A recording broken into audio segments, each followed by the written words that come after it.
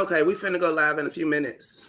So just shoot them in the just. I got you. I got you. Yo, Ram, cut your volume down a little bit over to the left. You got it. It's all the way at 150. All right, thank you. All right, peace. Peace. It's all the way at 150. Pull it back to like 100. I did. That's where that echo be coming from. And make sure mine's pulled down about that same level. Between 85 and 100 is usually good. It's at 100 right now. Mine is too. Yeah. The only thing you can run, the only thing you really need to run at max is the when you screen share.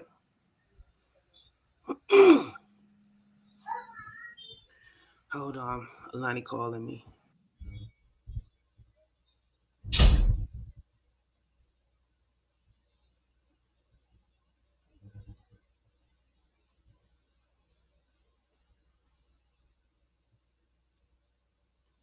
20 weeks.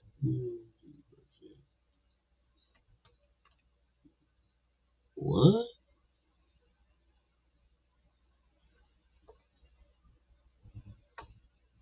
Gematria.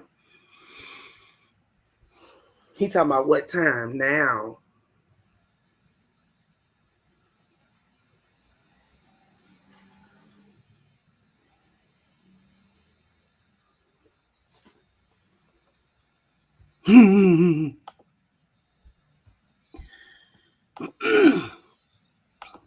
Download.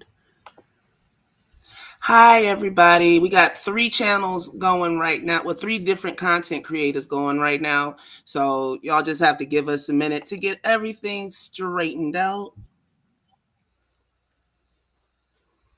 And plus, my daughter's texting me. Why is it always when I go live?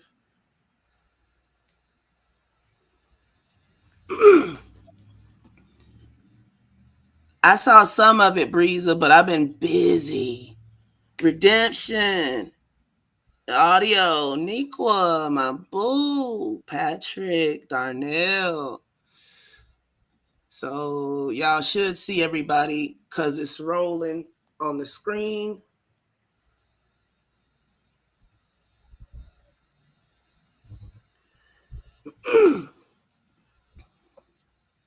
Prayed up. 17 will be here shortly. Remy, you there? Yeah. You gonna start? What happened? Hold on, I'm trying to do something real quick. I say you.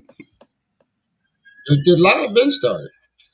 I know. I'm saying, are you gonna start? You ain't saying nothing, bro. Oh yeah, I'm trying to type this thing in the chat real quick. Throwing up thumbnails, pulling up channels, making sure everything running straight. Carolina Kid, what's up? Carolina Kid. Downloads.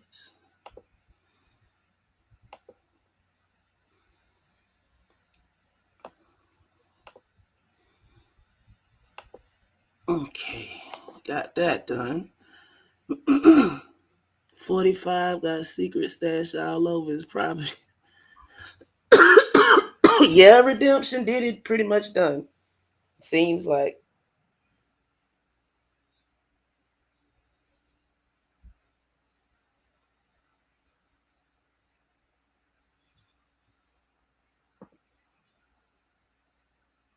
So, if you have not heard already, Diddy, also dubbed by X today as the Diddler, the Diddler's homes have been raided in Miami and Los Angeles. Holby Homes. Is that how you say it? You're going to jail now. But they are. I told y'all like all year I've been telling y'all this shit that this was coming. Sean and King Combs are in custody. You said what? Sean and King Combs are in custody. You sent me something, Carolina Kid? Yeah, he said he paid for an hour and then his wife called. Oh, oh. I was gonna say because I ain't get anything. Oh, she called you while you was in the middle of it.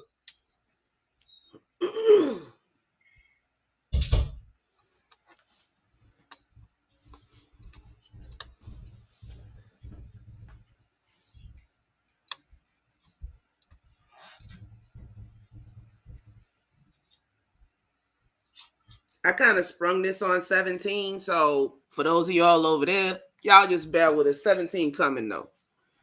2 cents. Yeah, ain't no get. Look, he is no longer known as Diddy. X, in its infinite wisdom, has deemed him the diddler. It is trending now. Homeland Security and other federal agencies are raiding Los Angeles and Miami residences of Sean the Diddler Combs. Hey, Cupcake. So there's not a lot of news yet, but what we do know is that Justin and King Combs, which are the two sons, are currently in custody. Hold on. Did I send it? I Well, did not. So let me pull this yeah. up on my phone. If you still sending it, thank you ahead of time. Appreciate that. Going Yes, straight. human trafficking. Okay, here we go. Exhibit A. Dun, dun, dun. Okay, I'm going to make that a little bigger if I can. Ugh, why did they forever Oh wait, change wait, wait, stuff? wait, wait till 10 minutes. Yes. Oh, 10 minutes. Yeah, give it 10 minutes. Let some I've people get been in. bad. Renegade. Tell me this, tell me that. You go take that, take that. I was talking to Jaded and I was like, yo, him dancing around in that video after Biggie passed didn't never sit right with me. And it didn't.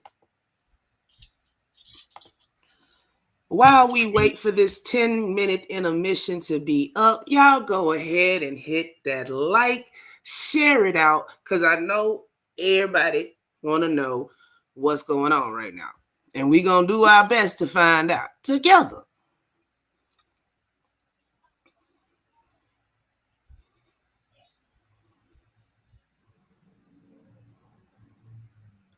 You're going to jail now. You've been waiting to say that. Yep, I've been stopping telling y'all all year. That nigga gonna come. I've been saying Diddy going down. Jay-Z next. More than likely.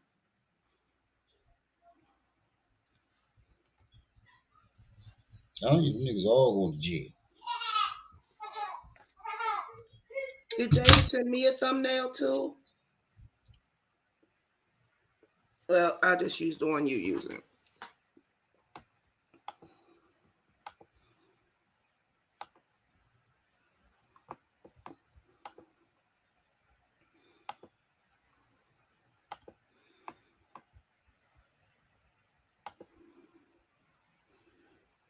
Oh, okay. Thank you. Not gonna miss joke. Yeah, I ain't finna miss either one of them. Who gonna miss?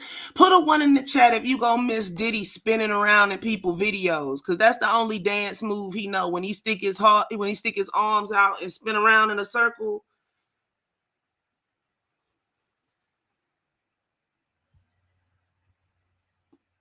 Who gonna miss Diddy? Put a one in the chat if you gonna miss him.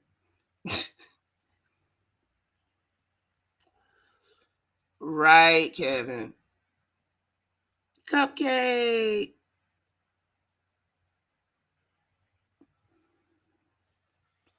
Right, Redemption. And then, but wait, it originated in Manhattan. So are they saving the best for last?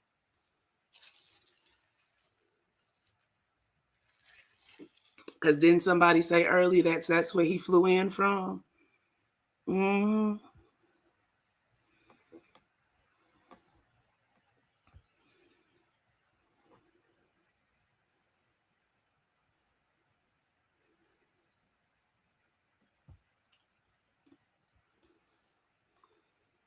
Oh, wait, that's the wrong one. I'm sitting here talking with my mic muted. Like, what you say he flew in for? Shane. He just flew into Miami, they say, this weekend. Oh, shit.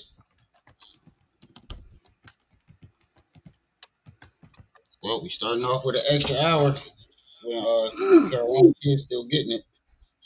So we at 3. Right, Darnell. You think this is Right, Cupcake. right? Shame done came out of hiding for the Diddy Yeah, stream. I ain't seen Shame in a minute. DG Kevin. You can go ahead and put it started now. Okay. Let me go to TMZ.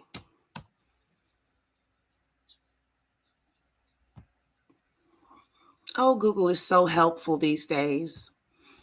Okay, so I'm finna screen share. You're gonna have to allow it though, because I'm on my channel right now. So I don't have my dashboard. There you go. Okay, did it? So, Got raided. Hmm? no, I was talking to So Jeans. Hey. P. Diddy's Los Angeles home raided by the feds. You're going to jail now.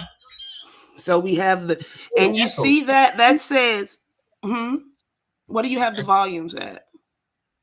Well, mine is at 91, And what's mine at? 99. Bump it down to about 85.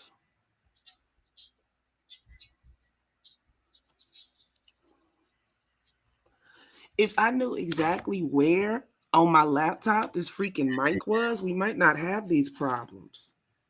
This is so much You said better it when when I I have did. the Yeti I kept attached. telling y'all I did them jewels like a year ago too. There's a whole channel. And notice, I don't know how good y'all can see this, but these people with the bulletproof vest on, this is not the FBI. This says HSI, which would be Homeland Security Investigation. He said I'll make it And free this paper one, make it up.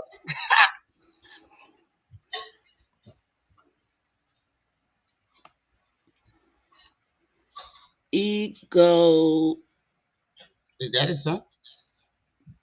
that's King look like by that curly hair, and that's Justin. And this is also HSI. HSI. He got a chain. Look at this saw. That's one of those door saws that you saw open concrete with and shit. You know what I'm talking about? Uh-huh. Do you see it? Yeah, they had to be prepared for anything. They went in with guns drawn, and I don't mean no pew pew. And they handcuffed his kids too. I heard the son was involved in one of them. Mm-hmm. Here we have more HSI from another angle. Justin and King again.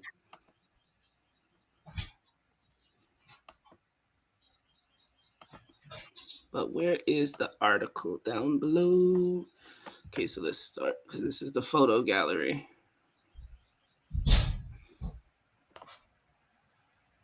Okay. The scene at Diddy's Los Angeles area home appears to be winding down, and a new photo obtained, and this is at 252 Pacific time. So that means an hour ago. It is 7 on the East Coast. So about 4 p.m. Eastern time is when this came out. The scene at Diddy's Los Angeles area home appears to be winding down, and a new photo obtained by TMZ shows just how bustling it was with law enforcement activity. Check out this picture, which shows scores of agents and officers on the ground. Safe to say they went in, locked and loaded. Time will tell what, if anything, they've found. TMZ has obtained extra footage of cops on the scene near Diddy's LA area home, and it looks like officers have shut down the entire area with helicopters swarming up above. There are at least 2 choppers in the area and a lot of police on the ground. Yes. I mean, because they can't really, it ain't like they can go inside. Hey, Yemi.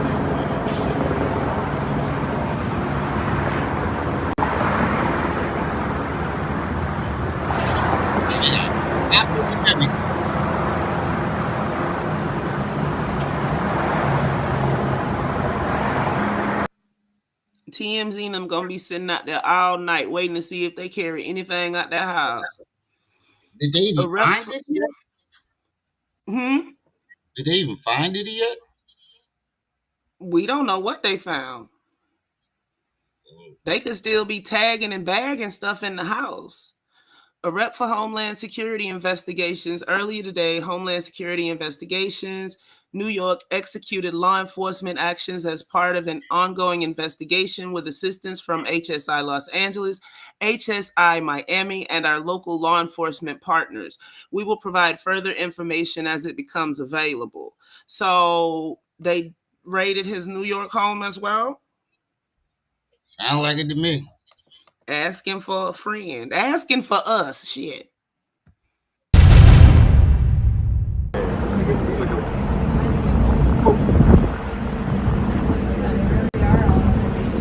Shabo. Guilty by association.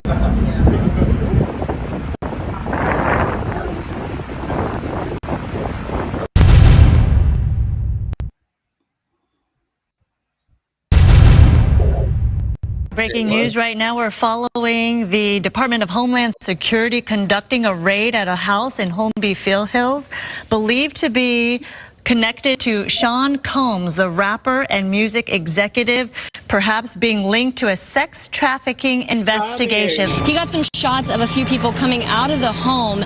Those people have been detained. Now we're trying to still connect the dots. We do have some sources on scene here that we're 17 is coming. I added him in to this one because I knew he was going to talk about it. So y'all just going to have to bear with us till he get here. Y'all will know because the screen will start glowing. Let's continue. I know he wouldn't have. We're getting this information from. We were actually the first ones here with about 30 different law enforcement vehicles at least. There are 3 Bearcats on scene here. This just all unfolded, Sandra, I would say, less than 10 minutes ago. We got here even before the crime scene tape came up. So we're just down the hill. If you look up this street where Tony is right now to the right, you'll see one of those Bearcats and law enforcement. And on the other side of those bushes, basically, is that home that is registered to Bad Boy Films, which is part of Bad Boy Entertainment. And the home in particular is registered not only to Bad Boy Films, but to one of P. Diddy's daughters. We did see a bunch of investigators going in, making the raid in there and clearing that as well. So they're going to do a thorough search as they conduct this raid. And so far, Stu, from what I understand and from Haley on the ground there, they say that again. DG just sent something. I sent the happy sent. I got it. Thank you. Carolina Kid, did you send yours? Because I didn't get that. I think he was in the process of sending when his wife called. And he had to run off and do whatever she needed him to do. Yeah. R. Kelly sold Diddy out. Probably. Could be. Ain't no telling. Hey, for those of you on my channel that want to see the thumbnail, go ahead and refresh yourself. Thank you, Jaded, master of thumbnails. Minister of memes.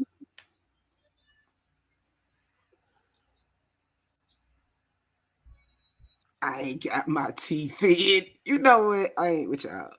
They have not seen, and we have not seen from our vantage point, any sign. Look, they got tactical gear on. What kind of gun is that? Remy, you the gun guy, not me. Even though, I can't even see people gonna hold on, let me make it bigger. Oh, you said that was the earlier live. Oh, yeah. Of Sean Combs, the 54-year-old who is believed to be the property owner. No, I was telling our Carolina Kid. I got that the earlier live. That's why we did that extra hour. 4-year-old who is believed to be the property owner of this. They are gathering information, talking to the folks who are there on the property as Okay, When you 1, talk, 2, 3, 4. They ain't cuffed. He cuffed. She ain't cuffed. They're not cuffed. They cuffed. And whoever this is. you as said, well "Come as on down, going through the you're a Navy SEAL." Jada stupid shit. No, I was a Navy IT baby. We don't. If they get to Right? us, shit, you might as well put your head between your legs and kiss your ass goodbye because we done. If they get Hey, past Shane, everybody else and get to where I'm at, we done. We toast. I'm saying the same thing, Shane. I can't wait. I cannot fucking wait. Like, I know how to use a gun. Don't get me wrong, but I'm not a gun fanatic that can tell you, oh, that's the AK-47 extended clip, da da da, Wazay scoop.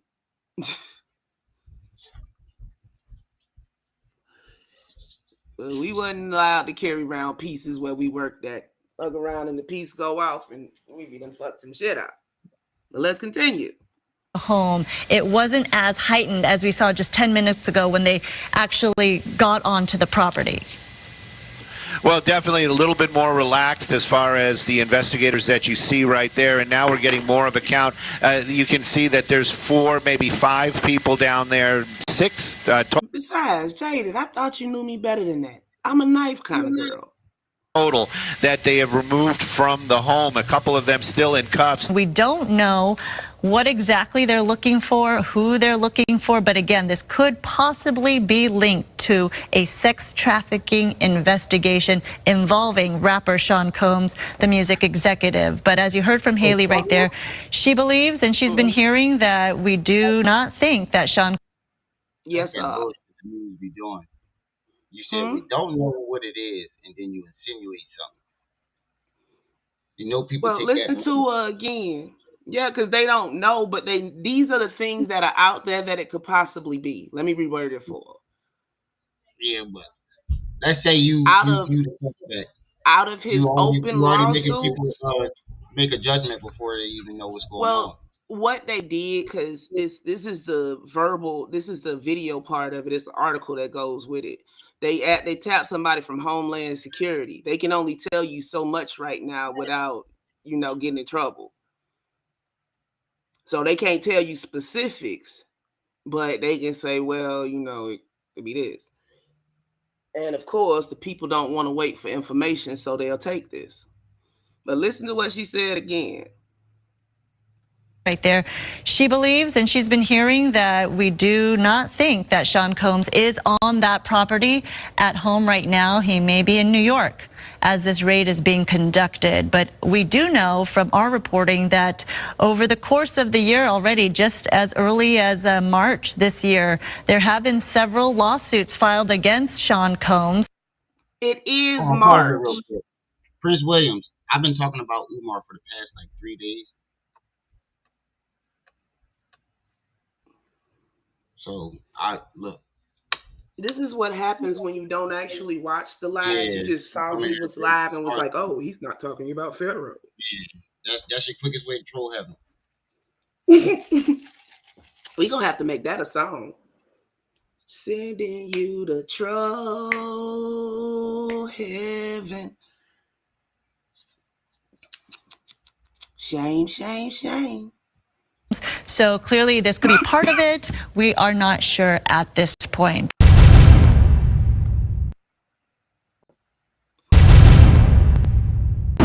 Hey, te la estás comiendo.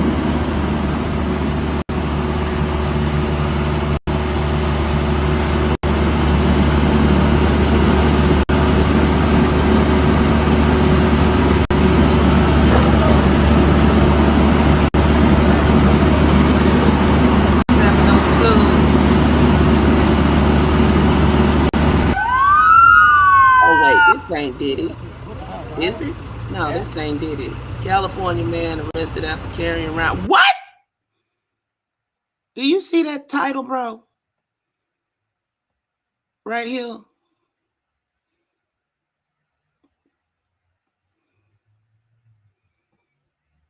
Remy.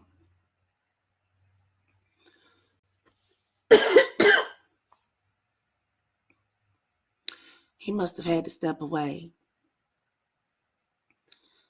that says California man arrested after carrying around biting severed human leg.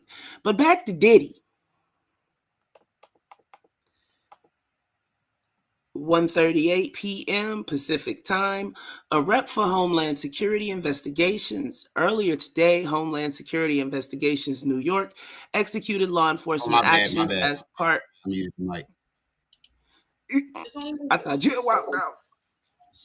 It's a thing that they're doing outside. Yo, hold on real quick. Hey, Eternity. Valor. Hey, love.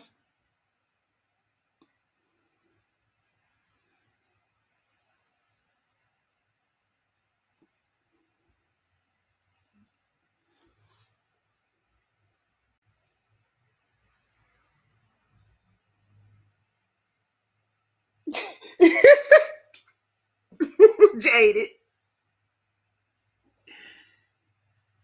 Yes, it's true, Valor. The All right, go ahead. Homeland Security investigations raided Diddy's LA and Miami homes.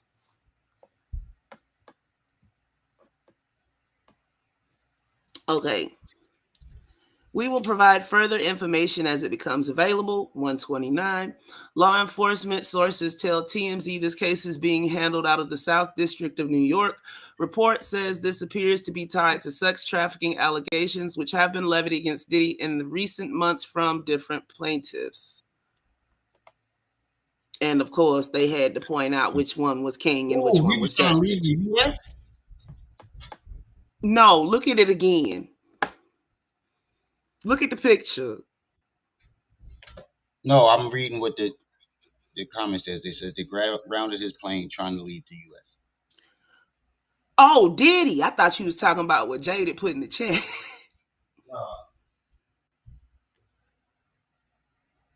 For real? Oh, Lord. It's about to go down. He was trying to get the Bali with Russell, somebody said. Fox 11 has posted video that appears to show several individuals in handcuffs near the property, and a couple of them appear to be Diddy's sons, Justin and King Kong. See, they say stuff like that. They have to cloak it in ambiguousness in order to not get fired. Dang, he left the kids there and jumped on the jet. That's some BS. Yeah, Ooh, that nigga rolled out on his own killer. that is so far past wrong. It don't make no sense. Hey, William. If I missed anybody, I apologize. OMG. He left the babies and tried to. They got you too, dummy. TMZ has obtained additional footage that shows federal agents rolling up to Diddy's via water. The video shows armed agents standing on a boat, and they appear to be armed. Did TMZ let AI write this? Did nobody proofread, spell check, nothing?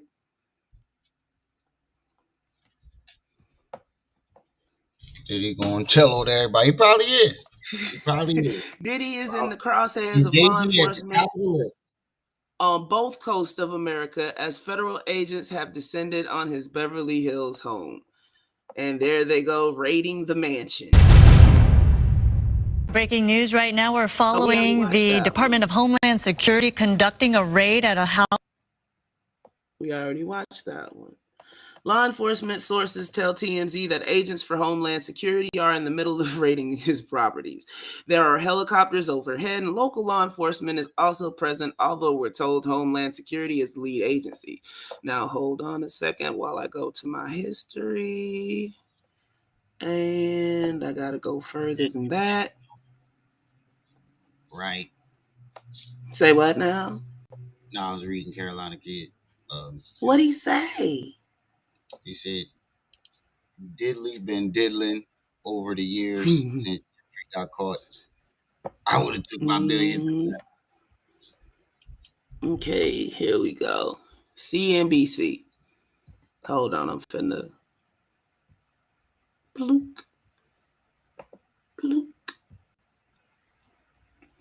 Okay, so CNBC says feds raid Sean Combs' homes in LA and Miami as part of criminal probe in New York.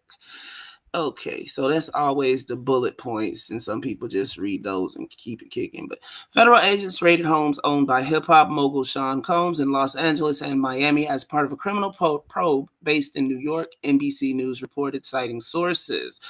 U.S. Department of Homeland Security agents who raided Combs' properties were authorized to search them by warrants issued in Manhattan federal court months after a series of lawsuits accused Combs of serious sexual misconduct, law enforcement sources said.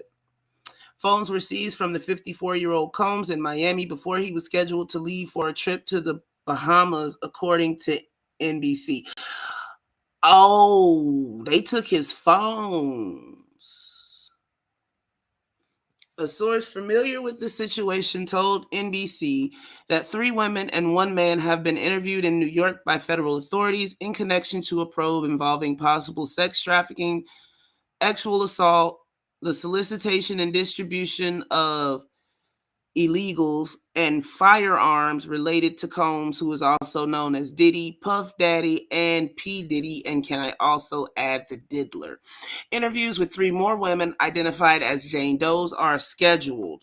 Earlier today, Homeland Security Investigations New York executed law enforcement actions as part of an ongoing investigation with assistance from HSI Los Angeles, HSI Miami, and our local law enforcement partners, Homeland Security said in a statement to NBC4 Los Angeles. Benjamin Brofman, a New York attorney who has represented Combs, did not immediately respond to CNBC's request for comment. Combs has denied the civil allegations against him. How'd you get in touch with him? Because they seized his phone.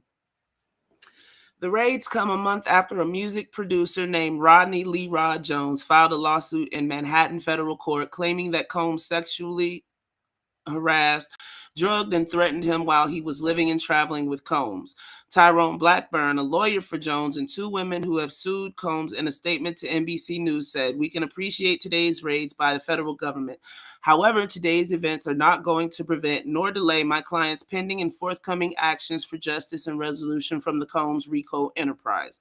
Douglas Wigdor, a New York lawyer for singer Cassandra Ventura, who quickly settled a bombshell lawsuit against Combs last fall, accusing him of R-wording and trafficking her, said he was also representing a Jane Doe in the federal probe of Combs.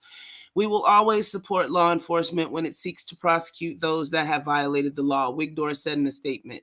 "Hopefully, this is the beginning of a process that will hold Mr. Combs responsible for his depraved conduct," the lawyer said. Combs was sued in Manhattan federal court by Ventura, who is known as Cassie. Hold on, let me get a drink right here because mouth getting kind of dry. CS.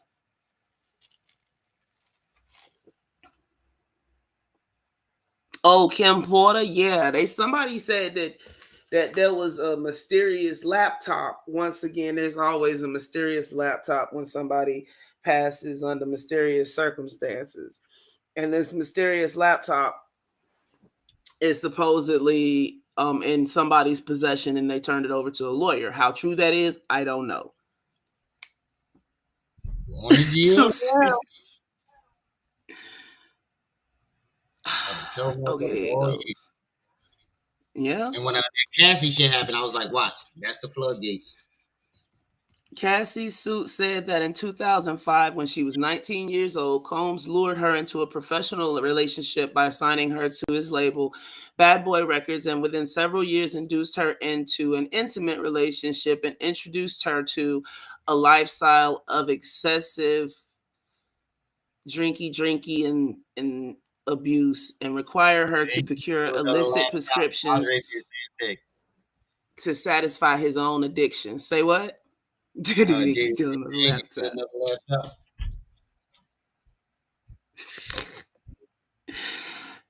Oh, Lord. The suit claims Combs R-worded Cassie in her home after she tried to leave him, blew up another man's car after learning of his romantic interest in her and often beat and kicked her. And they talking about Kid Cudi when they say blew up the car.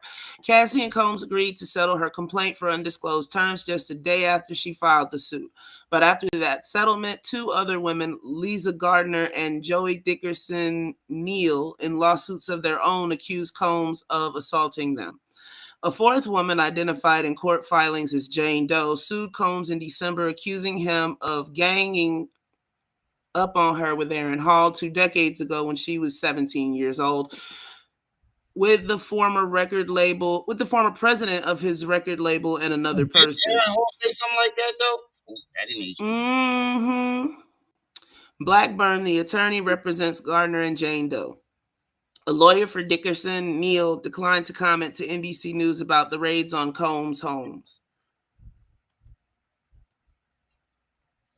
Somebody check on Thigh Sign to make sure he not bro.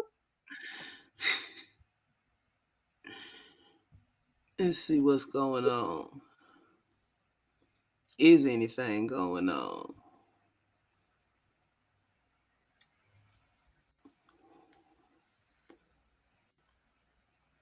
Hey, Larry. Oh, I ain't signing in. No, sir. No, ma'am. Back to YouTube I go.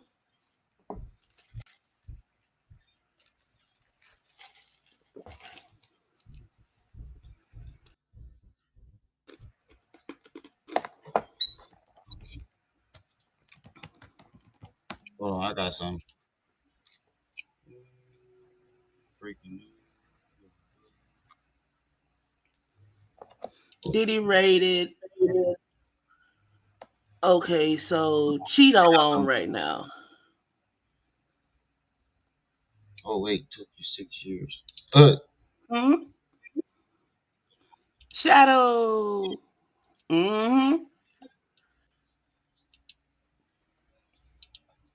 More and more information about it here on Live Now from Fox, as Diddy's home in Los Angeles has been raided by Homeland Security. Of course, we're learning more information. I do want to take you back out here before we get out to our Fox 11 team in their coverage, because some of this video is very dramatic and we don't know a ton of information right now about this here on Live Now from Fox. Of course, breaking news of this, as you can see, potentially law enforcement officials and other officials just outside of a gate, this on a street near the Beverly Hills area. Of course, we're following it very closely on Live Now from Fox. And of course, we're watching this. We didn't know exactly what we were seeing at the time. So this is just a little bit ago, as you can see a crowbar to get through this gate initially, as well, the long guns and a multitude of people. As you see, they'll zoom out a little bit just to see the amount of force they are using to get inside this home. And of course, the complex in which this home sits. What train is Shadow? One for the American rapper and producer. You can see them checking inside of a vehicle. We don't know exactly what is involved, if Diddy's even there. We don't know a ton of information about this. But you see all those weapons they got? Coming in of the Los Angeles home there, raided by Homeland Security. Some of those images there on the backs of them. We also saw other images. I want to kind of quickly move to what else we saw as people were led away, potentially in custody. Don't know who these individuals are, if they're related to Diddy in any way. But you can see them, a dramatic video from our Sky Fox team there in Los Angeles as we continue to cover this. And our Fox Eternity said other sites have the plane tracked as it was headed to Cape Verde, Africa, where there is no extradition, but they stopped it. Quite sure there will be reporting soon, as it happened not too long ago. Okay, yeah. And they thought he was getting away. Shadow. Mm-hmm. He left his kids there. I still can't get over that part. You ditch your children there and run off. You coward, you yelly belly bastard. One of them ain't his. Yeah, that's Al B. Sure child. Al B. Sure, Christopher Williams. I get them two mixed up. I thought Al B. Sure was gay. I ain't gonna lie. Plane tracker sites on YouTube. Okay, well, good. I'm glad they thwarted his dastardly plot. Yeah, that's crazy. That show you how fucked up he is mentally. Richard Simmons over there in Bali sipping a Mai Tai going, ain't And that that's why, something? I told him to leave. yeah, that's why his kids look all dumbfounded. 11 team is there on the ground right now as we speak. Let's take you out to some of their coverage here as we follow this developing story out of Los Angeles. And then detain those 3 people inside. We haven't seen any signs of P. Diddy himself. Again, we're hearing that he is possibly in New York, but several people inside the home that will surely be questioned. Hold on, Very chaotic scene when all of this happened. Lots of neighbors wondering what's going on, of course, and we'll keep you updated. But it's definitely going to be quite a scene here. Send it to me in the back chat. Yeah, when you see this number of law enforcement agencies coming together, making this type of raid to such a big, high-profile mansion like this, in a neighborhood like this as well, this is very thought out, methodical, planned out for days. So they base this on a number of information gathering that they've received and evidence or what they're looking for. So clearly this is not something they do lightly. They really go through the process of making sure that everything is ready before they conduct a raid like this. So yes, this took a lot of planning for all these multiple agencies to come together to actually now conduct a type of raid like this, as you're seeing right now with this street also. I can imagine that shit. They probably woke up, door busted in. That's crazy. They look like they don't know. I told y'all he was coming. Y'all doubted me, dog. Y'all doubted me. They're going to be searching. Yes, 2 cents. Africa. It's already live, sweetheart.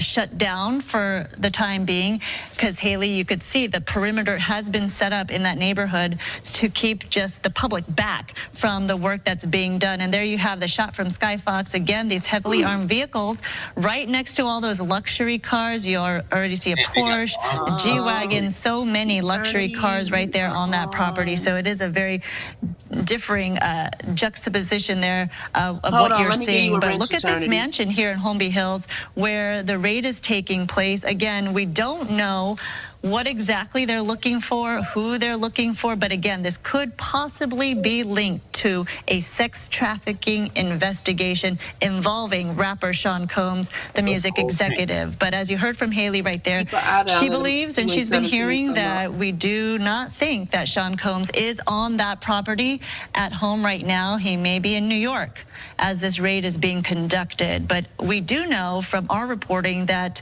over the course of the year already, just as early as March this year, there have been... Eternity said the word in the backyard is the plane in. Diddy is in custody, but it hasn't been reported yet. Okay, hold on. I'm giving you a wrench, Eternity. Grab the link and drop it in the chat. Thank you. What? 17 should be coming up. So keep an eye on it because you know I can't see it. Several lawsuits filed against Sean Combs. So clearly this could be part of it. We are not sure at this point. But again, Stu, if you could hear me, what are you seeing right now in terms of your point of view?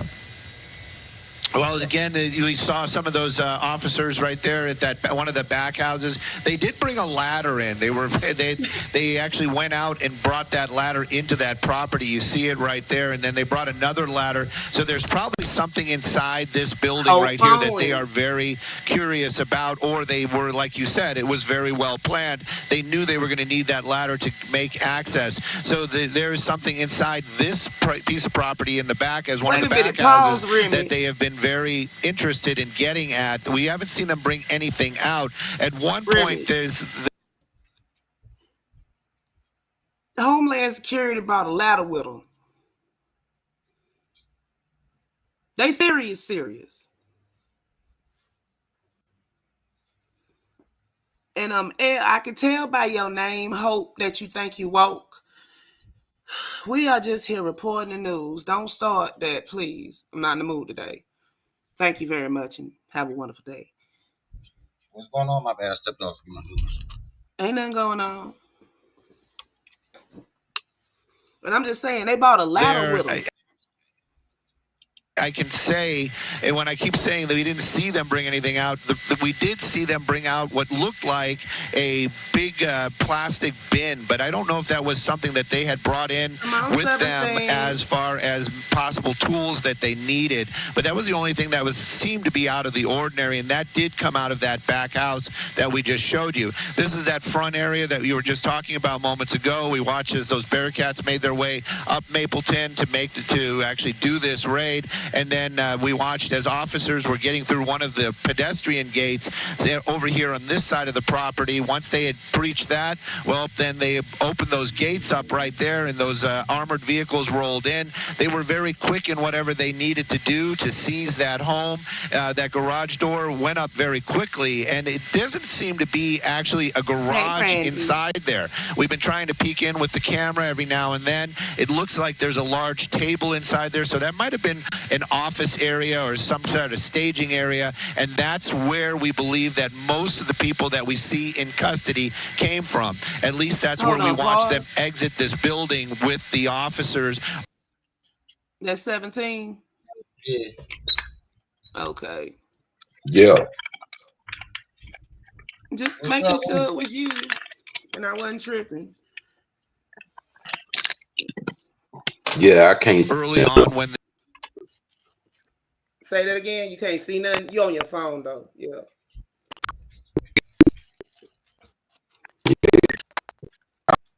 I'm not. Hey, Hada, you must be in a bad signal area. Oh. Right, Carolina kid. But go ahead and keep playing. He'll probably jump back up. This raid was just starting. As it stands right now, you've got plenty of these armored law enforcement still walking the property. You see them walking in pairs. A lot less of those weapons out, so they are less on the defensive as it would be. And you can see them just kind of making their way through that property. But I can tell you, every home that's on here, meaning there's 3 major homes. This one right here, there's a couple of officers still inside there. We know at least one officer is still inside here, so they're still standing guard. So that whatever it is that they're doing, this isn't over by any means, and I think this is probably just getting underway.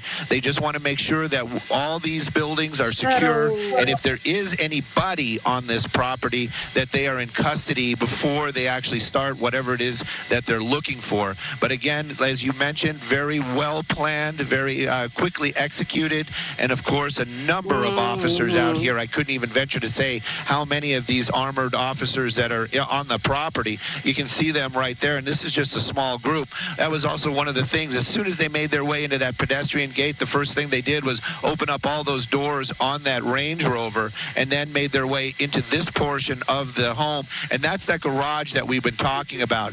That garage door went up very quickly, and of all the people that we've seen come out of the building, that's where they all came from. They walked them out, put them in this little corner right here, and that's where they've been questioning them ever since. Another ladder, as you were mentioning, a couple of ladders on site as part of this raid. I don't know what they're looking for or where they're trying to. I think they're looking for them tapes, them recordings. I've heard laptops being thrown around, hard drives. 17, go somewhere with a good signal. Where you usually be at when you go live?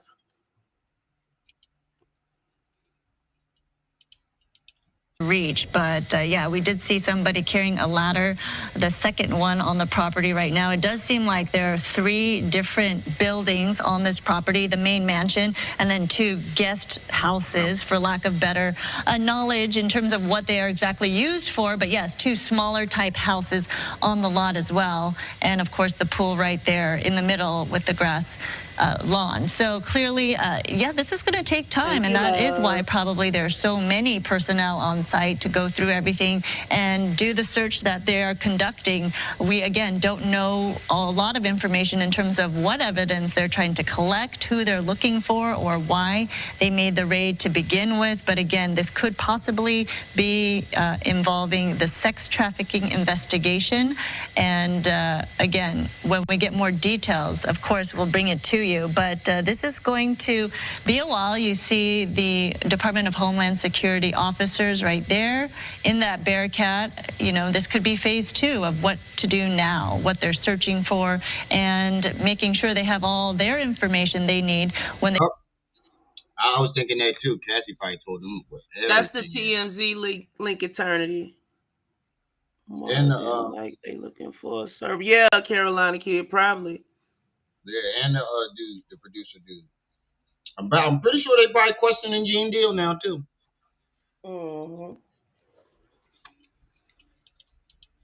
They conduct a raid like this and go through the process of going through. Coming up, so he finna go to his chat because he's not in a place with a good signal.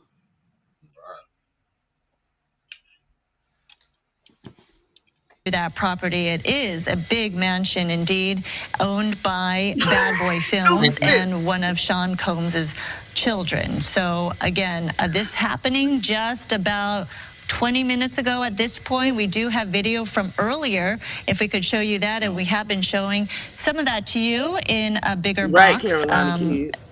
As a juxtaposed to the live pictures you're seeing right now. But when they made entry, it was very methodical, and they did have many different law enforcement officials here as a unified operation, and a lot of them making sure that those entry points are secure and they're able to make entry all together with very, very little use of force. So clearly it is a process whenever you conduct a raid like this. So again, we do have Haley Winslow on the ground. What Martin say on Bad Boys? I want Navy SEALs, the Coast Guard, fucking swimming ducks.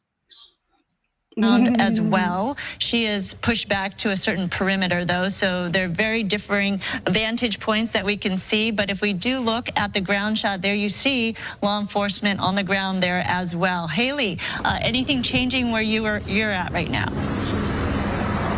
Just a lot more people showing up on scene. It's been pretty hectic out here. Yeah, this all unfolded about 25 minutes ago, and I apologize that you couldn't hear me clearly earlier. It's very loud, especially we've got, of course, Sky Fox showing you all of this from overhead. But basically, it all started about 25 minutes ago. 30 or so law enforcement vehicles that were from the Department of Homeland Security, LASD, of course, LAPD assisting in this as well. And they pulled up to this home that's registered to Bad Boy Films, part of Bad Boy Entertainment, one of P. Diddy's companies, and the home's also registered to one of his daughters. So they basically all got out of the 3 Bearcats. They went in. They were obviously armed. They pulled a few people out, as Stu was telling you up in Sky Fox. But we're hearing that P. Diddy may not even be here. We, of course, haven't seen him. We understand he may have flown on a private jet to... This the lady that busted it out when Cassie, they live now.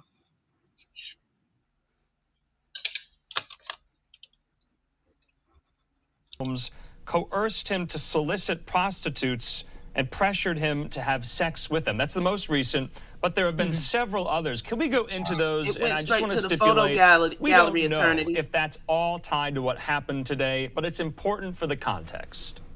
Yes, definitely. And I think the first one that really made all the headlines was, of course, the lawsuit from Cassie, who was in a long-term relationship with Diddy for a number of years. And that was filed back late last year by a firm in New York City that has a lot of experience and success with lawsuits like this, Doug Wigder's firm, Wigder Law, LLC. And actually, of course, if we remember, how it went, the lawsuit settled so quickly.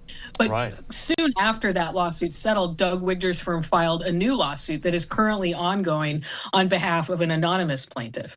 And those are two, I think, the most serious. We are definitely going to see litigation on these lawsuits from, lawyers in federal court who know what they're doing. I think those are the most serious lawsuits. But there's been, of course, other allegations. You mentioned the most recent one filed against him that I think took some people aback, especially lawyers who practice in federal court, were surprised at the tone and some of the things that were included in the complaint on that. But still, at its core, it was another very serious lawsuit against Diddy. So it was just a matter of, what kind of attention is this getting? We're gonna flip back has, because I'm blind as a bat.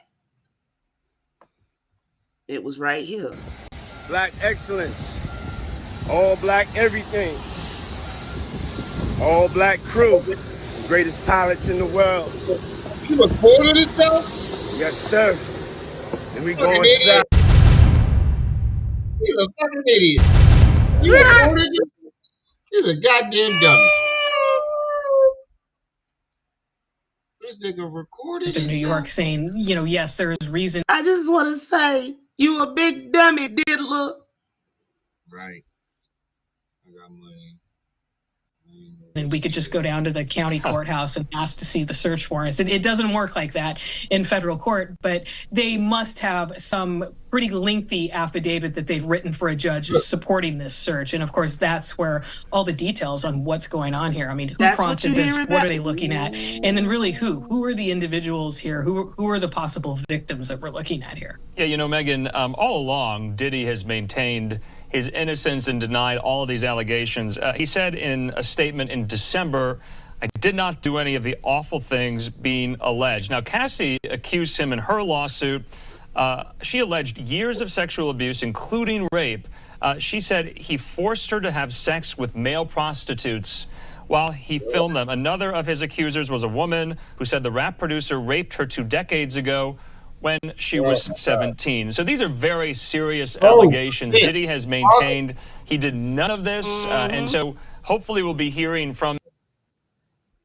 Damn, he raped a 17-year-old girl? 20 years ago, yeah. You didn't catch that. 17. Yes, in the words of Cat Williams, Diddy likes to party, but you got to tell him no. Words of So Genius, no Diddy. You know 58? I was 17. X has now named him the Diddler. You know 50 Cent had to chime in. He did. He was dead on IG. That nigga definitely had to chime in. I'm gonna put that on next. He on there sipping. He just somewhere sipping on something, giggling his ass off. Raided 2 of his mansions on separate sides of the country. That's a pretty good indication he's going to be involved in this in some capacity. Yeah, I mean, he's definitely involved in some capacity, but it's also just a good reminder that there's just so much we don't know. And, kudos to the Associated Press, where I still always admire the lines that they include in any story about how so-and-so's lawyer, we don't know if so-and-so has a lawyer. That's a standard line you see in Associated Press article, because they strive to be fair. And I think that's a good reminder that all of this is just speculation right now. We don't know what this is, and he has not been charged with a crime. However, if you just look at what's been going on, all the background, the civil allegations against him. You found it? I mean, it's obviously connected to what we did. That's why I said it. Okay, pull this one back and put the other one up, or do we have to take it down? No, I don't know. Okay, cool. 50 had something to say. He ain't even let a whole day go by. That nigga not even an hour in this case. That nigga is petty. He ain't let a whole goddamn day go by. 50 Cent responds to Diddy's home being raided by federal agents. That's right, y'all. Y'all heard me correctly.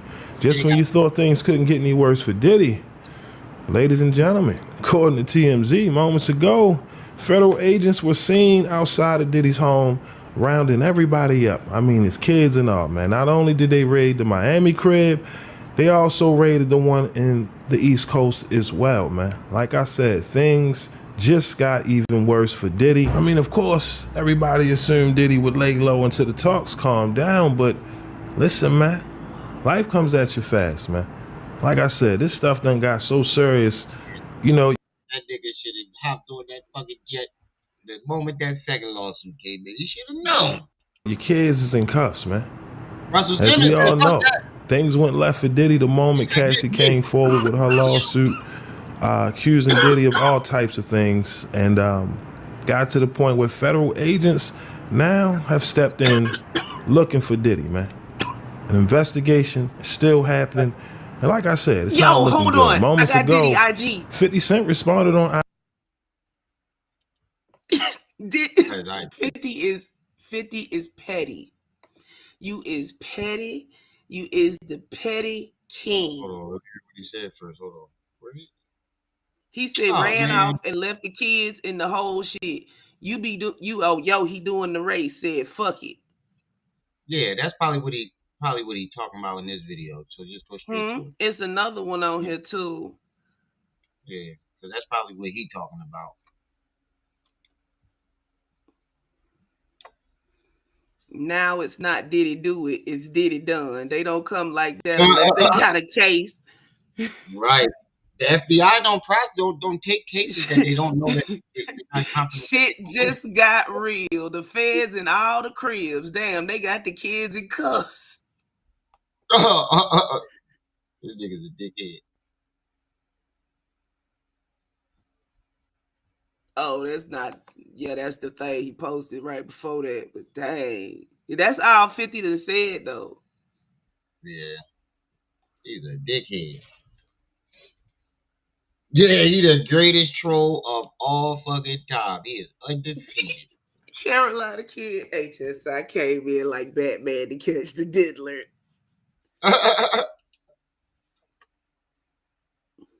Do what Diddy dumb Diddy do?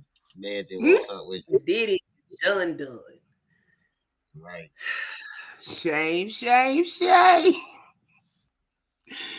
50 is a troll among trolls. Right. Go back to that live dude. Oh wait, what that say? Oh, you what we've been reading over the last couple of months. Who? I don't know who it is, but 50 put it up. Rico in 2024 is crazy.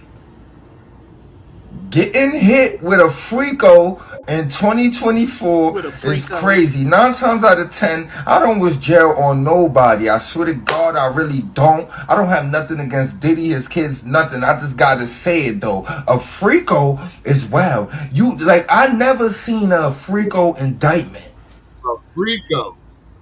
For the feds to pull up and say, yo, you are too freaky for society. Come with me is unbelievably outrageous. And the fact, Diddy, you wasn't even at the crib, that let me know what it is. Like, you knew they was coming. Yup. He knew they was coming. He should have got his black ass out the country. Being too freaky for society is wild. Like, I know R. Kelly is like, see, and y'all getting hit with a Frico in 20. That is fucking great. That's R. Kelly like, wait. I think it would. And if just given who he is, the international, and then obviously interstate traveling that he does, I'd be 17 say, where the hell is Puffy? So he got cut off at the airport. They done seized his phones. He probably out somewhere crying in a corner. In the U.S. though. He in the U.S. Look, they came into one of the houses, I think the Miami one, by boat. I mean, he had to know it was over. They pulled Miami Vice out of retirement to go get Diddy. He had to know. The media outlets were talking about it. The more the media talk about it, the more it gives it a push for the FBI and all to do something. Diddy, just go ahead and hand yourself in. Yeah. Yeah, Russell Simmons is probably watching this shit like, I told you, Diddy. I told him to get over here to Bali. Particularly, if you could stay with us after the break. We do want to chat with you up until the top of the hour. We'll see you in 2 minutes. Sure. All right. All right. Like I said, we'll see everyone in 2 minutes. Snip on everything moving around. I said, yo, real quick. Hold on, let me go. I said the same shit, man. I said the same shit. I want the Navy SEAL, the Coast Guard, the military, fucking swimming ducks. Yeah, swimming ducks on that nigga. Dog the bounty hunter. All was said and done. Let's watch. It's a sad day for this country when you have something like this. And remember the words, should have been started. All of this when it comes to Diddy. She joins me. Megan, good to see you. I immediately thought of you when Sky Fox was over the home there in Holmby Hills of Diddy, and we were watching in real time HSI agents detain people, break in essentially to raid the home. They probably had warrants to conduct their search of this massive property. I mean, it's one of the most beautiful mansions I think I've ever seen in this very, very affluent area of Los Angeles. Little did we know, Megan, the very same thing was happening in real time at his home in Miami. How did we get here today, Megan? Well, I mean, rich people getting their house raided by the cops, there always has to be something that led to that, right? Sure. And what we have here is some really serious allegations that were put forth in civil lawsuits. And I think the question that everyone has been waiting for over the months has been, is there a criminal investigation? Last I heard, Bieber was in Canada. Still, that's where he from, Canada. Justin Bieber? Yeah. You said Justin Bieber? Shit, Justin Bieber. And so Genius said he was in hiding. I said, not as far as I know, he in Canada. Investigation. You know, how much more serious is this going to get for Diddy? And this is our first solid confirmation that, yeah, this is extremely serious. This is a criminal investigation. And it looks like a very, very big criminal investigation just from the presence of the law enforcement officers. Of course, that has to do with the sheer size of the property. But I think we're only getting into the tip of the iceberg of a possible, of a definite major criminal investigation into Diddy that's really going to put all the lawsuits on hold and kind of put a spotlight on to what kind of criminal indictment could he eventually face from this. You know, I found it so interesting because we have not heard here at Live Now or Fox from anyone associated with Diddy, his legal team, Diddy himself. We don't know where he is. I just want to make that point. But you see there the level and the scope of this raid. This was the same scene unfolding in Miami as well in real time. About 2 weeks ago. And so you see the amount of law enforcement. Hold on, let me pause. They brought kind of... Yeah, Usher was over there in Bali. They wrote out "Welcome to Bali" in the water in rose petals, right? And then later he met up with Russell to go do... I don't know if he met up with Russell, but he was doing yoga. Right. Everybody was talking about it. It was like, well, after a lot came out about Diddy, he went to go see Russell, and everybody was like, oh, there you go. Somebody in the comments on the video say, lock that closet queen Diddy up. I can't. Back up, and as you would in situations like this, but does that to you underscore the seriousness of the investigation of the situation, or is this just how they go about these things? This is how they go about these things. They would, of course, say that the reason they go about these things is because it's such a serious situation. But I think this is pretty par for the course in terms of a federal raid. But it is so extraordinary to have this kind of law enforcement activity, federal law enforcement activity, at the home of an entertainer of such stature as Diddy. But, you know, like we were discussing, there's been so much spotlight on him over the last few months. And the big question that everyone's... Say what? He said, no, I was asking what you said. Oh, I said, look at the ladder. Did you see it? Yeah. At first, he couldn't keep that bit propped open. Made against him for a various number of... Oh, somebody in the comments say Diddy snatched up his mama and her wigs and fled the scene like a bad boy. Allegations and charges. Most due to sexual in nature, physical and emotional in nature. as well. So we kind of tied that into this. We don't want to directly link them, but I want to give you the context anyway. As far as we are concerned, we're going to be getting a little bit more on this from our friend, legal affairs journalist there in Los Angeles, Megan Cuniff, who has been following all of this when it comes to Diddy. She joins me. Megan, good to see you. I immediately thought of you when Sky Fox was over the home there in Holmby Hills of Diddy, and we were watching in real time HSI agents detain people. He said, Diddy better hope all they do is a little C's. Get it? I saw that. All right, y'all, down to our last hour. Y'all want us to keep going longer than that. Y'all know what to do. He was trying to go to some more.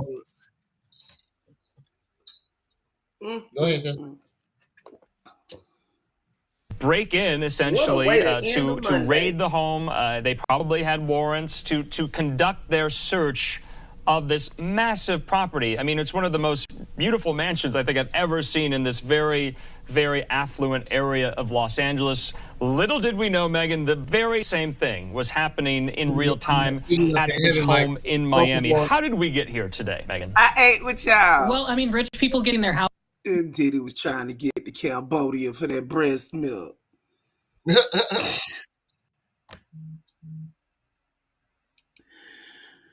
Oh, Ace is right. He can't win for losing, but it's goody for his ass. He been getting away with shit for too long, allegedly. Right. Shit, House traded by the cops. There always has to be something. Say what? I said all the shit that they said he been doing. Oh man. Right.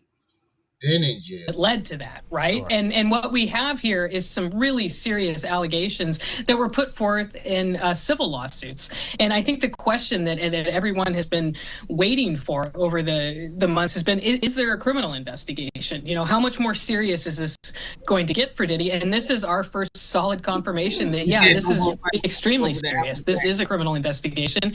And it looks... Say what? He said no more fight Usher over the Apple Jacks. Man, Cuniff. Diddy is pure. Yeah, I always knew. I never liked him since I was a kid. I never liked Diddy. Never ever. Him or Jay-Z. I always thought just something about him. Just something about him didn't sit right with me. Every doorknob. See you. Yeah, that's residual lube on it.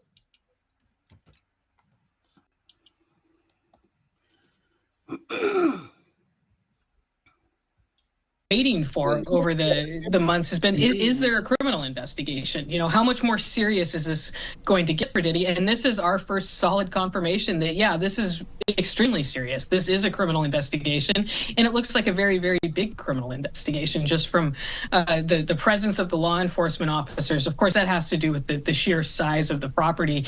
But I think we're only getting into the tip of the iceberg of a possible, of a definite major criminal investigation into Diddy that's really going to put all the lawsuits on hold and kind of put a spotlight onto what kind of criminal indictment could he eventually face from this.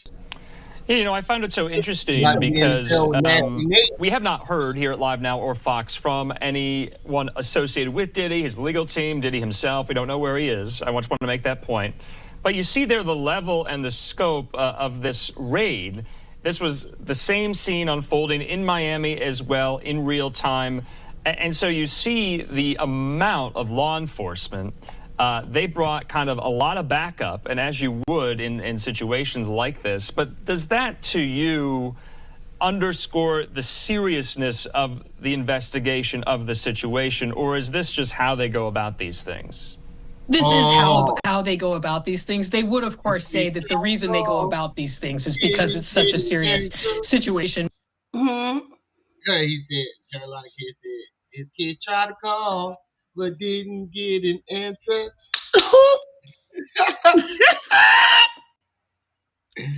I can't with y'all. That is crazy. But I think this is pretty par for the course in terms of a federal raid. But it is so extraordinary to have this kind of law enforcement activity, federal law enforcement activity, at the home of an entertainer of such stature as Diddy. But, you know, like we were... Alani told me to tell everybody, hey, and she's struggling and she don't like adulting. Who? Discussing, there's been so much spotlight on him over the last few months, and the big question that everyone's been wondering is there going to be a criminal investigation? How much criminal exposure is he facing here? And I think the question has been answered today, that it's a whole lot. Yeah, you know, and I remember talking to you back then. This was what, late December maybe? And you had brought that up. You had brought up the fact that we were talking about the lawsuit brought by his former girlfriend, Cassie, the R&B singer-songwriter. And you were wondering whether or not this would eventually delve into criminal exposure, criminal culpability. Because up until now, Megan, and correct me if I'm wrong, all these lawsuits brought against Diddy in the past 3 or 4 months, they have been civil lawsuits. The most recent in February, a music producer filed a lawsuit alleging that Combs coerced. I said they had to say it's karma for Biggie, Pac, Sean, Black Rob, I'll be sure, Kim Porter, Cassie, ... I'm pretty sure that list is long. That shit probably just as long as the Epstein list. Carolina Kid, right? Him to solicit prostitutes and pressured him to have sex with them. That's the most recent, but there have been several others. Can we go into those? And I just want to stipulate, we don't know if that's all tied to what happened today, but it's important for the context. Yes, definitely. And I think the first one that really made all the headlines was, of course, the lawsuit from Cassie, who was in a long-term relationship with Diddy for a number of years. And that was filed back late last year by a firm in New York City that has a lot of experience and success with lawsuits like this, Doug Wigder's firm, Wigder Law, LLC. And actually, of course, if we remember how it went, the lawsuit settled so quickly. But He said, I said, damn, that's crazy how they got his son like he did it. They duck walking them backwards off the property and shit while Diddy getting access denied signs at the airport. Take that. Soon after that law. Stop that motherfucking plane. Okay. Lawsuit settled, Doug Wigder's firm filed a new lawsuit that is currently ongoing on behalf of an anonymous plaintiff. And those are two, I think, the most serious, we are definitely going to see litigation on these lawsuits from, lawyers in federal court who know what they're doing. I think those are the most serious lawsuits. But there's been, of course, other allegations. You mentioned the most recent one filed against him that I think took some people aback, especially lawyers who practice in federal court, were surprised at the tone and some of the things that were included in the complaint on that. But still, at its core. Let's think about this. They say Diddy strung out on prescription pills, right? He ain't gonna be able to get nothing right now because ain't nobody gonna want to fuck with him. Man, the feds just raided your house. Get the fuck away from me. That motherfucker be gigging this nigga on the street. Unless he got paid doctors. They ain't finna fuck with him, knowing the feds on his ass. Everybody is finna close up shop. Oop, time to go. It was another very serious lawsuit against Diddy. So it was just a matter of, what kind of attention is this getting? And has anyone else talked to law enforcement? Is there? He said everybody that stayed at Diddy party past 9 probably biting their nails right now. Right. He taking everybody with him. I would not be surprised if he did something that can't be undone. Right. Not like I'm advocating for it. I'm just saying. And did they say Usher mom was trying to sue him? Yeah, something like that.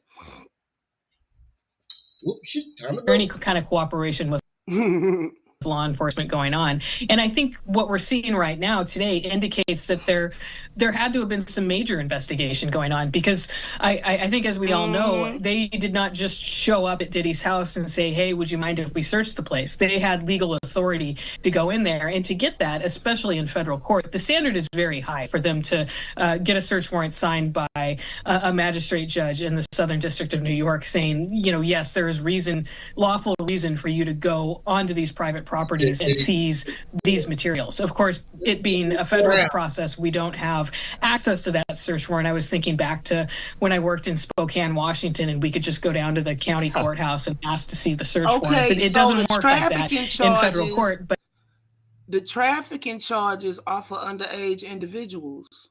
Yeah, they say raped a 17-year-old. And don't forget those pictures. You can't say the R word, bro. Raped. Oh, okay.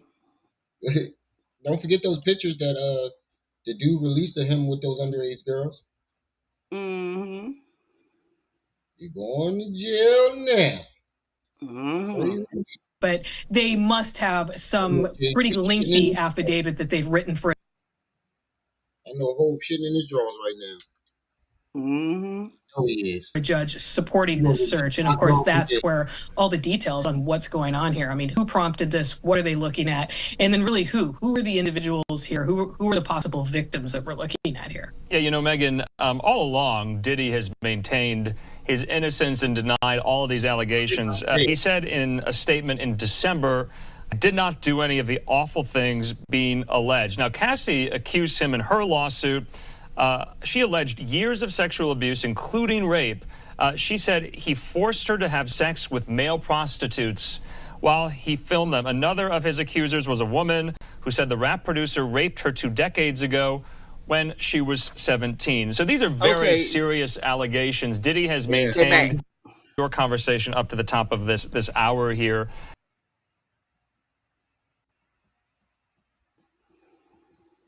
You're going to jail now. That's the only thing I can say.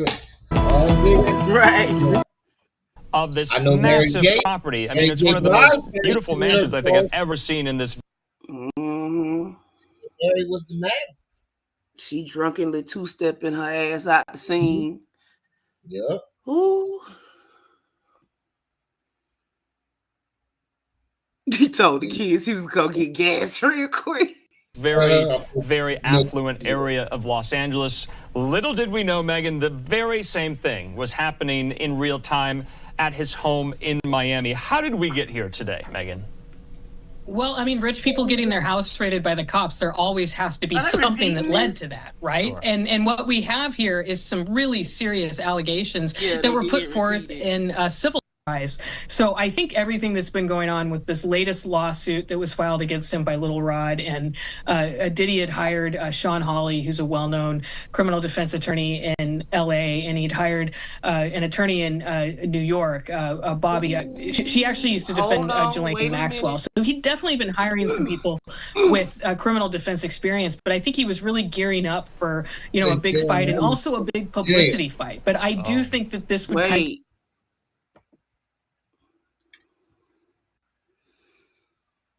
Diddy, Love Air private jet tracked amid raids down on Caribbean island. They raided, hold on. Diddy's homes were raided in the U.S. to kick off the week, but the guy's own private jet is miles away in a completely different nation, although it's unclear if he's aboard himself. TMZ has tracked Diddy's personal Love Air LLC jet, the well-known Black Gulfstream 5 that Diddy has flaunted and flown for years now. And it looks like the aircraft is currently on the ground in Antigua, which is down in the Caribbean. Based on the flight activity viewed by TMZ, Diddy's jet has been up and down California between Sunday and Monday, taking off from Sacramento Executive Airport Sunday evening around 5:30 Pacific time and landing at Palm Springs International Airport about an hour later. An hour after that, around 7:30 p.m. Pacific time, Diddy's jet took off from Palm Springs yet again and landed at Van Nuys Airport, which is in the Los Angeles area. About 30 minutes later, around 8 p.m., Around 9 a.m. Pacific time Monday, the jet took off from Van Nuys Airport and landed at some point in Antigua. The plane is currently grounded there, although the flight data has yet to update and register him as having officially landed. In any case, it's definitely Diddy's jet, no question. The only thing that remains unanswered is whether Diddy is on the plane. We don't have any evidence he is at this point, and we also don't know what's happening on the scene. But I read in one of these news articles that his phones got confiscated. Oh wow. Whew, he might have. It So ain't then you're even saying that they over. launched 2 flights. They could have did that. As we reported, two of Diddy's. I said he could have did that. He could have launched 2 flights, and they got the wrong jet. Mm-hmm. He over there As we sending my reported, recipes. two of Diddy's homes in LA and Miami were swarmed by federal law enforcement agencies Monday, and armed officials stormed the properties, taking some people into custody, including his sons, Justin and King. Unclear if any arrests took place. The raids are believed to have stemmed from accusations hurled at Diddy in multiple lawsuits, which have touched on alleged human and trafficking, among other claims, all of which he's vehemently denied. We've reached out to Diddy's rep and lawyers, and so far, no word back.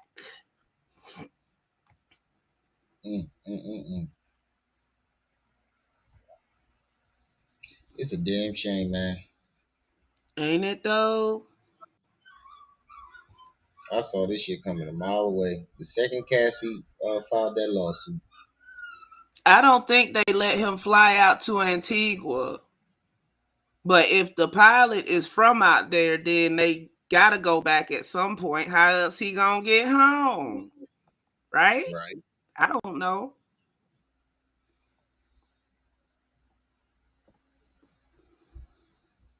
I bet he wishes he looked over the prison clause. This blue contract. Taking a pretty severe beating somewhere along the process before they appeared. No. You know, various people that they needed to talk to, interview. And a lot of South. In New York. Now, the Associated Press confirming that was one of my questions. Where did this investigation stem from New York? Now, it's not clear what Combs was the target of the investigation.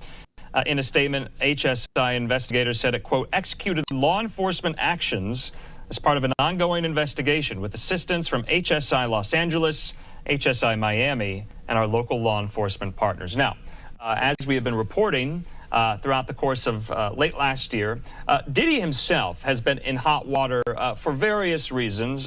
Many of these legal entanglements that he has found himself in stem from accusations and allegations women have made against him for a various number of allegations and charges, most due to sexual in nature, physical and emotional in nature as well. So we kind of tied that into this. We don't want to directly link them, but I want to give you the context anyway.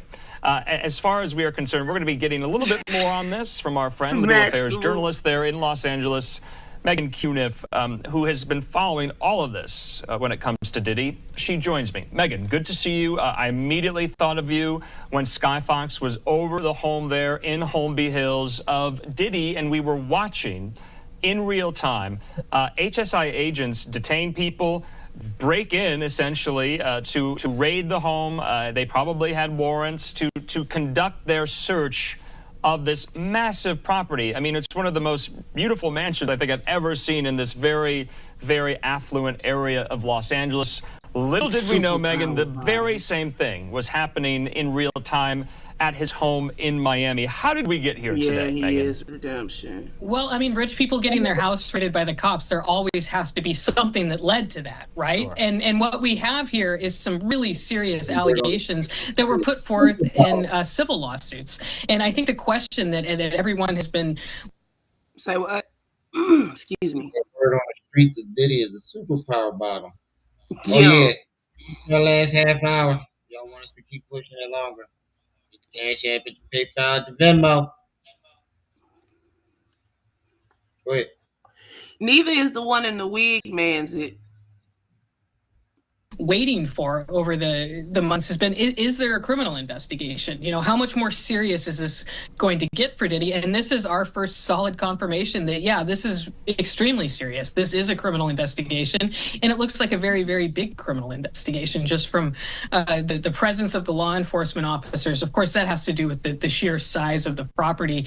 But I think we're only getting into the tip of the iceberg of a possible, of a definite major criminal investigation into Diddy that's really going to put all the lawsuits on hold and kind of put a spotlight on to what kind of criminal indictment could he eventually face from this. You know, I found it so interesting because we have not heard here at Live Now or Fox from anyone associated with Diddy, his legal team, Diddy himself. We don't know where he is. I just want to make that point. But you see there the level and the scope of this raid. This was the same scene unfolding in Miami as well in real time. And so you see the amount of law enforcement. They brought kind of a lot of backup, and as you would in situations like this. But does that, to you, underscore the seriousness of the investigation of the situation, or is this just how they go about these things? This is how they go about these things. They would, of course, say that the reason they go about these things is because it's such a serious situation. But I think this is pretty par for the course in terms of a federal raid. But it is so extraordinary to have this kind of law enforcement activity, federal law enforcement activity, at the home of an entertainer of such stature as Diddy. But, you know, like we were discussing, there's been so much spotlight on him over the last few months. And the big question that everyone's been wondering is there going to be a criminal investigation? Is how much criminal exposure is he facing here? And I think the question has been answered today, that it's a whole lot. Yeah, you know, and I remember talking to you back then. This was what, late December maybe? And you had brought that up. You had brought up the fact that we were talking about the lawsuit brought by his former girlfriend, Cassie, the R&B singer-songwriter. And you were wondering whether or not this would... What's crazy? He said Dave was 24 when he died. The woman he shot in the face in the club was 24, and the year is 2024. You must have finally read Khalifa comment. No, I see it. Okay. Would eventually delve into criminal exposure, criminal culpability, because up until now, Megan, and correct me if I'm wrong, all these lawsuits brought against Diddy in the past 3 or 4 months, they have been civil lawsuits. The most recent in February, a music producer filed a lawsuit alleging that Combs coerced him to solicit prostitutes and pressured him to have sex with them. That's the most recent, but there have been several others. Can we go into those? And I just want to stipulate, we don't know if that's all tied to what happened today, but it's important for the context. Yes, definitely. And I think the first one that really made all the headlines was, of course, the lawsuit from Cassie, who was in a long-term relationship with Diddy for a number of years. And that was filed back late last year by a firm in New York City that has a lot of experience and success with lawsuits like this, Doug Wigder's firm, Wigder Law, LLC. And actually, of course, if we remember how it went, the lawsuit settled so quickly. But soon after that lawsuit settled, Doug Wigder's firm filed a new lawsuit that is currently ongoing on behalf of an anonymous plaintiff. And those are two, I think, the most serious, you know, we are definitely going to see litigation on these lawsuits. They just repeating it now. Thought I was tripping. I ain't tripping. Hey, Marquise. Yes, Sodom and Gomorrah. I'm looking to see if there's anything new. Hold on, let me see what they saying across the pond. See, U.S. and Canada. Law enforcement. Hold on. Feds raised home of Short Diddy Combs after 2022 shooting allegations. This ABC. Hold on. This is ABC. Oops.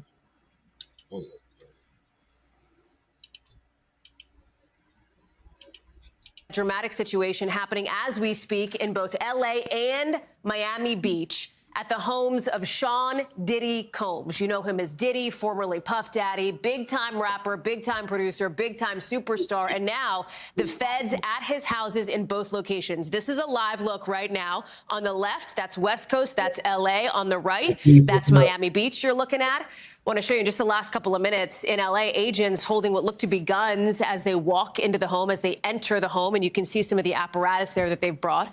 I want to get to Dana Griffin, who is following this for us now. Why is this happening? What do we know? Hallie, still, as you mentioned, this is a developing story, so we're learning new details minute by minute. NBC News has confirmed that this is a raid being conducted by Homeland Security and that the warrant specifically came out of the Southern District of New York. Now, we believe this is tied to sex trafficking allegations. There's an investigation into claims that that the rapper may have been involved in this. So we believe this is connected to that. But obviously, what a split screen moment here to see investigations not only in Miami, but also Los Angeles, which shows that this was very coordinated and planned. And remember, when it comes to warrants, these aren't things that are just, done haphazardly. This had to be signed by a judge. So this was obviously very methodical. And this is a sprawling home here in California. This is located in the Holmby Hills area, a very wealthy area. That home that we can see from that sky cam is massive, sprawling, and we don't know exactly what they are looking for. It could be something as small as a USB drive, or it could be several boxes of documents that could prove his guilt or prove his innocence. So you mentioned those guns that we saw law enforcement carrying. It sounds like that's pretty routine because they're going into a home. It's a huge home. It's not secure. But from what we have seen on the ground and from local reports, that this was a very easy entry. There was no sort of violence or any sort of skirmish inside the home. So the weapons that you may have seen there are probably just cautionary. Again, this could take several hours considering that these are two separate homes in two different locations. So we're waiting to get more details, and we're still trying to figure out where exactly P. Diddy is located. No one has been able to confirm that at this hour. Hallie? So that was going to be my other question, Dana, is where is he now? I mean, we don't know is the short answer, huh?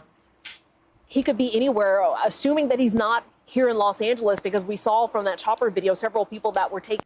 Where in the world is Carmen Sandiego? Out of the home. Some appear to be in handcuffs, and that is customary when you're doing a raid. They want to check everyone out, make sure everyone who they say they are. We have not seen any images of P. Diddy, which shows that he may not be in his Miami or his Los Angeles home, but I'm sure over the next several minutes and hours, we will get more details. Hallie?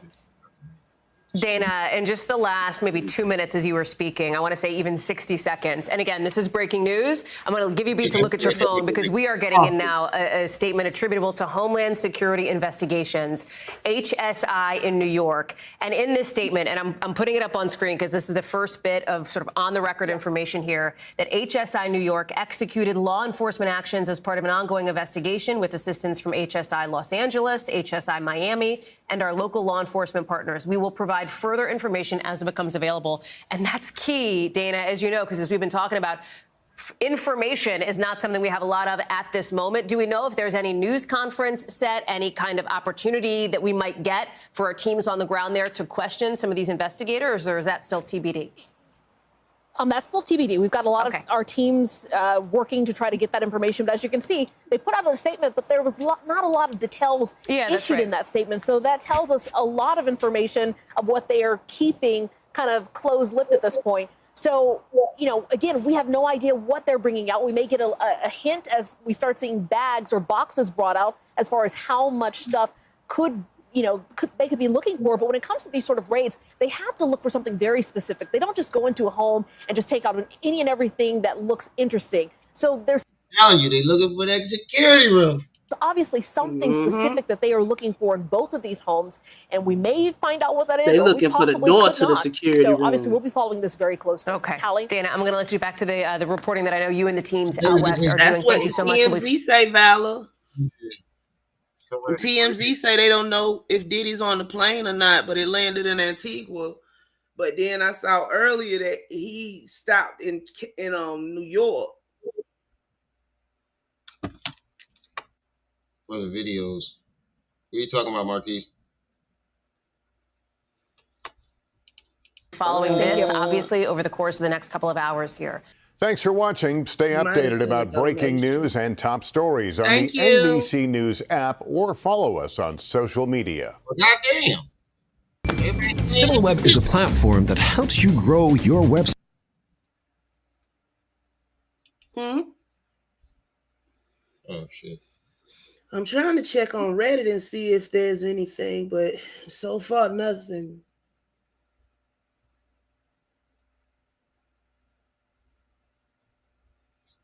Nothing new anyway. He sent it to you? Huh? I said Department of nothing Homeland new Security anyway. Oh, I see it, Mark. He sent it to you? I'm assuming that's what it is. I'm looking now. I don't know. Program another meeting. With Diddy.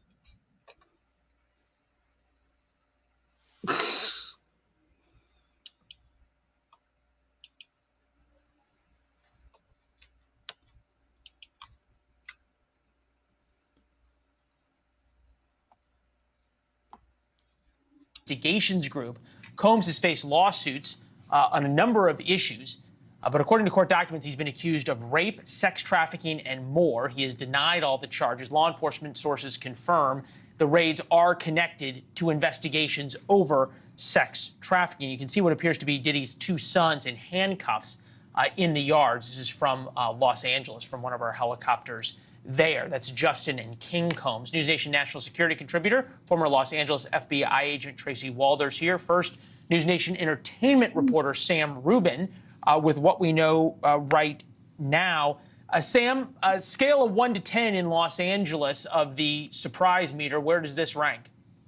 Oh, I think this is a 9+. I think it's an extraordinary surprise. This is one of the most elite neighborhoods in all of Los Angeles, the Holmby Hills area, a street called Mapleton. And as you saw from that aerial footage, this is an extraordinary mansion. I'm not a real estate expert, but this is a $50 million home and then some. So we always knew that P. Diddy did well. I don't think people were necessarily aware that he did this well, nor were aware to the extent of the trouble that he must clearly be in. You're seeing this extraordinary estate where neighbors are now telling the media, yes, this was the site of parties, likely debauched affairs. And that's what this all stems from. One lawsuit, there are 5 against P. Diddy as we're speaking. Oh, he was saying that's what they was looking for, the videos. Man, he left the children there, said, fuck them kids. I know, I peeped that. But, what did he say? They said something about him that not knowing he was doing that good. What? But this is a $50 million home and then some. So we always knew. Did he been $800 million deep? How many years? Isn't owned by Diddy. That home is owned by Bad Boy Records. Well, yeah, but they acting surprised though. The nigga been up 800 mil for the last decade or something. That house is in the same neighborhood as the Playboy Mansion. White man just said he didn't know he was rich. Yeah, that's what I'm saying. He basically just said I didn't know he was rich. When he said he talking about him and that mouse in his pocket because everybody else knew. Yeah, that's what I'm trying to say. This nigga been 800 mil deep for decades. What the fuck is this dude talking about? Knew that P. Diddy did well. I don't think people were necessarily aware that he did this well, nor were aware to the extent of the trouble that he must clearly be in.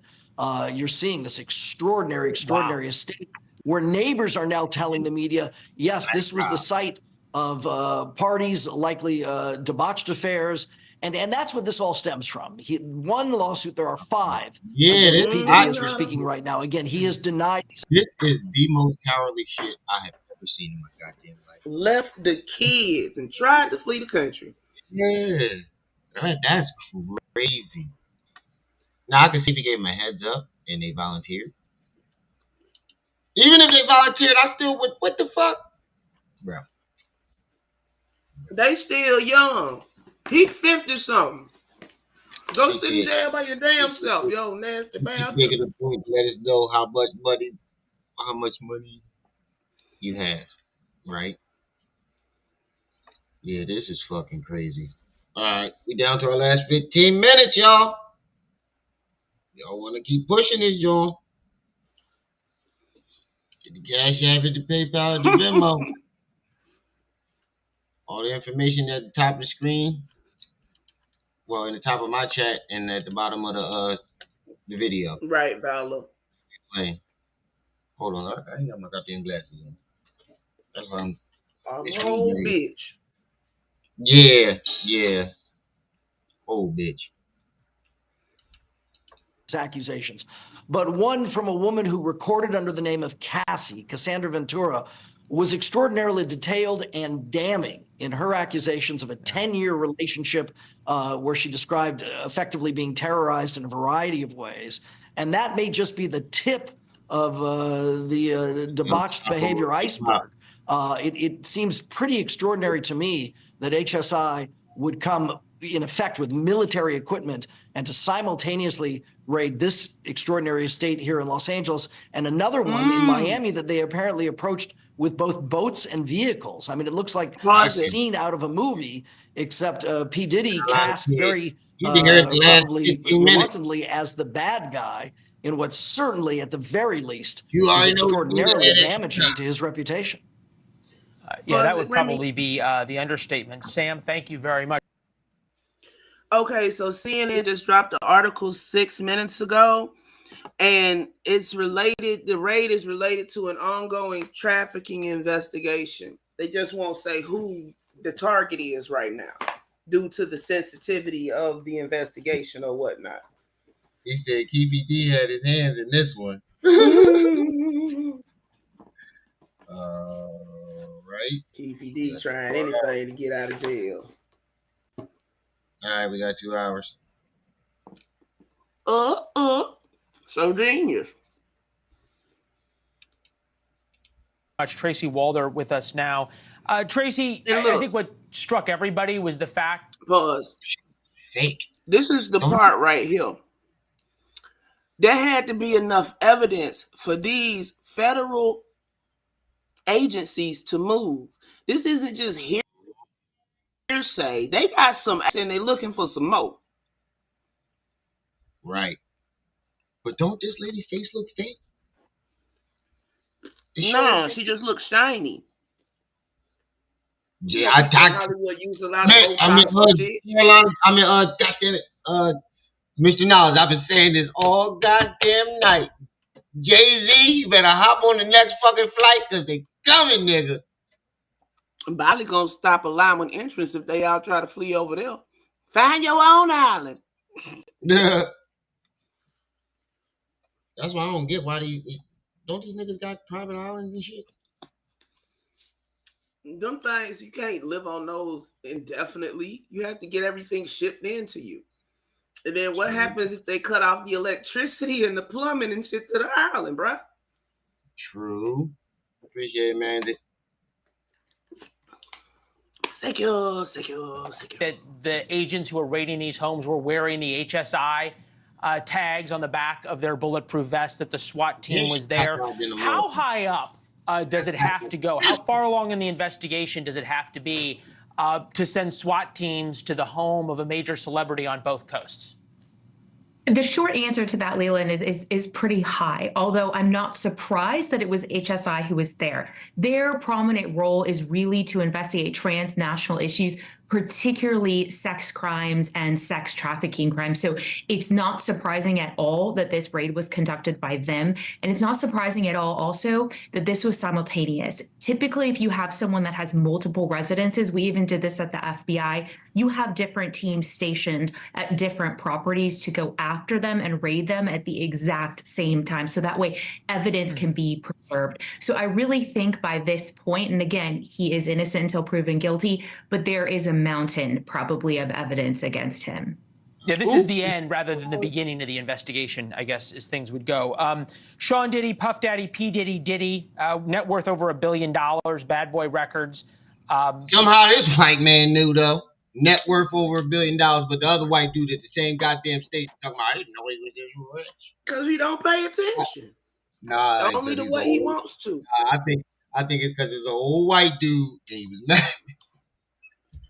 Okay, Maximum. Man, this nigger got so much money. Probably so, genius.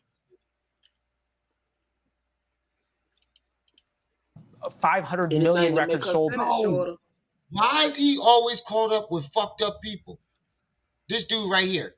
He was because with he fucked up too, bro. Mm-hmm. Birds of a feather and all that. We taking all these black niggers down. We taking them all. He done sent the G.I. Joe on these. 38 platinum records as well. I guess, there's that old line, things you never get caught on your first time, drunk driving, cheating on your wife, and the like. The one person we haven't heard about or where he is P. Diddy himself. So how do they time these kinds of raids? Is it they want whoever the target is not to be at any of the homes and they have surveillance on him? What's that play look like? So that's a really good question, actually, Leland. My guess is they may actually have him in custody, and we just may not see pictures of that because that was done quietly.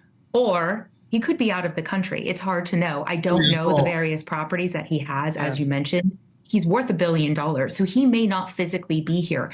However, I think that they decided to conduct the raid, whether they got him or not, because I think there were probably lives at risk and trafficking that was going on, and it needed to stop because people were in imminent danger. Wow.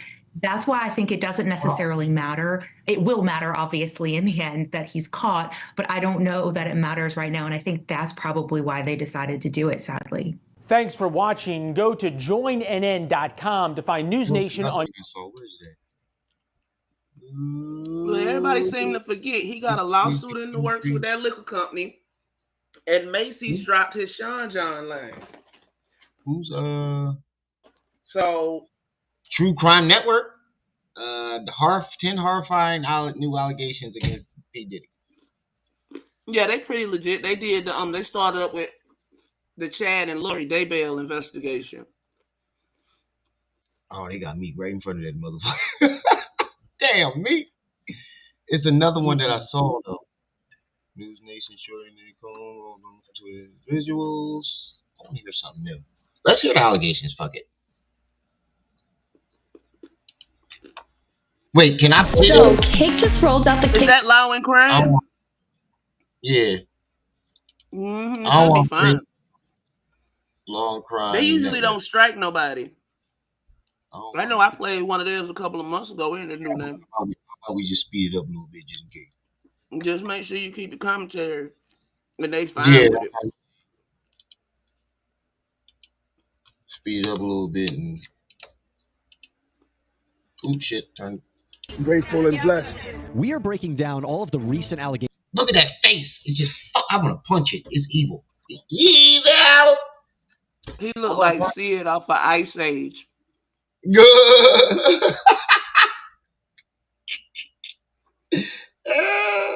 I want to punch him in the face. I ain't gonna lie. An evil Sid. I got babies, bitch.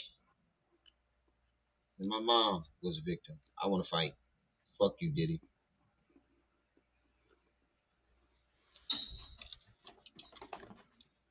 Against Sean P. Diddy Combs as he faces now several lawsuits, including a bombshell one dropped by a former producer accusing him of sexual assault and sex trafficking. Welcome to Sidebar, presented by Law and Crime. I'm Jesse Weber. So if you've been on social media recently or you've been perusing different news sites, you may have seen a lot about P. Diddy and these sexual misconduct allegations. There is a lot there, so we thought let's break it down for you as to what is actually going on. These are going to be the biggest accusations currently against P. Diddy. So P. Diddy, Puff Daddy, Diddy, real name Sean Combs, is of course a well-known music mogul, founder of Bad Boy Records, an influential producer, the founder of a clothing line, a singer and actor. Now you might recall that we previously reported on a huge lawsuit filed against Combs by his ex-girlfriend Cassandra Ventura back on November 16, 2023. At the time, Ventura alleged that Combs physically and sexually abused her, including forcing her into sexual slavery and sex trafficking. Some of the more alarming allegations in that federal lawsuit included Combs allegedly raping Ventura in her home after she tried to leave him, savagely beating her, resulting... Oh my God, bro, you raped her? Yeah. He wanted to hit that one last time before she left. When she tried to leave, yeah, and then he blew up Kid Cudi car. You sick son of a... I can't believe this shit. I really can't. I can see this stuff is not sinking in with y'all all at one time. Oh, it is. It's come on, man. Me of all people, sis. I'm trying to. I know I'm saying. I said all of it isn't sinking in all at the same time. It takes a couple of repetitions with this stuff. That's why I keep pausing it, and I'm trying to. Now look, it's too much. Because I imagine, Excuse me. It just brought up some repressed memories. That's what I'm gonna say. Memories that I forgot was there. Yeah, shit that I thought I forgot was there. He do got an addict face too. Yeah, let me breathe for a minute. Go get bruises something and to burst drink lips, if you need forcing to. her to have sex with prostitutes on video while he watched and masturbated, sure? forced her to carry a gun. I just thought I forgot all about that. I know what I'm saying. If you need to walk it out for a minute, go right ahead. Yeah, I'm cool. Down music producer Suge Knight with a gun. Even she accused him of blowing up rapper Kid Cudi's car because he found out that Cudi was interested in Ventura. Yeah, it was wild. We covered it here.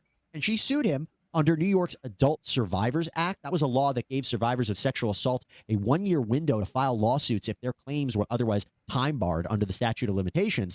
Now, Ventura had told CBS at the time, quote, "After years in silence and darkness, I am finally ready to tell my story and to speak up on behalf of myself and for the benefit of other women who face violence and abuse in their relationships." With the expiration of New York's Adult Survivors Act fast approaching, it became clear that this was an opportunity to speak up about the trauma I have experienced and that I will be recovering from for the rest of my life. Now, just one day after filing this lawsuit in New York federal court, Combs and Ventura agreed to a settlement. Now, as with most settlements, it was confidential. We did not know the terms. Really? Ventura released the statement saying, quote, "I have decided to resolve this matter amicably on terms that I have some level of control. I want to thank my family, fans, and lawyers for their unwavering support." Combs released his own statement saying, quote, "We have decided to resolve this matter amicably. I wish Cassie and her family all the best. Love." Now, Ben Brafman, who is an attorney for Sean Combs, released a statement saying, quote, "Just so we're clear, a decision to settle a lawsuit, especially in 2023, is in no way an admission of wrongdoing. Mr. Combs' decision to settle the lawsuit does not in any way undermine his flat-out denial of the claims. He's happy they got to a mutual settlement and wishes Miss Ventura the best." But you have to imagine, in a way, although this came out and these allegations came out, this was a win for Combs in a way, right? Sure, really bad publicity, terrible allegations, but when you settle, it doesn't stay. Batman villain need the word. Huh? You got, oh man. I said Batman villain ain't the word.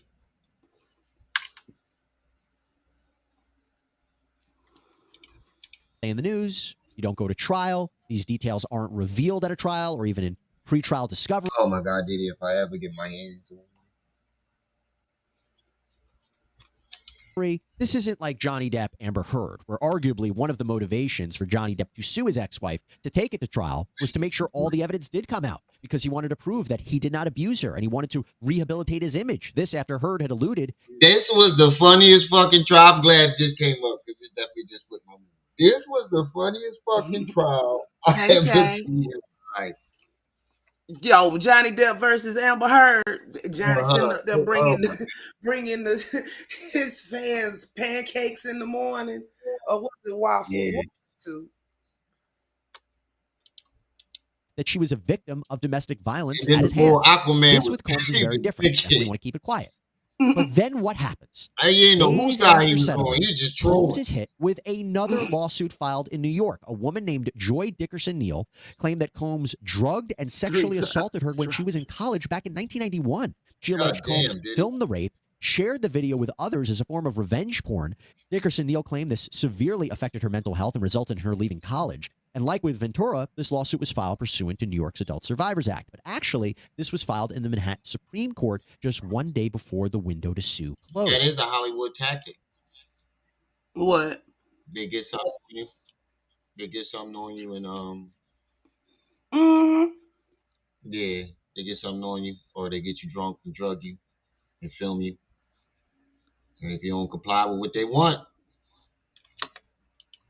that tape gets He released. always been twisted, seemed like Darnell. I always knew it was a reason why I hated Diddy. I know that look.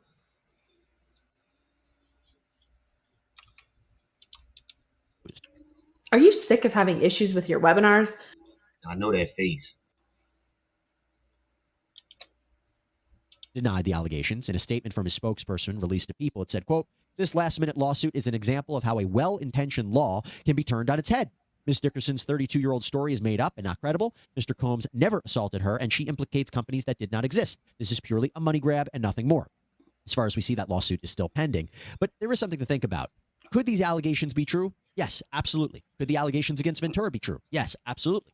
However, one of the reasons that we see celebrities and high-profile people decide to fight these cases and not settle is because they are concerned about the floodgates argument, right? If you settle with one person, you're going to have to settle with all of them. Now, we haven't seen a settlement in this case, but remember, this lawsuit came out after the Ventura settlement. Doesn't take away from the legitimacy of the claims, but just something to think about. But then what happens next, right? My bad. A third lawsuit comes out in New York. This time, an unidentified woman claims that Combs and singer-songwriter Aaron Hall raped her 30 years ago. Combs' spokesperson released another statement after this one, saying these are fabricated claims, falsely alleged. Yeah, and Aaron Hall said, "Ask Diddy." He know. Didn't Aaron Hall say that? And that lawsuit right there got pictures involved. He said he gave him that gospel. He gave Orlando Brown that double twist McGick. He gave him that double twist McGick up.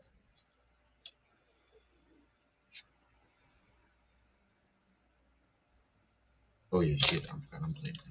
Alleging misconduct from over 30 years ago and filed at the last minute. This is nothing but a money grab. Because of Mr. Combs' fame and success, he is an easy target for anonymous accusers who lie without conscience. Pause it for a second, bro. Financial benefit. It goes on. Be too gay. I'm gonna go on ahead and close 17 channel down since he can't get up here because he's just on his phone right now. Yeah, so if y'all still want to watch, y'all can come over to one of ours, Tripsy's Treehouse, Ramil Ma'at. But we gonna go ahead and close 17s down. If I get to the right screen.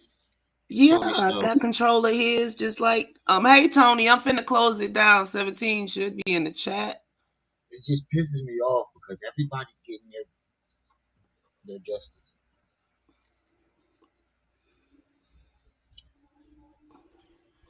There's one motherfucker just hopping from country to country in the military. The state, quote, "The New York legislature surely did not intend or expect the Adult Survivors Act to be exploited by scammers. The public should be skeptical and not rush to accept these bogus allegations." But then you fast forward to December 2023. Another lawsuit comes out. Another unidentified woman has accused Combs, former Bad Boy Entertainment president Harvey Pierre, and another person of sex trafficking. The lady he shot in the lawsuit too. I didn't know that. But I did do the video on her the other day where she said, "You shot me." Like, you shot me. And I told the people, "You shot me." Read his lyrics to "Don't Be Afraid." I'm scared. He gonna try to leave the country, but is the government gonna let him? That's the question. I just need one more person to get his due justice. Well, one more woman to get her due justice.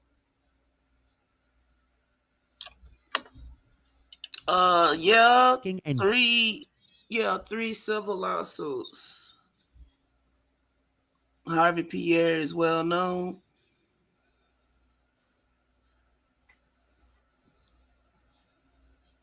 I hope my mom not watching this. This shit go down. Well, not my show. I mean, the news. Yeah. Maybe you should call and check on her. Right, man. Should have listened to Russell. Yeah, but who gonna be willing to touch him right now? He hotter than a rocket coming through the air. Well, Russell was smart though. Like this. Russell big though. I was talking about Diddy. Hi, this is Russell Simmons, the entrepreneur philanthropist. Yeah, that nigga good guy. Oh man.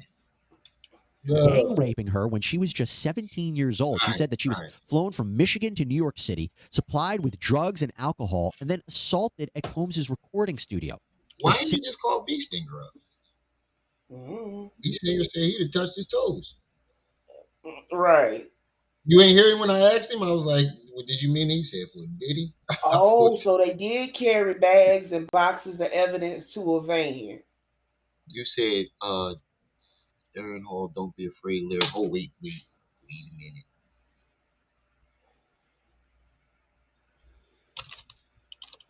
Same day of this lawsuit, Combs issued a statement on Instagram saying, quote, "Enough is enough. For the last couple of weeks, I have sat silently and watched people try to assassinate my character, destroy my reputation and my legacy. Sickening allegations have been made against me by individuals looking for a quick payday. Let me be absolutely clear. I did not do any of the awful things being alleged. I will fight for my name, my family, and for the truth." By the way, a little side note about these lawsuits. They may be able to be legally brought, right? But they can still be difficult to prove. When you're talking about the age of these claims, witnesses' memories fade, evidence gets stale. It's not impossible to prove the case, but it can be difficult. And I say that because, remember, you can have a witness and a victim testify, a survivor testify. That could be sufficient in order to prove the claim. Maybe you have a few corroborating witnesses. That could be it. Thank you, This man. isn't a criminal trial, by the way. The standard of proof in a civil case is much Okay, lower. pause that Look for at a the Eugene second. Carroll case against Donald. Says the rapper and music mogul has been fighting various legal battles, including one against an unnamed woman who claimed he and two friends assaulted her when she was 17. Rolling Stone reported Monday that 4 Jane Does and 1 John Doe, that's 5 people, have already been interviewed by the U.S. Attorney for the Southern District of New York for a probe related to alleged trafficking, violence, and racketeering, with more scheduled.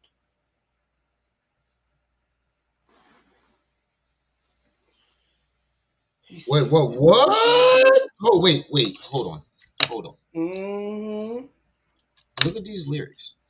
I only read the first couple parts, but what the fuck? Was this song like released? Quas? Which one? Don't Be Afraid? Yeah. Yes. I mean, shoot, listen to the end of last night. That shit is creepy. What's the name? Sing that. I miss you, baby. Oh man, that was my shit too. God damn, I can't listen to shit nowadays. Hold on. Let it up.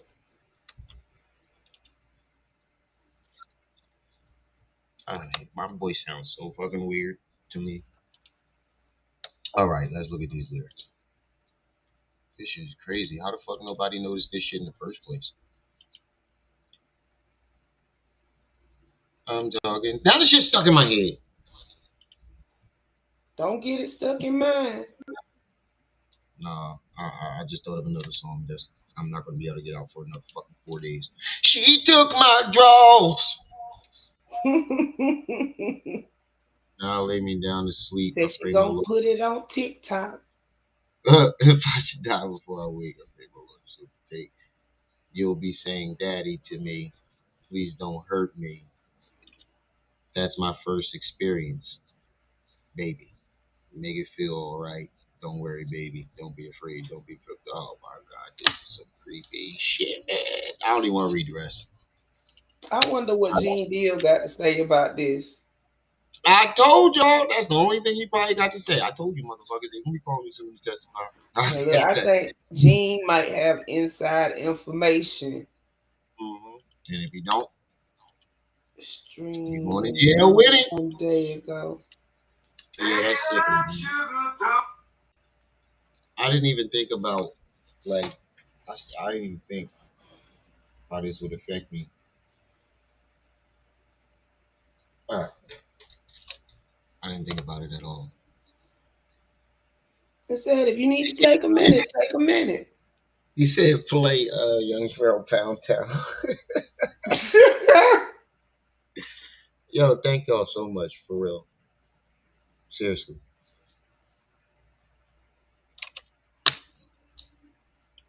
Donald Trump. And from an optics point of view, this arguably has hurt Sean Combs. I mean, he stepped down from his position as chairman of Revolt TV, the media company he had founded. He's now on the defensive. But that is not the end of the story. No. It is just the beginning.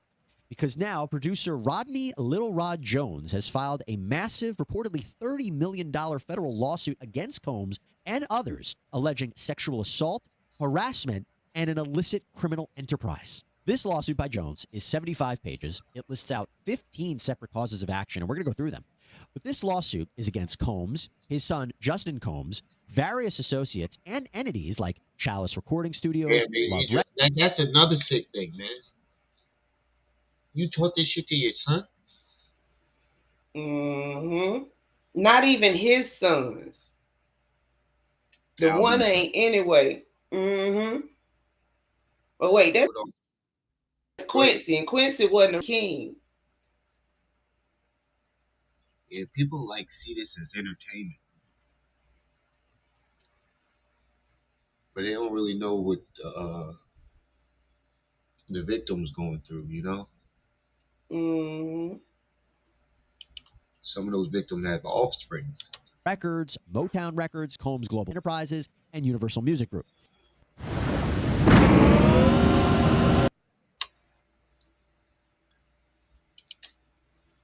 Explaining that Jones produced 9 songs for Combs on his Love album and actually lived with Sean Combs for a period of time.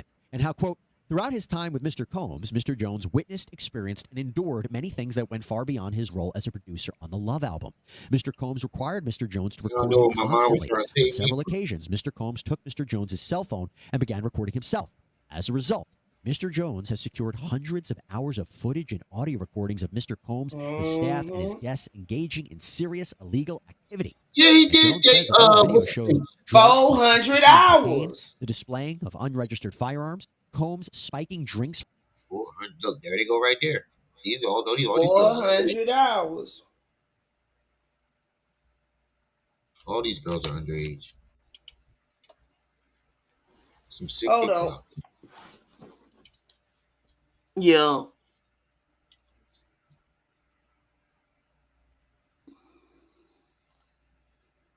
Yeah, Lori Harvey and Steve Pepperell. Mm-hmm.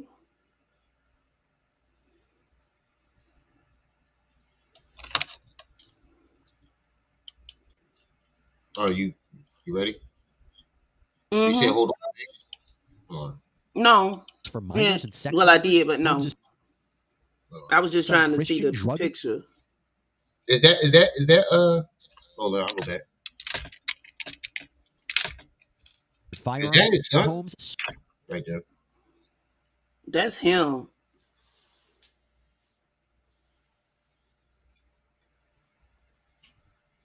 No, I'm talking about this next one. Spiking drinks for minors and sex workers. Combs is here. Oh, that's gotta be one of his. Who is it? That was Rod. Free Keefy D. Hey, Robert.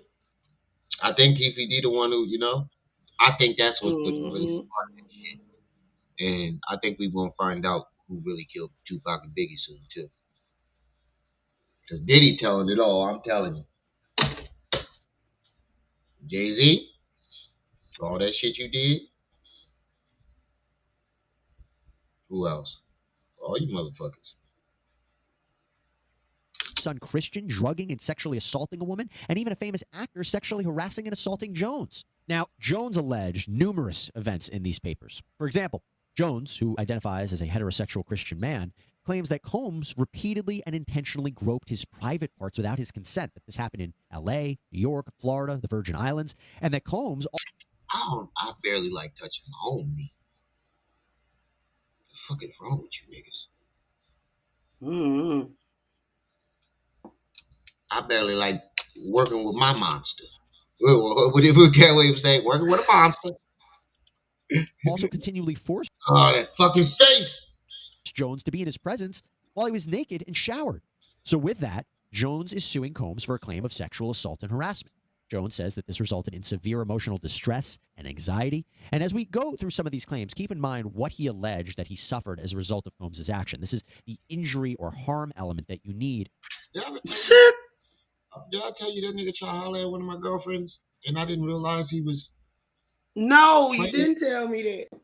Yeah, he kept talking about offering to take her to the movies. And I thought he was joking. I never realized it until I got older. He was dead fucking serious. For the purposes of damages, what happened to you? What did you suffer? Meaning, what could Jones recover? Let's keep that in mind. But Jones claims that Combs attempted to groom him into homosexual sex. And one of the ways that Jones says Combs tried to do that was by using producer Stephen Aaron Jordan, who Jones apparently looked up to. Combs allegedly showed Jones a video of Jordan engaging in a sex act with another man as a way to quote. I heard about that tape. Remember that shit came out a while ago? Ew, Faith, you nasty. You nasty. And I used to be up with you, Faith. As soon as I saw her going with him, I was like, oh my God, Diddy is rolling in his motherfucking grave. Mm-hmm. Ease his anxiety concerning homosexuality. And included in this complaint are alleged screenshots of that purported video. By the way, Jones alleges that Combs has hidden cameras in every room of his various homes and that he has secret recordings of celebrities and associates, this compromising footage of every person that has attended his parties, which, by the way, from a legal point of view, would be a violation of civil privacy laws and criminal privacy laws, perhaps even implicate revenge porn type statutes. Anyway, continuing on with this alleged grooming campaign, Combs even allegedly admitted that he had engaged in sexual intercourse with, quote, an unidentified Philadelphia rapper who dated Nicki Minaj, as well as, quote, an R&B singer who performed at the Super Bowl. Now, there are those who have speculated online that Philly rapper is Meek Mill, and the R&B singer who performed at the Super Bowl could be Usher. When I was accepted to SGU,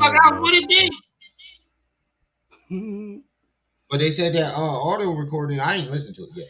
They said it's it sounded like Meek. Somebody said it was fake, but yeah, I don't even want to listen to it. I'm disappointed. Meek Mill posted on his account, quote, one love to the gay people, and then talked about in graphic detail how he much prefers or loves a certain part of the female anatomy. He wrote, quote, every black blog site enhanced that post to make me seem gay. I change laws for our people. I donate millions. They are designed to destroy the image of black leaders. It can't work with me, though. You got to really kill me, and I still will get bigger after death. This God, not me. LOL. Now, one of the people to jump into the mix online was actually social media influencer and former kickboxer Andrew Tate. Oh, nigga, you should have shut the fuck up because they trying to take you down for the same shit. Oh, you should have shut up. Right. Why would you say anything? He said okay, the Megan lady got a 13-minute live up. All right. Go ahead. Finish. What did Andrew Tate say? Yeah, what as did you know, them we covered say? Tate's legal troubles in Romania before here on Sidebar as he's facing charges of rape, sex trafficking, and sexual exploitation. But Tate posted the question on Twitter, quote, so P. Diddy was having sex with Meek Mill and Usher? Meek Mill responded, was you sex trafficking women? TF wrong with you, Brody. Tate responded, I these niggas is fucking crazy. only asked a question because everyone is saying it happened. It's true or not. As for Usher, as far as we could see, he didn't respond to any of the assertions.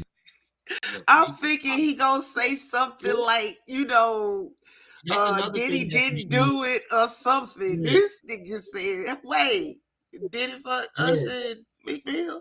And then Meek Mill responded. No, you heard. Usher didn't respond, though. That's what's making me like, well, two different behaviors. Usher don't never respond. Meek Mill responded to everything moving. Yeah. I mean, that's what's in jeopardy right now. Ooh, I had a feeling it was going to be some fuckery. Boy, was I right. Everybody, what's up? Everybody get in here. Everybody get in here. Let's do it. I'm going to wait a few minutes, see how everybody's doing. Let me read the questions here. Thank you, Felisa Cortez. You're right. Hit that like button. Hit that like button. Send out notifications. We are live. I think I was leaving the LA Federal Courthouse, and I was just leaving the LA Federal Courthouse. The Bob is on the job. What's up, Imani? Dan Clark. Hey. LACJP8. What's up? Yeah, I think I was leaving the LA Federal Courthouse, and I got a text from somebody at one of the at Fox Live where I do. I was just on there, actually. They're going to send me the segment and I'll post it. But I talked for like 20 minutes and they're like, hey, Diddy's getting raided. And I just started getting emails about it. I'm like, okay. And, I mean, he just landed in, I don't know. I saw that tweet about his jet. People are saying that his jet took off from Van Nuys, which is near, right near where he lives in Los Angeles and landed somewhere. I mean, the thing is, he hasn't been charged with a crime yet. I mean, it's pretty obvious, like, you know, I think Associated Press even emphasized that we don't know for sure if these raids are directly connected to him as a defendant. I mean, it could be connected to like a criminal investigation into one of his companies, but I mean, come on, you know, I mean, it just with everything that's been going on, all the previous lawsuits, but the way the Associated Press approaches us is responsible, though, because look, it really is just speculation to even say that he's the target of the investigation. I mean, his house is being raided, but I think they're saying that the house in Los Angeles is part of his Bad Boy LLC. I mean, it's pretty obvious what's going on, but it is good to like take a step back. He has not been charged with a crime yet, but of course, the whole reason they're raiding these houses is so they can get evidence to support a criminal indictment. And I mean, he is clearly the one who is most likely to be facing criminal charges here. And somebody asked how soon we can expect. You want to shut it down? No. We can always do that and come back later, bro. It ain't no. No, we had 2 hours, 20 minutes anyway. Yeah, they pay for these hours. Go ahead, and I'm quite sure nobody on either channel minds. Go ahead. No, because it's bothering you. Tasha, I'm cool. All right. I was just telling you. I will. I'll be telling you. Expect to see a criminal indictment. It could be a while. It could also be sooner than later. But like I was in LA today at the courthouse for it's actually a RICO trial for this former deputy mayor of Los Angeles who was involved with this corrupt city councilman, and that was a huge investigation that the feds did into all this pay for play stuff between Los Angeles City Council and developers who were trying to do business in downtown. They were like taking them to Vegas for all these trips, and it was a big investigation that I mean over the course of years, like some of the people that I'm sitting up here looking on my phone trying to see if there's something, and it says that the house in Los Angeles is a part of his film production company. No, I'm not being weird. Is if you don't know my backstory, we're not being weird. But you weren't here. People My love to mother come is in late and try to run shit. But they say that's a film production. It's tied to his film production company.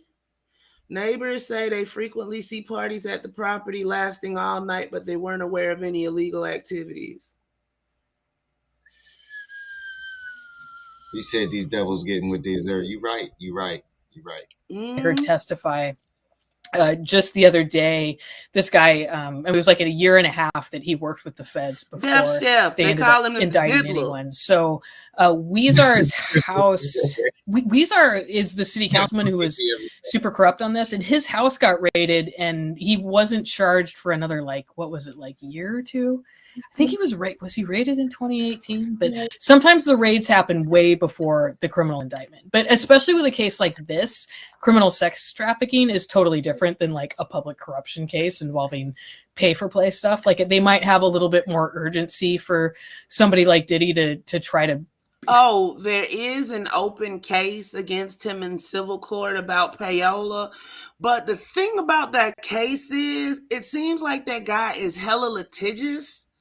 That's first and foremost. In this case, he keeps trying to remember how Pharaoh kept extending that case with Polite and Google. He basically been doing the same thing since like 2013. So I don't know how valid that one is. I was on Pacer before this started.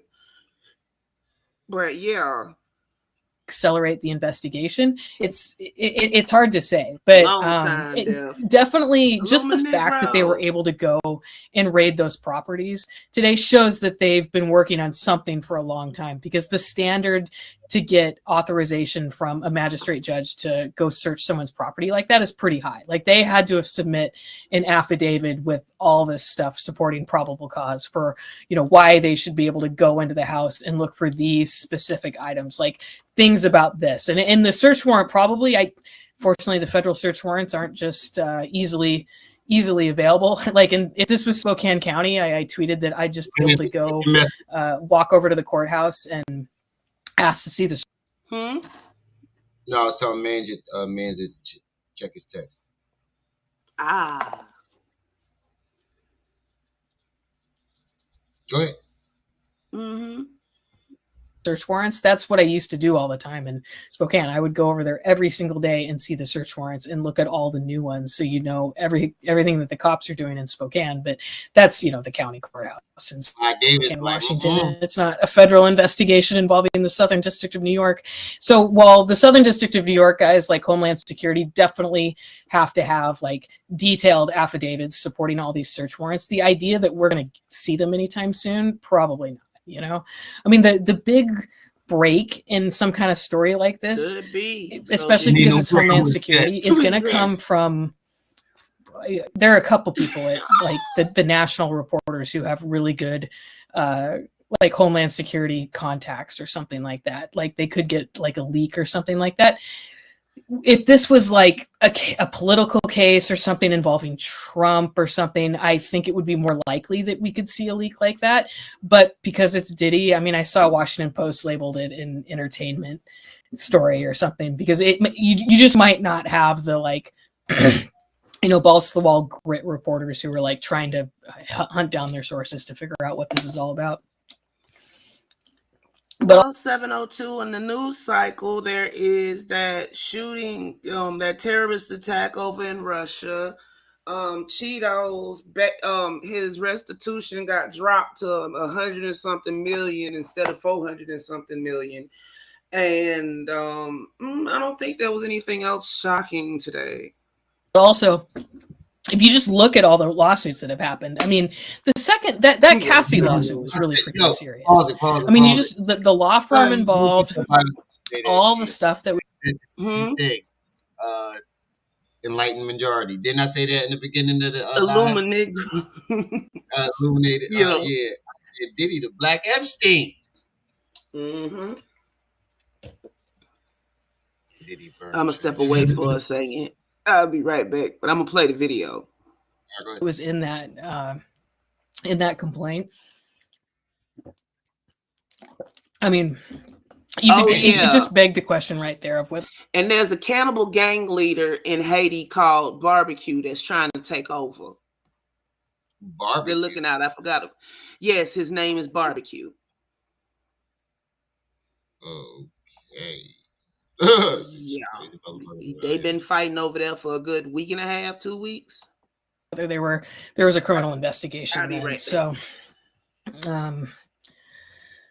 whether it started from that, I mean, we just don't know. Thank you for keeping us informed with the facts and not speculation. Yeah, thank you. And one thing, I talked about this on Fox News. I might not be able to go very long today, guys. My voice is kind of killing me, but I saw the reports about the sons in handcuffs, and it's kind of standard process for when they go and serve those warrants. Like everyone in sight gets handcuffed at first, and then they kind of just sort everybody out and deal with them. That's what I said. So just because they got handcuffed doesn't mean they got arrested. And it could be a while before there are any arrests. But if somebody was arrested, they're going to have to appear in court. Like there's laws about this stuff, guys, But I don't think anyone's been arrested just yet. But just because somebody isn't arrested today definitely does not mean they're not going to be arrested later. Like it's pretty much guaranteed that they are working on something really big here. It's just going to take a little bit.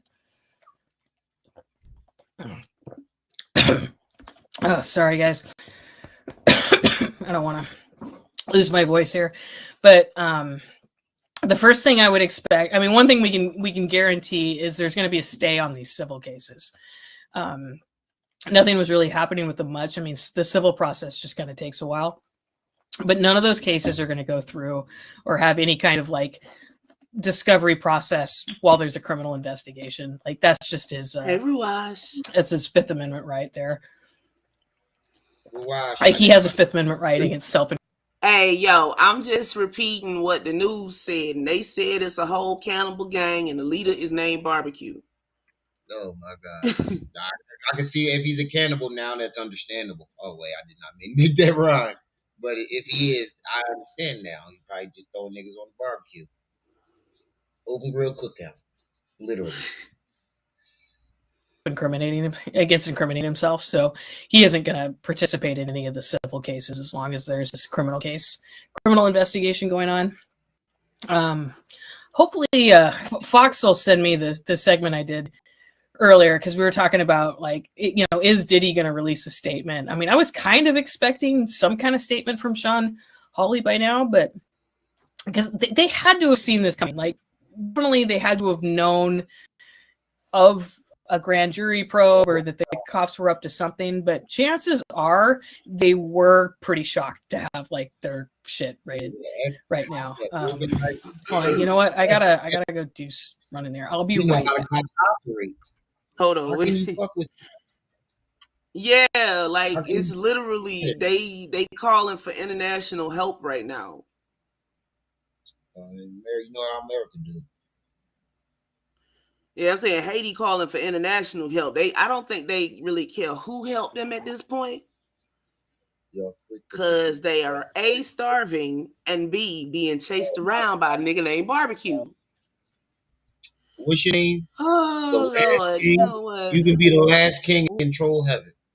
You act like we be making this shit up. We just reporting the news. Y'all quick to believe what white people say. My mother was Ooh, a victim. y'all get on my nerves. I don't believe people. I know the signs. Troll. You take your last king ass to troll heaven. Yeah, meet you up in troll heaven. Bye-bye. You have fun up there, okay? You don't need to elaborate. Oh, I was playing the video, not you. Yeah, I was going to say, since I think you forgot you played the video. You can elaborate and troll heaven. I think this is the end of... No, okay. But yeah, I'm kind of surprised I haven't seen a statement, but like I said, while they definitely probably knew about some kind of criminal investigation, they were all probably pretty shocked when the feds raided them today, because, like, the feds do like to operate under the under the guise of surprise. So yeah, somebody says rest my face. I mean, honestly, there's really not that much to talk about. Like, these are just kind of the stories. It's really, really big, but, I don't have access to a TV helicopter. So other than that, it's like, you can go fly over the scene like the TV stations do and get all that footage. But other than that, it's like, you're not really going to find anything out too much. But it'll still be there. But gosh, you had the bat signal. Exactly. There's been so much stuff going on, man. I've just been a little overwhelmed with everything. I'm trying to get this RICO story done on the deputy mayor's trial, and then this happens, and it's just kind of like, But wasn't she just she had what? Yeah. How you got a bag sitting with your ass was just on the news? Biggie hunting for him. Wait, Biggie hunting from the grave. Who the fuck is knocking at my door? That's a good one. That's a good one.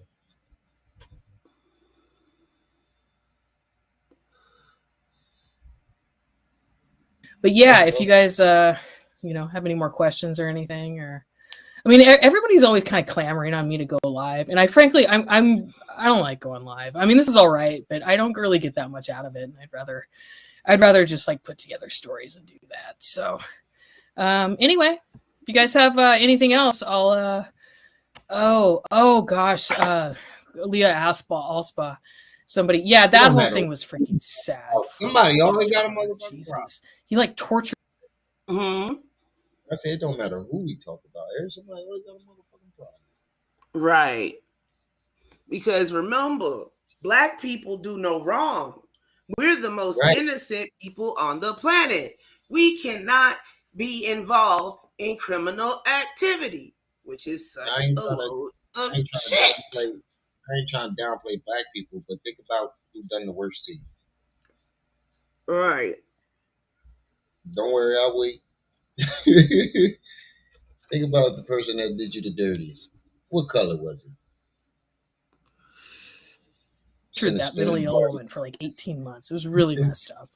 But everybody go read my Go read my articles on that. One thing I need to do, and this is just there's so much I need to do, but I know I need to get somebody to help me make videos, because I want to make a video about that LA Fitness case. There's just so much stuff going on. I can't just like do everything, you know?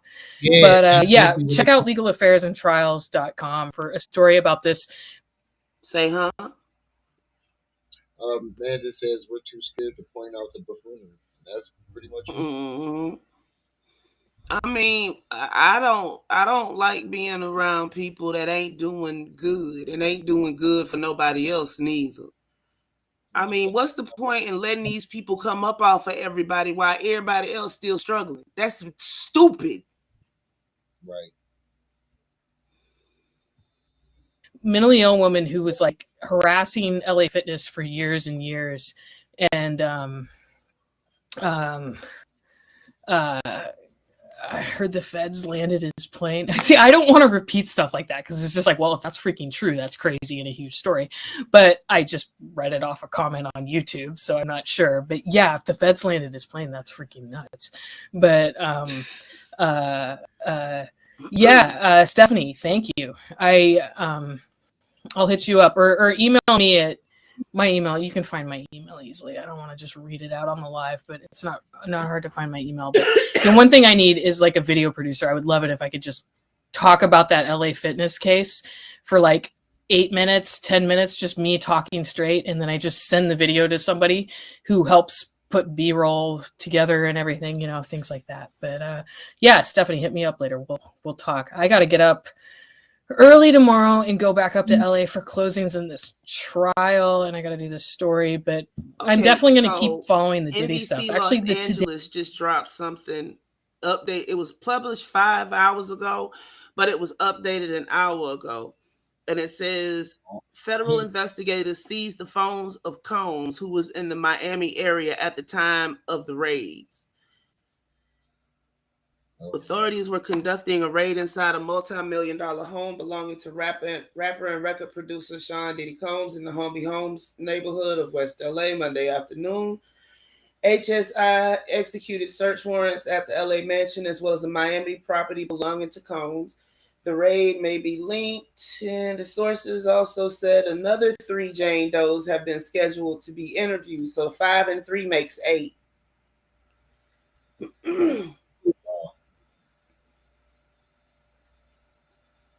News Chopper 4 was overhead as officials with protective gear and weapons were surrounding the property. Some of them were wearing jackets that noted they were from Homeland Security.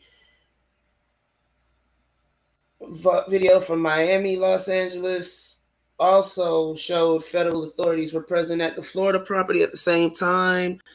Combs was in the Miami area when the raids were taking place, according to law enforcement sources that are familiar with the warrant service.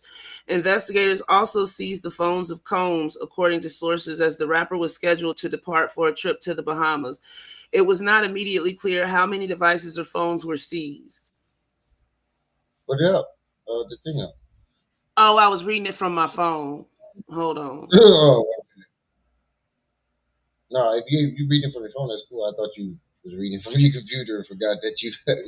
No, it's easier to keep refreshing on the phone. Oh yeah. Okay, so this is all a repeat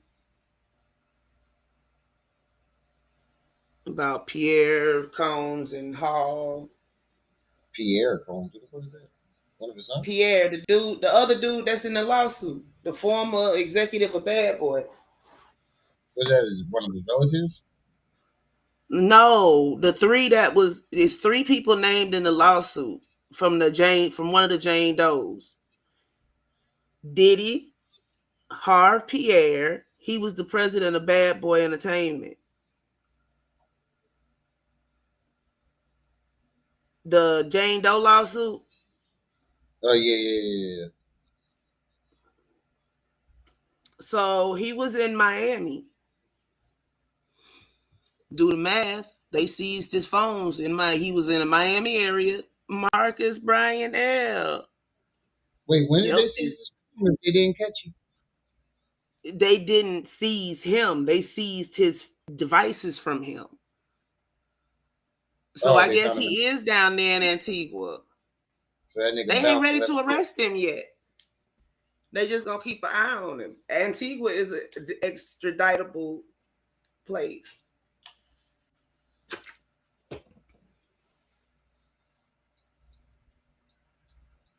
Because they need what's physically on the phones. 702. That's why. Not the phone logs and stuff, the data. Do you know how much stuff is saved in your phone now?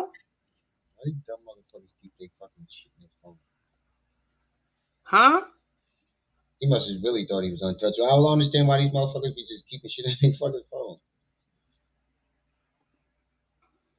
And you know, even if you erase it, you can still pull traces off it sometimes. Yeah. You should have destroyed And as we know, he likes to be recorded almost 24/7. Oh, man.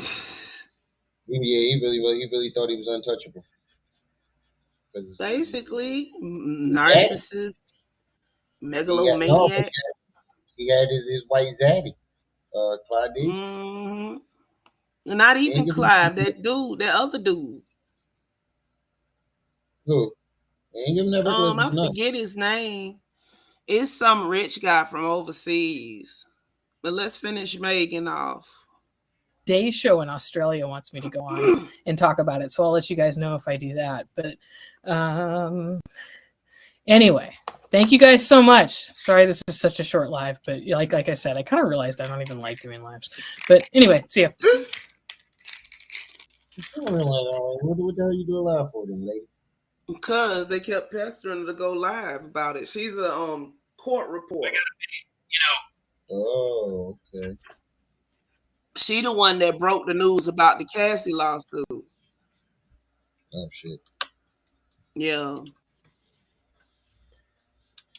In this lawsuit, and you could argue why should he, as he's not directly mentioned by name or implicated.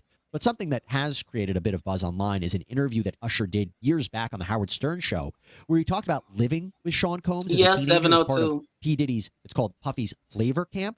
He said, quote, "I got a chance to see some things. I went there to see the lifestyle and I saw it. It was pretty wild. It was crazy. They called me Baby Boo." He went on to say he wasn't disciplinary. He was letting me be a young man. And quote, "I will always look at him like a brother." But when he was asked if he would send his children to the camp, he responded, quote, no. "Hell no." Quick note, by the way, another high-profile celebrity jumped into the mix as well with all of this Diddy controversy going on, and that's comedian Cat Williams. You might have heard about this, because in an interview with Vlad TV recently, he said he had attended one of Diddy's parties where he found out it was just men there, and he claimed that Diddy had tried to stop him from leaving, making strange, suggestive comments, even threatening and harassing him at one point. Williams had gone on to say, quote, "I am not gay, and I am not going to sleep with you." Okay, but moving forward in the lawsuit, man. Jones claims that on... He even tried to get Cat. He said, Diddy going wants to party, and I said, no. He wasn't lying. Yo, Cat. Yeah, everybody thought he was calling him a liar. I said, those motherfuckers. Thanksgiving Day 2022, Combs offered Jones cocaine, and then rapper Young Miami, her female cousin or assistant, identified as Jane Doe 1, tried to sexually assault Jones, including in front of Combs. Jones, in fact, again, attached screenshots from a video of Combs, he Jones, didn't want it, and she tried to take it from him on that day. Now, this makes up the fourth listed cause of action in the lawsuit. He is suing Jane Doe 1 for sexual assault. Jones says that her actions were willful and malicious and frightening. He's also suing her for both negligent and intentional infliction of emotional distress. By the way, he also ends up suing Combs for negligent and intentional infliction of emotional distress for a lot of this behavior that he says is extreme and outrageous. But speaking of which, Jones is also suing Combs, too, for this same alleged assault by Jane Doe 1 under a premises...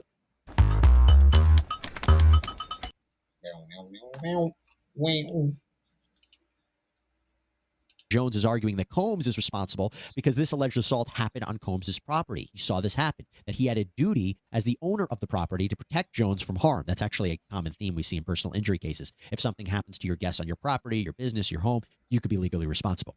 Then there is the Cuba Gooding Jr. incident. Oh, yeah. Jones claims he believes Combs was grooming Jones to pass him off to his friends. And he claims that one day on Combs' yacht, Combs suggested that the actor, quote, get to know Jones, left them alone, and then Cuba Gooding Jr. allegedly touched, groped, and fondled Mr. Jones. Jones had to allegedly push him away. Again, there are screenshots of not only Combs and Gooding Jr. together allegedly on that yacht, but also Gooding Jr. and Jones, where you can see his at arm Look at his around the arm. producer Look at and the sitting other right hand. next to him. Jones appears to be smiling. One of the causes of action is against Combs. Around the producer and That sitting other right hand, next he to look him, like Jones appears to be He smiling. look uncomfortable. That's that Yeah, he uncomfortable smile. Nigga, why you got your arm around me, but I ain't gonna say shit because you Cuba Gooding Jr. That look like a whole nut grab he about to reach for. This hand right here, he grab a whole full a sack. Handful of sacks. One of the causes of action is against Combs, again, for premises liability, because Jones claims Gooding Jr. sexually assaulted and harassed him on Combs' yacht. In the lawsuit, Jones brings up another event. This is a shooting that happened at Chalice Recording Studios in L.A., where after a heated fight between Combs, his son Justin, and Justin's friend identified as G, gunshots rang out. G was lying on the ground with blood coming out of his hip, leg area. Jones claims that Combs allegedly told his team to tell police that he had nothing to do with this.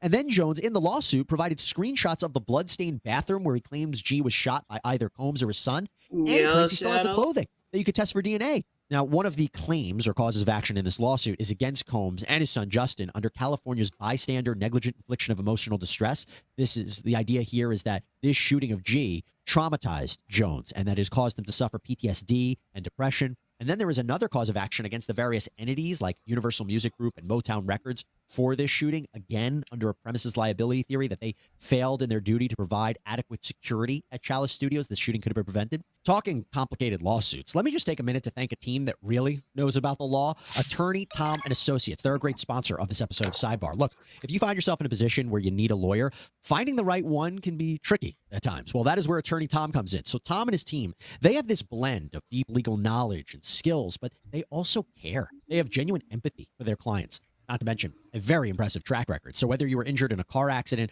a refinery explosion, you got sick because of a drug or exposure, if you were the victim of securities fraud or a data breach, Attorney Tom can help. Every call is free. It's private. You're going to be speaking with a member of his team straight away. In these times of turmoil, having somebody that you can trust, that's invaluable. And by the way, you won't pay a dime until you win, which just further shows their commitment to your success. And look, if your case not the best fit for Attorney Tom and his team, don't worry. Why? Because they still may be able to recommend you a lawyer using their national network of attorneys. With Attorney Tom and his team, you're not just hiring a lawyer. Forward. This is a commercial. Not that far.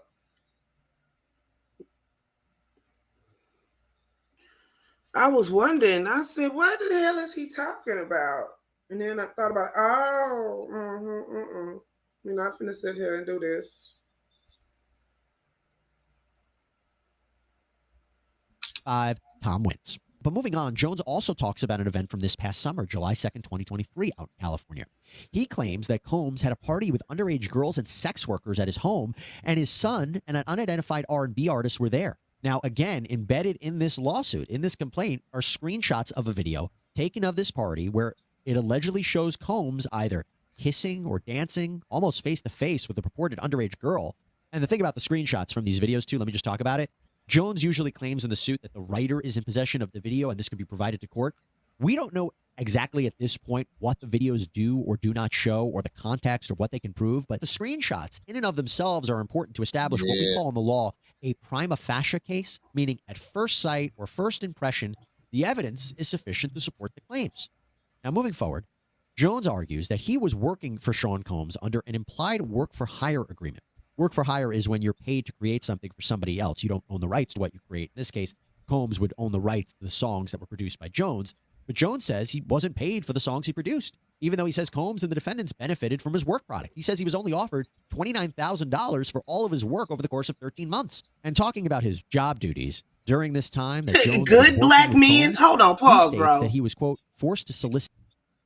So you couldn't get no shine on Bro Channel, so you gonna try to get shine over there. No, sir, that's not how this works. You already in troll heaven, and you just ain't figured it out yet. What channel he on? He on mine right now. He jumped from yours to mine.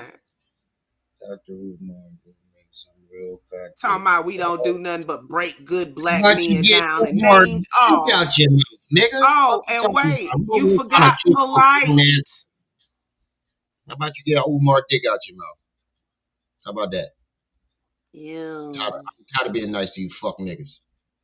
See, I tried to tell you. Weirdo over here with another man balls jiggling in the back of your Oh, you talking about the lady with the Karen?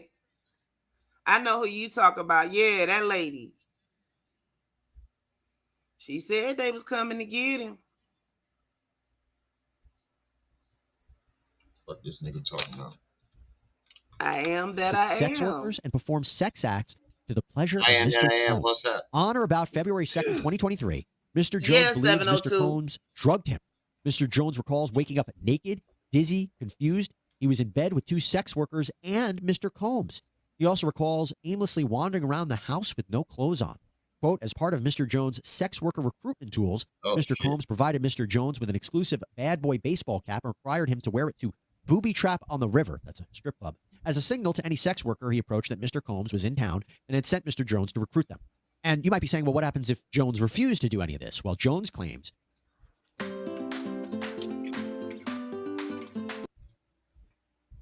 This nigga was recruiting sex. Wow, this Combs would use his power and influence to threaten and intimidate Jones. Quote, Mr. Combs would often switch up his approach. He would go from promising Mr. Jones the world to threatening Mr. Jones with physical harm. Mr. Combs threatened to eat Mr. Jones's face and inform Mr. Jones that he is willing to kill his mother, Janice Combs, if he must, in order to get what he wants, so he wouldn't think twice to harm Mr. Jones. Claims that he was also... That man told him, I'm going to eat your face. Yes. And then go after your mother. That's some off-the-wall type sick shit. Diddy, yeah, he deserves to be exactly where the fuck he is. Also told Combs' head of security, Fahim Muhammad, had the power to make people disappear. In keeping up with that theme of instilling fear, Jones said that Combs would show off his guns, that he would brag about shooting people, that he confessed that he was responsible for that infamous 1999 shooting outside of a New York City nightclub. According to Jones, Combs had told him that J-Lo, who Combs had been dating at the time, she was the one who carried the gun into the club for him. I knew it! When he got into that altercation. I knew it! I read this whole document off. That's why her ass left. Yeah, I read this whole document off when it first came out over here. You did. I do right, 702. And I said the same thing. That's why her ass left. That's why after that trial, she was like, all right, look, I stuck with you through the trial. Jenny went back to the block. She said, fuck this. Ain't that what she got with Benjamin Affleck? Yep, they remarried now, ain't they? Beautiful. All them 890s couples getting back together. Ashanti and Ja Rule back together. And Ashanti pregnant.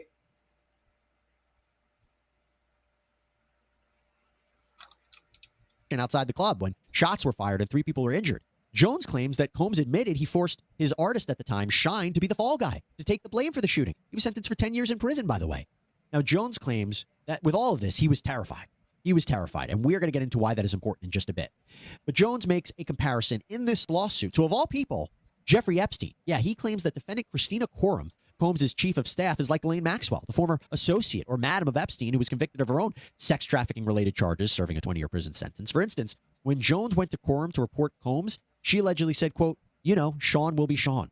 And Jones said that Coram made sure her assistants kept Combs high. She made sure that all the employees would readily carry around drugs for Combs whenever he wanted them. And that included forcing Jones to carry a drug pouch. She also made sure to procure sex workers for Combs. Basically says that she was instrumental in this RICO or criminal enterprise of illicit drugs, guns, sex acts, including facilitating freak-offs, which we had heard of in the Cassie Ventura lawsuit. These are sexual episodes directed by Combs. Now let's talk about, real quickly, some of the more remaining causes of action or claims in this lawsuit. I mentioned there were 15. We've already gone over a bunch of them. But Jones alleges that Combs, his son, various associates, and companies like Motown, Combs Global, Love Records, UMG, they all engaged in illegal racketeering enterprise in violation of the federal RICO statute. And that statute provides someone who is injured a right to sue. Jones argues these companies are liable for the actions of Combs, his son, Coram, because they were all employees. Starting today, anyone can monetize. They making sure they get their commercials in. They ain't playing no games. Entities acting on their behalf, that these entities should have been monitoring or warning or supervising what they were allegedly doing. The big theme here is that they were all part of a criminal enterprise, namely making money by forcing and threatening people like Jones to transport drugs and guns, soliciting minors and sex workers, making music without properly paying them. The common purpose of this enterprise is, quote, to enrich themselves financially and sexually at the expense of producers and musicians like Jones. And they claim that Jones was promised cash payments, Grammy awards, access to future projects, access to famous celebrities, and that the defendants profited from this enterprise, and that plaintiff Jones suffered because the enterprise diminished his finances. And Jones I wonder argues if that the this Junior criminal Mafia name enterprise was engaged. Diddy idea. I wonder if it was Diddy's idea. Junior Mafia, baby. See, in mail and wire fraud to carry out this scheme. Now, there is He another said, cause of action under the Bill calling Trafficking him and Victims immediately. Protection Act, or TVPA. This is a major law that was instituted to fight against domestic and international human slavery. It alleged that Combs and his associates participated in and furthered a sex trafficking venture by forcing and threatening people like Jones and minors to engage in commercial sex acts. The defendants were hiding money. They weren't paying taxes. This was all a dangerous criminal enterprise. And he also alleges that UMG and Motown and these entities, that they aided and abetted and induced this sex trafficking venture. They violated the law. They benefited from it financially. They obstructed enforcement of the TVPA, and that they provided Combs with the cash, the lines of credit, the opportunity to do all this. They concealed his alleged misconduct and his crimes. In fact, Jones says that these defendants should have taken a cue when Jeffrey Epstein was prosecuted. They should have known better. So this is a major lawsuit, right? And what Jones is asking for in this lawsuit, after laying all this out, he is looking for a few things. Among other things, he's seeking a court to make a legal determination that the defendants violated New York law. What? He is looking for damages to compensate him for lost wages, incomes, but also for mental anguish, humiliation, pain and suffering, distress. He's looking for punitive damages, which is a way to punish the defendants. And we've seen those numbers sometimes far exceed compensatory damages. Look at the Alex Jones case. But he's also seeking medical expenses. He's seeking injunctive relief. That's when you have an order for the court to actually stop somebody from doing something. Let me show you how we do stuff around here. Actually, my department uses... Damn. Only a couple minutes left. Obviously, the defendants will have an opportunity to respond. This is usually in an They answer still talk to a about barbecue. formal written response where you either admit or deny each statement in the complaint. And look, what I just laid out are allegations, disturbing allegations, but allegations nonetheless. Jones still has to prove this happened. Defendants could assert that this is all made up, or that there is context to all of this, that this is speculation, that the videos, the photos, the screenshots, they really don't show anything. And I also imagine they could argue at trial, we're supposed to believe all these crimes were taking place and Jones didn't report any of it. Could he just be a disgruntled employee? Well, that is why I mentioned before that Jones brings up. It is so important. Yes. The idea that he was threatened. Yeah, I said the same thing until I heard the nigga say he was going to eat his face. Eat his face off. And then kill his mama. Yeah. And they said, you know about that shooting out there back in the day? That shit was me. That wasn't Sean. I shot that lady in the face. Right. Look at him. He I know looks when sweet. all this, and then you think somebody just finna call the popo when he got the popo on. Ooh. Nigga looks sweet. What's wrong with you? This nigga crazy. He was afraid to come forward. That's why you hear a lot about this in the lawsuit. And by the way, you also have multiple defendants who may take different actions during the course of this litigation. Possibility of a settlement. You don't want more coming out, especially if Jones claims he actually has videos available proving this alleged misconduct, or through the discovery process, he could unearth these allegedly secret recordings from Combs's homes that he allegedly has. Now, Combs's attorney, Sean Hawley, released a statement calling Jones a liar, and that he, quote, is shamelessly looking for an undeserved payday. His reckless name dropping about events that are pure fiction and simply did not happen is nothing more than a transparent attempt to garner headlines. Goes on to state, quote, we have overwhelming, indisputable proof that his claims are complete lies. Our attempts to share this proof with Mr. Jones's attorney, Tyrone Blackburn, have been ignored. We will address these outlandish allegations in court and take all appropriate actions against those who make them. Now, as this civil case wraps itself up, something just to think about. As you can tell, there are criminal aspects to these allegations. But we know that the standard of proof is higher in criminal cases. It's proof beyond a reasonable doubt. So even if Jones could prove this in civil court, all you need to show is preponderance of the evidence that more likely than not these things occurred. It doesn't mean that prosecutors would immediately take up these cases against Combs and these defendants. And also there are other considerations like the statute of limitations. Could you even prosecute these crimes? Is that a hole in his tooth? Am I tripping? No, you ain't tripping. Something on his tooth.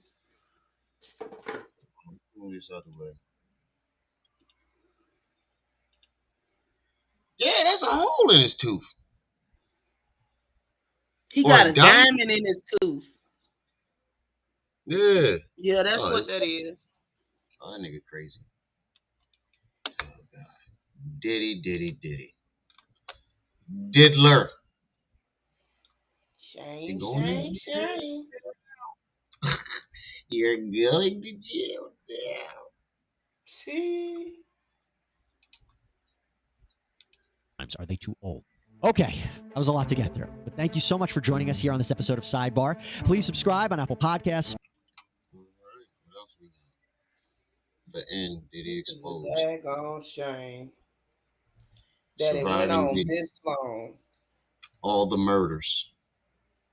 Swamp stories. Mm. What do we got? Oh, play it on yours. I ain't doing this commercial shit no more. I'm not doing shit no more.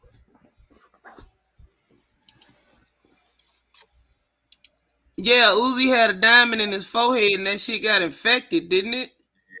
Yeah, he had to take it out. Fucking idiot. They told him from the very beginning, though, that can't be sanitary. They told that nigga from the very fucking beginning, bro. Sis. Bro, what the fuck is you doing, Uzi? I thought it was a joke. I'm like, y'all can't be serious. And then I thought about it. Yeah, embarrassing shit out. We don't know him. I've never seen this nigga a day in my life. Well, I did see him in the mall, and the nigga was like sitting in a gay, weird position, and his security guard just looked at me like, Jaguar writes, she believes that Clive Davis was in on it.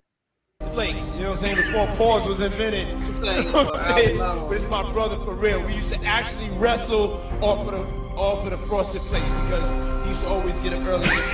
Now he Yo, what the did Puff just say? Kim is dead. Heavy D is dead. Andre Harrell is dead. The only two left are Puffy and Al almost died. Isn't that interesting? There's no way this man should be getting an icon award when all he has done was destroy the people around him. right? Everybody around him had this something fucking. He said Welcome Diddy back was to wrong. another episode of Swamp Stories. For this one, we do something that we've never done before. We take a deep dive into one of America's most controversial figures. He's loved by some, hated by others, but everyone knows that he's a boss that you never want to piss off. As talented of a genius as he is, he's also known to be equally as angry, manipulative, and flat out evil. So in this video, we gather information and opinions to create an unbiased and hopefully accurate depiction of the man himself. This is Surviving Diddy, so let's dive in. The story begins in 1970s Harlem, a very rough place at the time. Poverty and violence ruled the community, and people did what they had to do to survive. One of these people was Melvin Combs, a man who climbed to the owner of Uptown Records, a respected mogul by the name of Andre Harrell. Right off the bat, Andre took a special liking to a young Sean Combs, like an oddly special liking. I guess he saw major potential in him because he decided to give him a major opportunity right away. So in the summer of 1989, Sean was hired as an intern at Uptown Records. Over the summer, Sean spent countless hours in the studio and in meetings with major artists from around the country. It was truly a dream come true for a freshman in college, something that's pretty much unheard of. Well, the fall comes around and Sean has to return to campus in DC. Andre didn't want him to go and tried to convince him to drop out and stay with the label, but Sean's mother was not having it. So together they came to a compromise. Twice a week, Sean would take the train from DC to New York to be at the Uptown office. This was 4 hours each way, meaning that Sean spent a total of 16 hours a week just to remain an intern at Uptown. This really didn't make any sense. What could he bring to the table that required him to do all of this hassle? Well, you might find out in just a second, so hold on. This crazy lifestyle continued for a few months until Andre Harrell put his foot down. He offered him a full-time job at the label if he would drop out of Howard and return back to New York. Sean accepted it and it worked out extremely well. This is because at just 20 years old, Sean was promoted to the vice president of the label. Whoa, now we're all thinking the same thing, aren't we? Why in the world would Andre Harrell promote a 20-year-old to the vice president of his label? The music industry is one of the hardest to crack, and for most it takes decades to get this position. So how... Say what now? I said, how the fuck nobody noticed that? And how his mom didn't notice that this man has a special interest in her son. Diddy beat on his mama, if you didn't know. Oh, I didn't know that. But he just said his mom wasn't having it. Yeah, well, he was only 20 at the time, so I'm guessing he got worse as time went by. Once he started becoming the breadwinner. Mm-hmm. How did Sean Combs really get this job so young? And that leads us to a little bit of deep diving history. A backup dancer.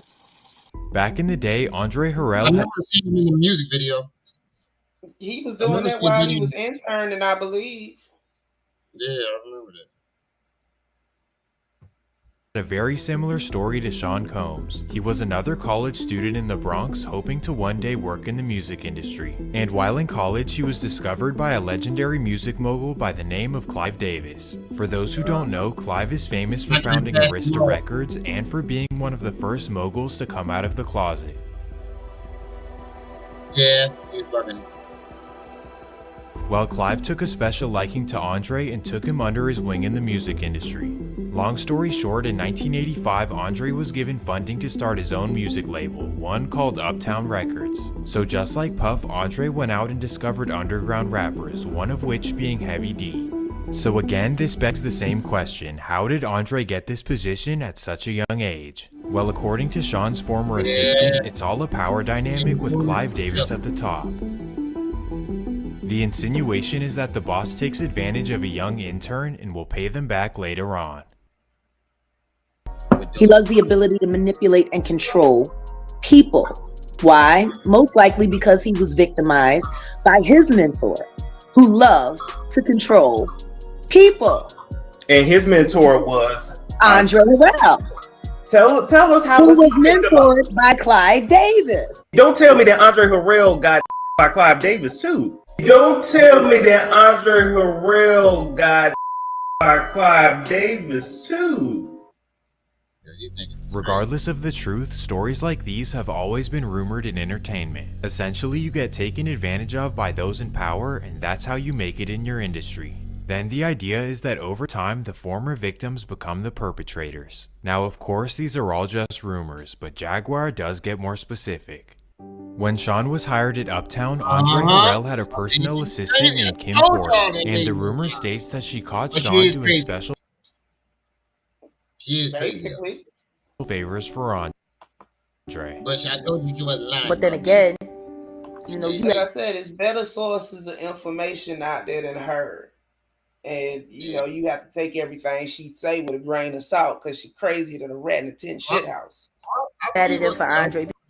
She was saying she was crazy. Look, I'm telling you, she sat up here and she was watching them early conspiracy theory channels because that shit is word for word. What, did you know? What she be saying. Some of the stuff that comes out of her mouth is word for word with the stuff they were saying 10 years ago. I was only talking about the Diddy stuff. All that other shit, I think she's crazy. That's what I said. I said she was never around Diddy. But she's around Hov. Yeah, she was around him for a short amount of time, and he figured out she was crazy and booted her to the curb. And Kim Porter had footage of it.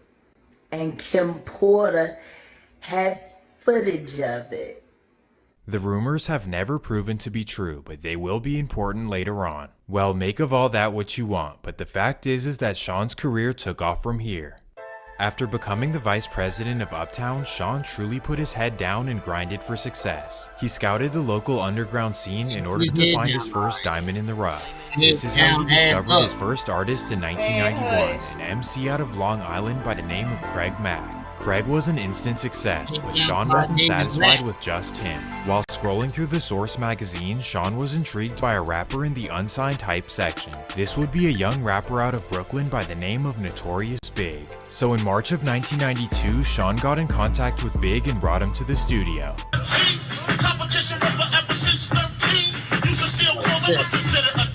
He was blown away by his talent and instantly signed him to Uptown Records. Boom, this was his next Uptown protege.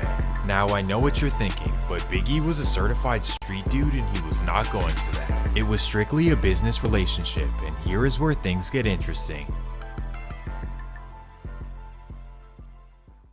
It's the fall of 1992 and Biggie completes his first album to be released. The debut album is called Ready to Die, and both him and Sean feel very strongly about the project. But there's a major problem in the way. Uptown's parent company... Say what? I said Biggie definitely spoke that into existence. refuses to release the album. They expressed that the album was not to their liking and contained too many explicit lyrics. As you would expect, Sean was upset and so was Biggie. Sean did not respond well to the decision, and because of this, he was fired from Uptown Records in late 1992. This was devastating, but Andre Harrell had his back no matter what. Final straw for me was when MCA wanted me to not put out the Biggie Smalls album because they didn't like the subject matter, and they wanted me to tell him he's got to change his tone. And it wasn't up to me, I felt, to tell a generation what they could and could not do artistically. So I knew it wasn't going to work because he was coming from a new space and a new era. And Biggie Smalls was more like in the streets and telling street stories. And he told them, well, I'm really letting you go so you could get rich. I'm really letting you go so you could get rich. But was this really the case, or was something else at play? Puff had just gotten fired from his dream job at the age of 23. Most people would be devastated, but Sean fell right back on his feet.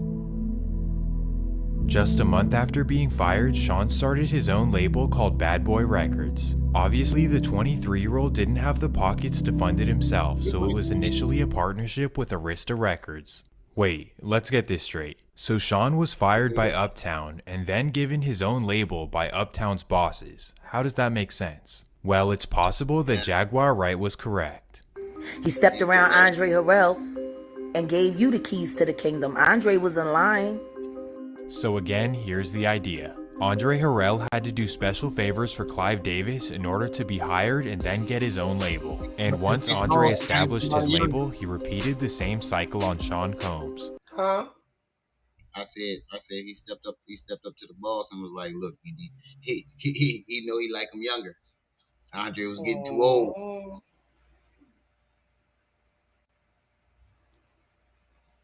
You go ahead.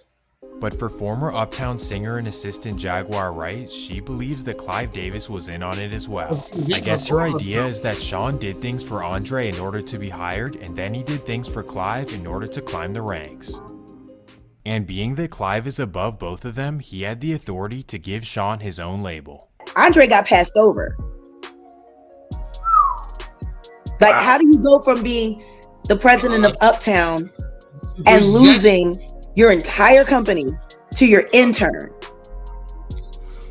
Like, Puff started out as an intern.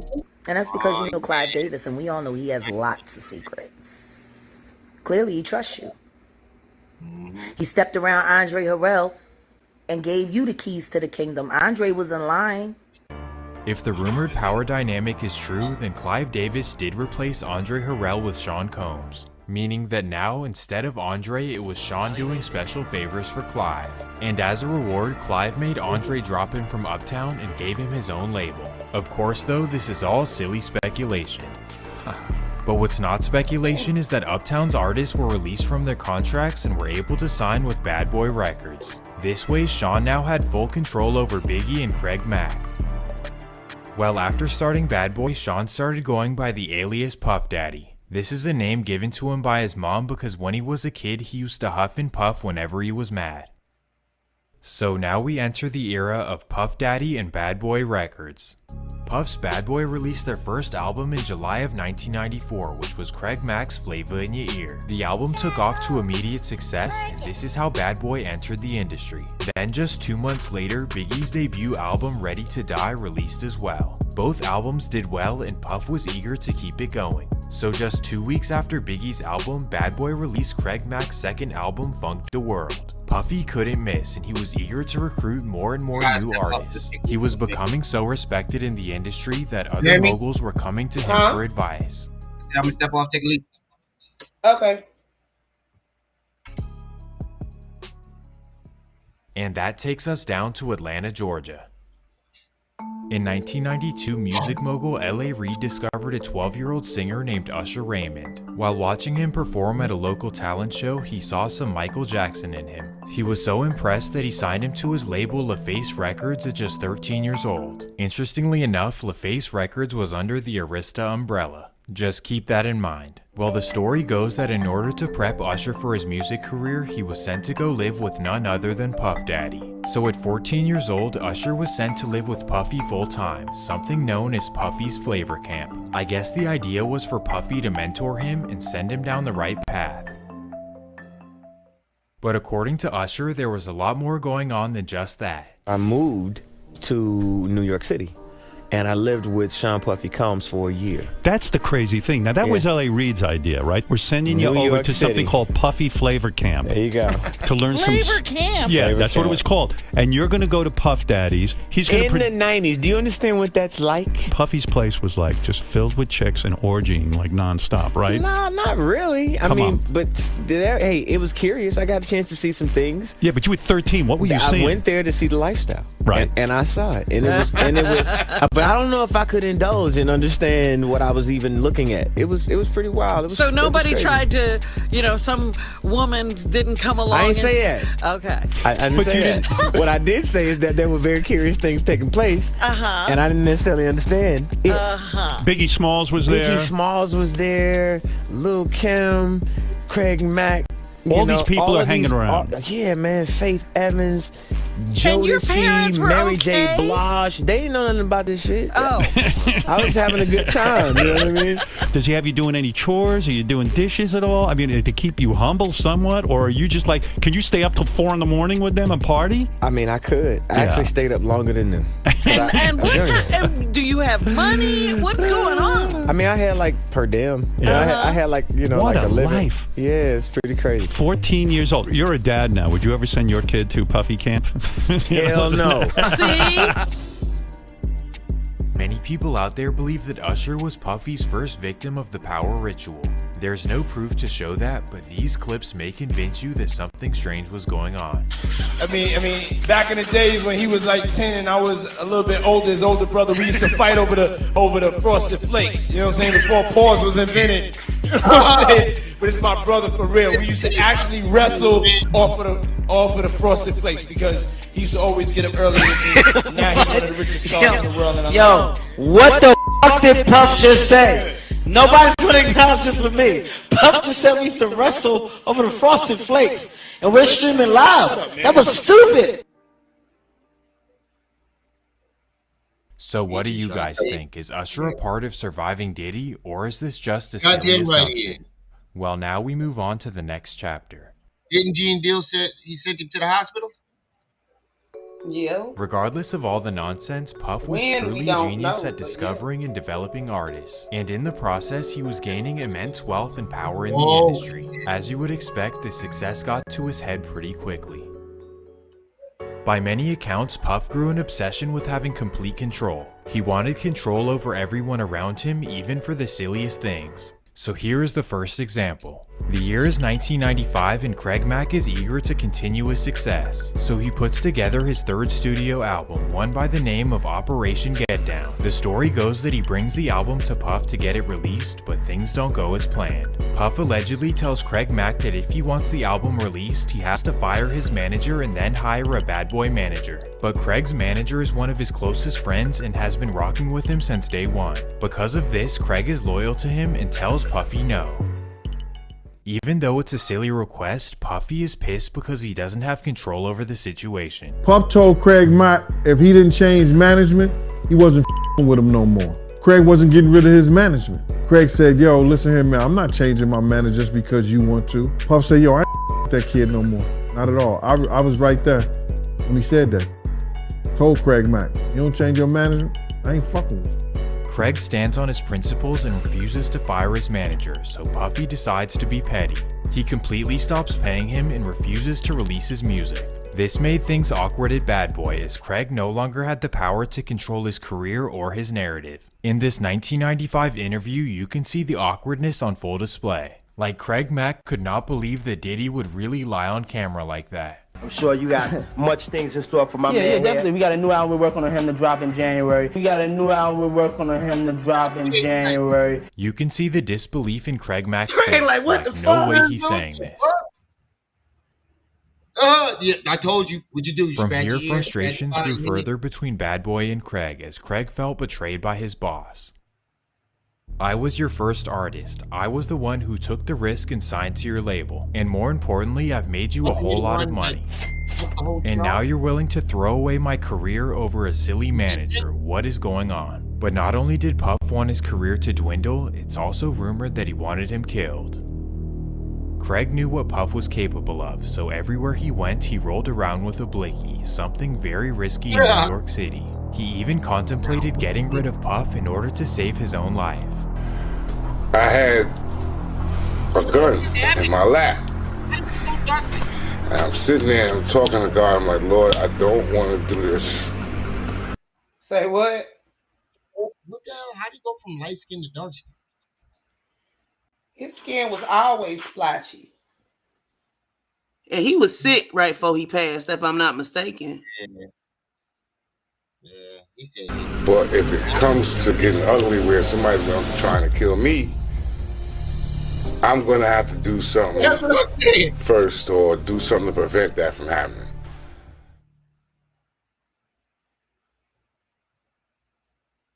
In what world should an artist have to fear for his life because his own boss wants to harm him? Well, Craig says that Puff tried to set him up at the studio, but when he showed up with certified goons, he decided to back off. So thankfully, the situation didn't end terribly, but it was the start of a new era for Puffy. Not only had he become a control freak, but now he was bringing the threat of violence to the table. Slowly, the golden child of the industry was becoming the villain behind closed doors. And now we enter Diddy's violent era. While the Craig Mack drama was taking place internally, a whole nother beef was stewing in the industry. By the fall of 1994, Bad Boy had competition for rap's biggest label, and this would be California's Death Row Records. Particularly, Tupac had become the biggest star in rap and everyone wanted a feature. In this case, Uptown Records producer Ron G wanted Tupac to record a verse for Biggie Smalls. So Pac asked for $7,000 and Bad Boy agreed to pay for the verse. So Pac records the verse with Ron G and then is told to go to the Quad Studios in Manhattan to pick up the money. And that takes us to November 30th, 1994. Pac arrives in Manhattan and walks to the Quad Studios. As he's entering the building, he hears some Bad Boy associates yelling his name from the upstairs window. Pac is excited to meet with Bad Boy and he walks in the lobby to take the elevator upstairs. But as he approaches the elevators, two men in masks are waiting for him right there. Before he can run, the men whip out and reach for his pockets. Pac tries to fight them off, but that's when the men make a wild decision.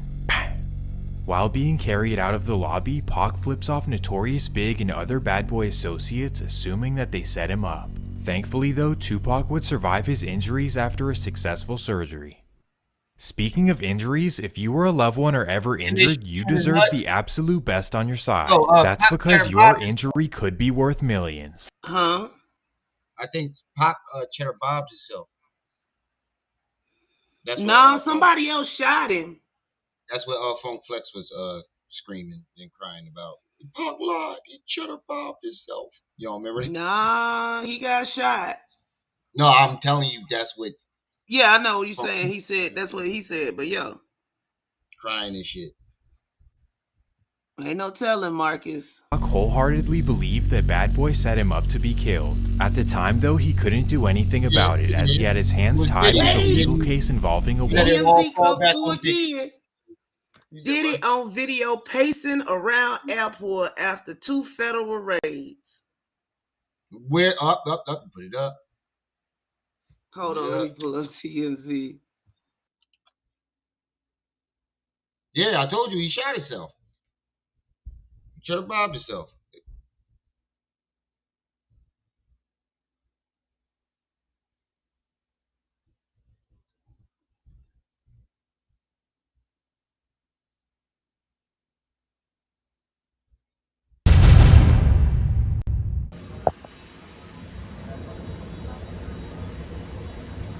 can't see. That big. Put it up full screen. I guess you wonder what's gonna happen next, Diddy. I know. Oh, he looked like he in a daze. He high.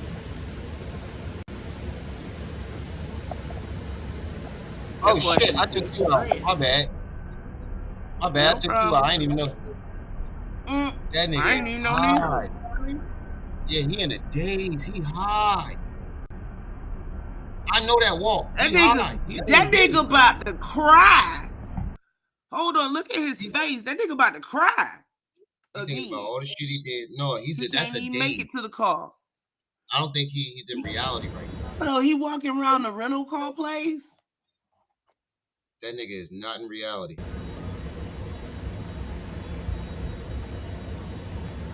Didn't they know Shadow? I guess you wonder what's gonna happen next, Diddy.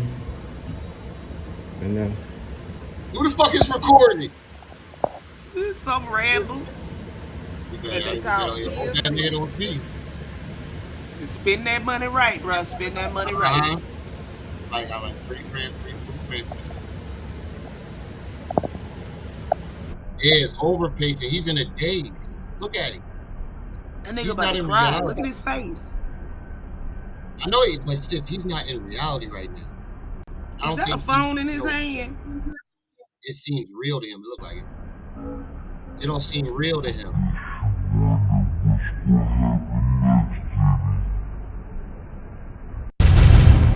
TMZ petty for that. They slow mo.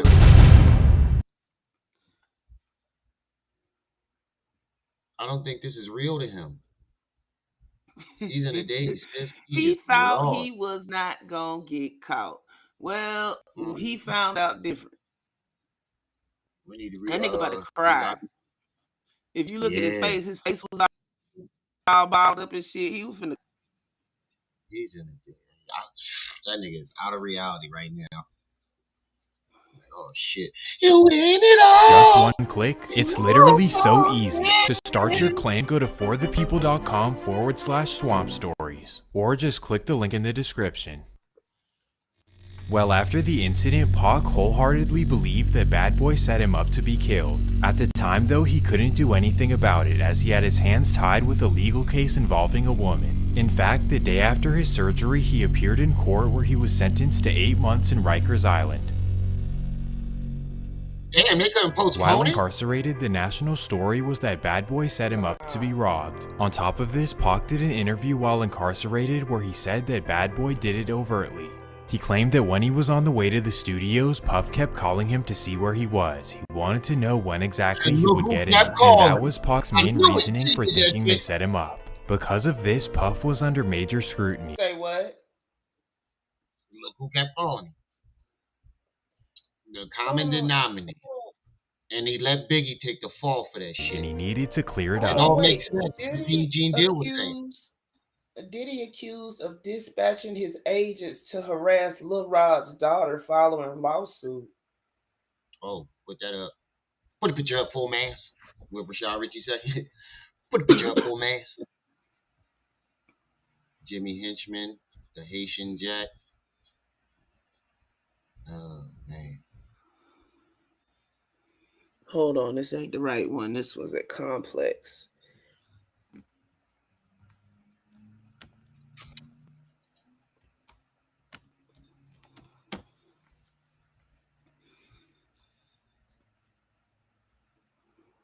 This ain't the one I saw, but it's one on here about Lil Rod.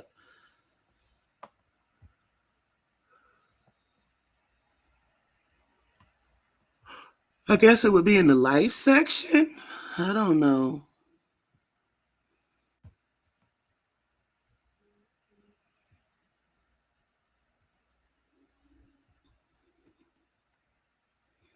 Here you go. Oh, wait, this is the wrong tab. Hold on. Y'all can't see what I'm doing anyhow. Okay. Diddy accused of dispatching his agents to harass Lil Rod's daughter following the lawsuit. A lawyer for Lil Rod has accused Diddy of concerning behavior following their client's recently headlined lawsuit. As reported in February, Rodney Lil Rod Jones Jr.'s $30 million lawsuit was the latest to name the Bad Boy record founder, who was last year accused of the R word and abuse in a quickly settled lawsuit from Cassie. Oh, wow. Hold on. Over the weekend, All Hip Hop reported that a recent communication to a New York judge from Rod's lawyer, Tyrone A. Blackburn, saw Diddy being further accused of orchestrating harassment and planning stories. Blackburn's statement alleges that Diddy, through his representatives, has engaged in concerning behavior in reaction to the suit. Specific examples given of the alleged behavior include manufacturing stories about Jones on TMZ and dispatching his agents to harass Jones' 8-year-old daughter, the mother of his child, and ex-spouses. Additionally, Diddy is accused of trying to get in touch with Jones through unspecified third parties. Shadow, I think you're right. You did. I think I did hear Hassan say something about Haitian Gag in the ring. I think I know exactly what you're talking about. Now go ahead.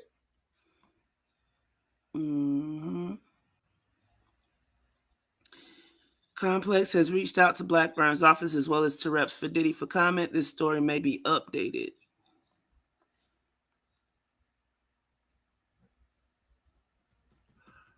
So, ever since old boy put in the lawsuit, Diddy been harassing his daughter. That's some BS. And this came out today. Thanks, Complex. And now you want to, why did you wait so long?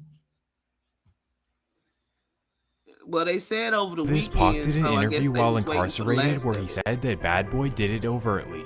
He claimed that when he was on the way to the studios, Puff kept calling him to see where he was. He wanted to know when exactly he would get in, and that was Pac's main reasoning for thinking they set him up. Because of this, Puff was under major scrutiny, and he needed to clear it up. So I saw him saying what's up to me. I'm about to get on the elevator, and he comes out shot. But Tupac honestly pissed off, you know what I'm saying? Because first of all, he look like he's lying. Look at him, he's lying. Look at his face. He always look like he lying. Look at his face. But look when Biggie talk, he's looking like, come on, say what I told you to say.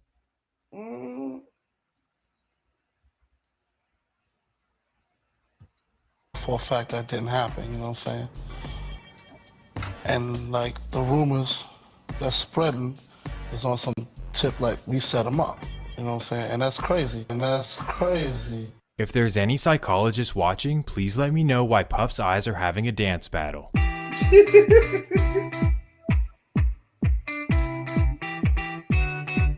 Anyways, Puff was not done clearing the air. In fact, he visited Tupac at Rikers Island to assure him that Bad Boy had nothing to do with it. But was this really the case? Because Puff's bodyguard claims that he let this happen to Pac. The people who knew what was going to happen to Pac was in the studio, was in the part of the Quad studio with Jimmy Hitchman, and that was Andre Harrell and Puffy. So Puff knew, Andre Harrell knew. If Gene Deal's perspective hasn't convinced you, then maybe what happens next will. In February of 1995, Biggie released a hit song called Who Shot Ya, which many people think is a Tupac diss. And one of these people was Pac himself, who felt betrayed and lied to by Puff. You told me one thing to my face, but your actions proved otherwise. To an alpha male like Pac, that was the ultimate disrespect. Well, after the record, all peace was off the table and Death Row cut ties with Bad Boy. That takes us to August 3rd, 1995. It's the annual Source Awards in New York City, and Death Row are nominated for Soundtrack of the Year. Of course, tensions are in the air because the show is in New York, and everyone is curious if anything will happen. Well, No, I was talking about what Suge said. You don't want to dancing all in the videos. Snoop had some heart that night, though. Snoop, y'all love us. Y'all love you. Look at the angel on stage, the fucking skinny ass. That's because he was standing behind Suge Knight, big ass. Well, Death Row wins the award and Suge takes the stage. First of all, I'd like to thank God. Second of all, I'd like to thank my whole entire Death Row family on both sides, you know what I'm saying? Like I tell Tupac, keep his guards up. We ride with him.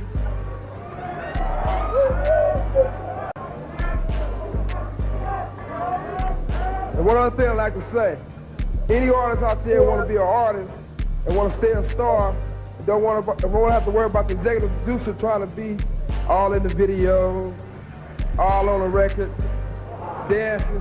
Come to Death Row.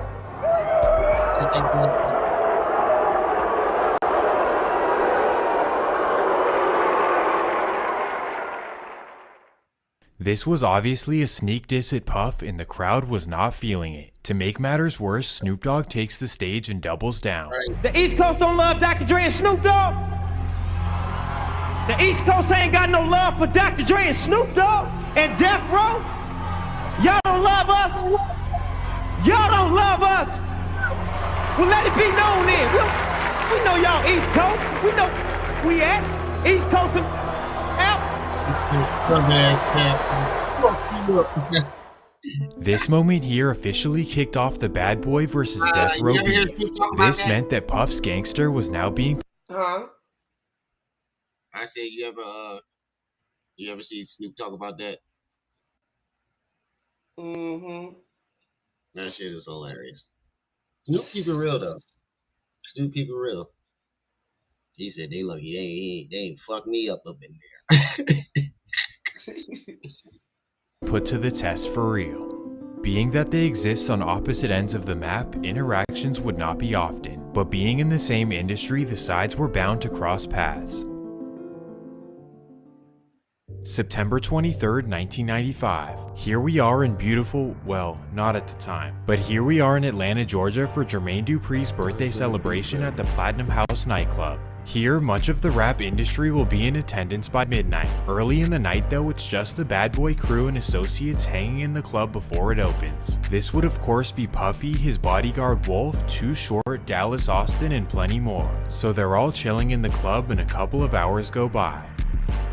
And this is when they receive some unexpected visitors. At 10 p.m., the Death Row crew arrive at the Platinum House parking lot. First, a Death Row associate named Big Jake walks in the club to scope it out. He then looks around and sees Puff Daddy and Jermaine Dupri sitting at a table in the corner. He instantly walks back to the parking lot to tell Suge where they are. Then together, the massive duo walk into the club headed for Puffy. They walk straight up to the table, and that's when Suge Knight slaps Jermaine Dupri directly across the face. This is simply to get to Puffy, who's standing right behind him. Suge then grabs Puff by his arm and brings him in. He begins yelling at Puff, but that's when Wolf gets in between them. He tells Suge it's not gonna go down like that. So it turns into a brawl, and they're all escorted out of the club. After all this, Suge and Puff actually hug it out and squash the beef. But then out of nowhere, shots go off across the street. So they all duck down and look over to see what's going on. All it is a man across the street shooting his gun into the air. But while everyone is distracted, a man walks right behind Big Jake. We own the club, the Platinum House. I had been at Jermaine Dupri's party and I seen Jake, and he was looking for Puff and they was looking for Jermaine and them there. And I didn't see them at their own party. Jermaine Dupri, his security, Puff with Wolf. And Jake looks in and see these guys. Suge came back, boom, boom, boom, boom, boom, boom, boom. He came right in and slapped the shit out of Jermaine Dupri. Bah! And Puff was standing right there, and he snatched Puff with one hand. Suge had him with one hand and was shaking him. Then Wolf reached over and grabbed him. Shit ain't going down like this no more. Standing there, Suge's in front of with Puff. They walked to the limo. All of a sudden, somebody started shooting across the street. And I could see the dude just busting. Pop, pop, pop, pop, pop. They were called the play for the overlay. They started shooting across the street to make everybody look. We looked. The dude came out of nowhere and just touched Jake. And Jake was about 400 pounds. Big Jake was Suge's best friend and Death Row security wherever they went. So this loss was devastating to Death Row, but they had no idea who did it. But then a few days later, 3 witnesses reported that Puff's bodyguard Wolf was the assailant. Whoa, did Puff's bodyguard take out Suge Knight's best friend? Well, about a week later, Wolf was arrested for the incident. So, does this mean that Puff ordered the hit of Suge Knight's best friend? Death Row definitely assumes so, but Wolf was able to beat his case about a year later.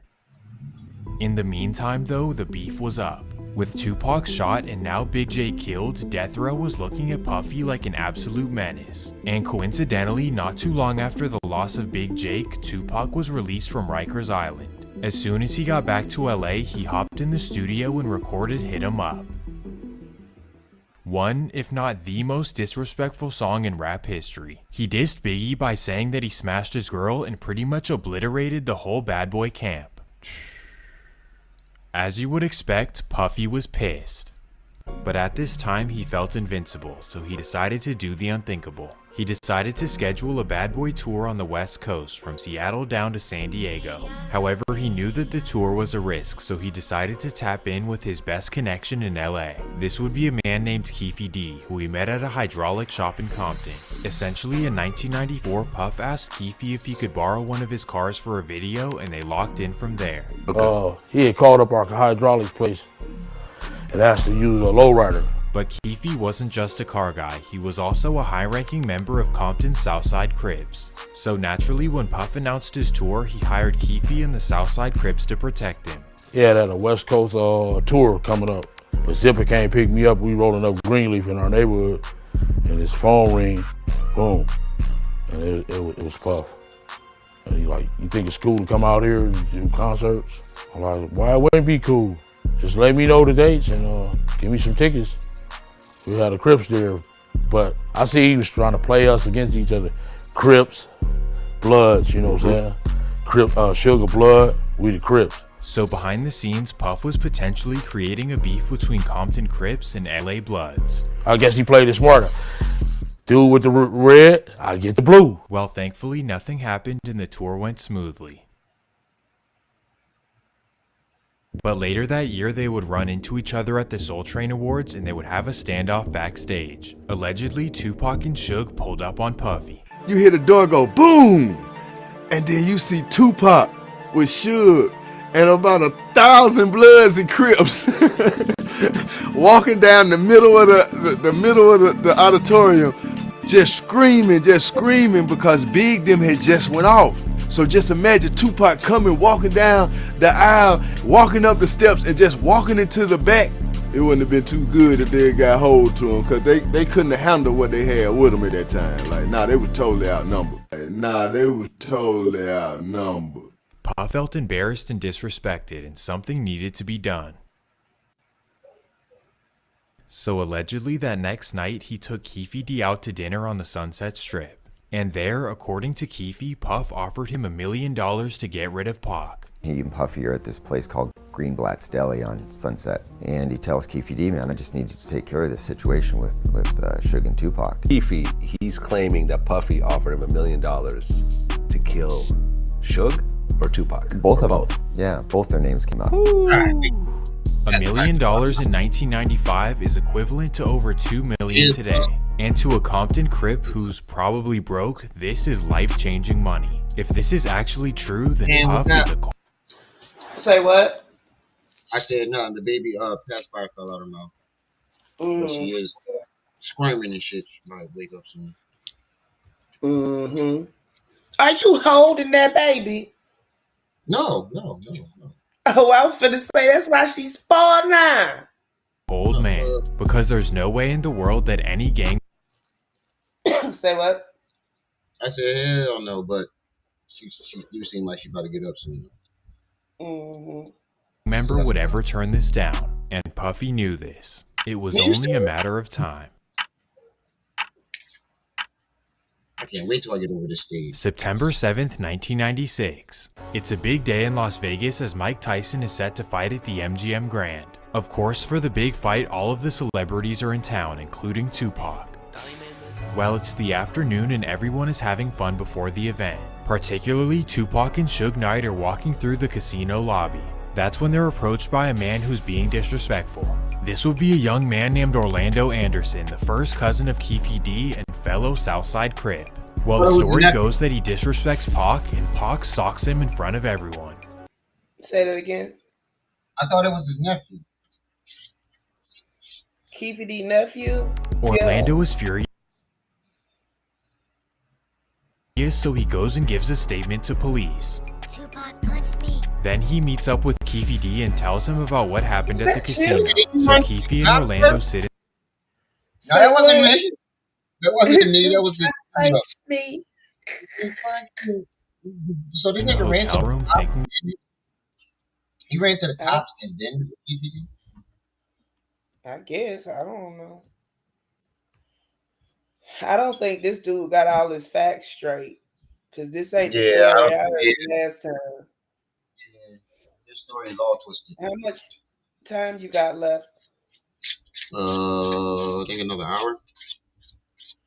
Okay. Why? I'm just asking. about what they can do. If you wake up, I might need you to take the last one. Yeah. Then they get a call from a very important factor. This would be a New York plug and associate of Puffy by the name of Eric Von Zip. Zip allegedly calls them and says to meet in his rental car. Keefe and Orlando hop in and he hands them a Glock 40. They then hop out and Zip takes off. Keefe and Orlando then hop in their own car. 11 p.m.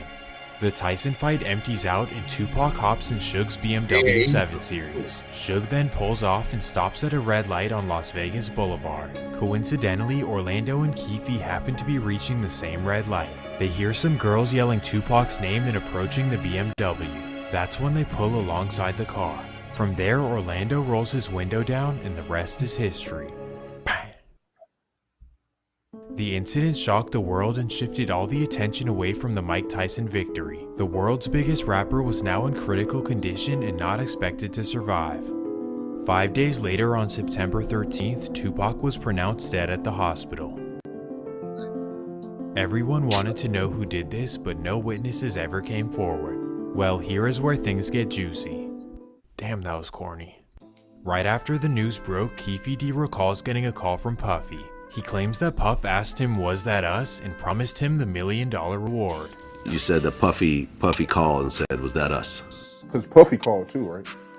Yeah, him and he said Big's wife. What's her name? Faith. Yeah. So tell me about that. Them two calls. Damn, He just asked, "Was that us?" Who said Dirty bro. Puff did.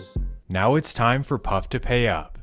He allegedly sends $1 million check to Zip and tells him to wire it to Keefe. Zip had a check in his right pocket, right back pocket, and that check was for $1 million.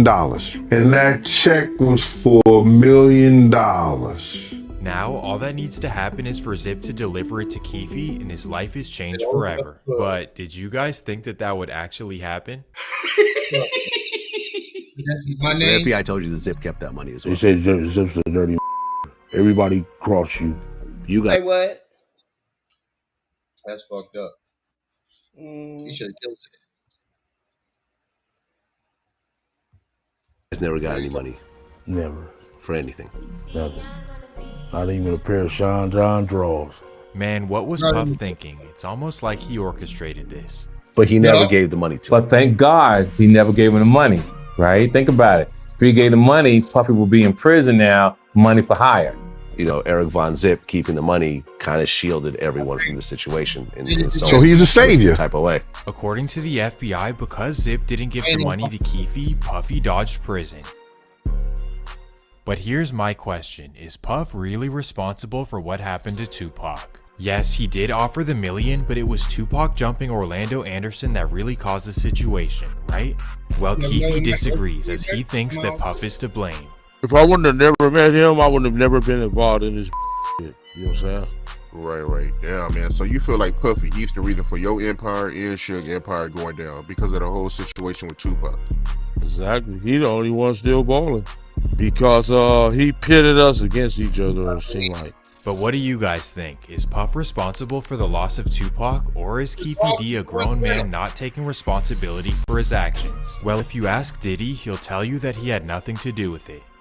Now, it was this documentary that claimed, which we know wasn't true. Yeah, check this out. We don't talk about things that are nonsense. We don't even entertain nonsense, my brother. So we not even gonna even go there, with all due respect, but it's nonsense. Which we never believed, by the way. Yeah, thank you. That sounds like a guilty Regardless of what you believe, the truth is that Puff was becoming the boogeyman of the rap game. With Big Jake and now Pac gone, Puff felt like nobody could mess with him. His violent ways were just starting, and that takes us to the next chapter of the story. After the passing of Tupac, Puff went about his life like nothing had happened. But for whatever reason, his bad boy artists were not so secure in their ways. In fact, they were very cautious of their whereabouts and made sure to avoid California at all costs. Eventually, though, they would have to go back to Cali. And that takes us to the Soul Train Awards of 1997. The awards are held in Los Angeles, and because of this, the bad boy artists do not want to go. In particular, Mace thinks it's too risky, and Biggie decides to not go at all. He happens to have a broken femur, and he tells Puff that he's in too much pain to fly back and forth. He also mentions that going to LA is not the best idea, which is really the real reason. But Puff tells him that he'll be safe and nothing will happen. And according to the bad boy president Kirk Burroughs, he kept convincing him relentlessly. We could not go, but Biggie did have an inconvenience. He had a car accident. I think it was in Brooklyn, maybe downtown Brooklyn. He had a broken femur at that time, and he was recovering from that. Yeah, he's big size. Yeah, Shadow. Swamp Stories that took bits from everybody interviews and then made a documentary, quote unquote. He's a psychopath, yo. Yeah, Biggie could barely walk. They was trying to get him back home, but Puffy insisted. Person could not really sit comfortably in a plane, not even first class, with a cast on. It was uncomfortable. He was talked into. Say what? And Diddy didn't go himself, right? No, Diddy was in Cali. Oh yeah, he said that the cars. He was in the first car. Guards off, but he took the guards off of Biggie. That's what yeah. G said. Yeah, Diddy was there. He was just in the first car. Biggie was in the second car. To going to the LA portion of the trip. Strangely though, Puff doesn't care if Biggie goes to the award show. He really just wants him at the after party. Yo, that whole week, man, Puff was like, yo, man, yo, Big, you gotta come to this party, you know, and he wasn't getting a response that he needed from Big to make sure that he was going to the party.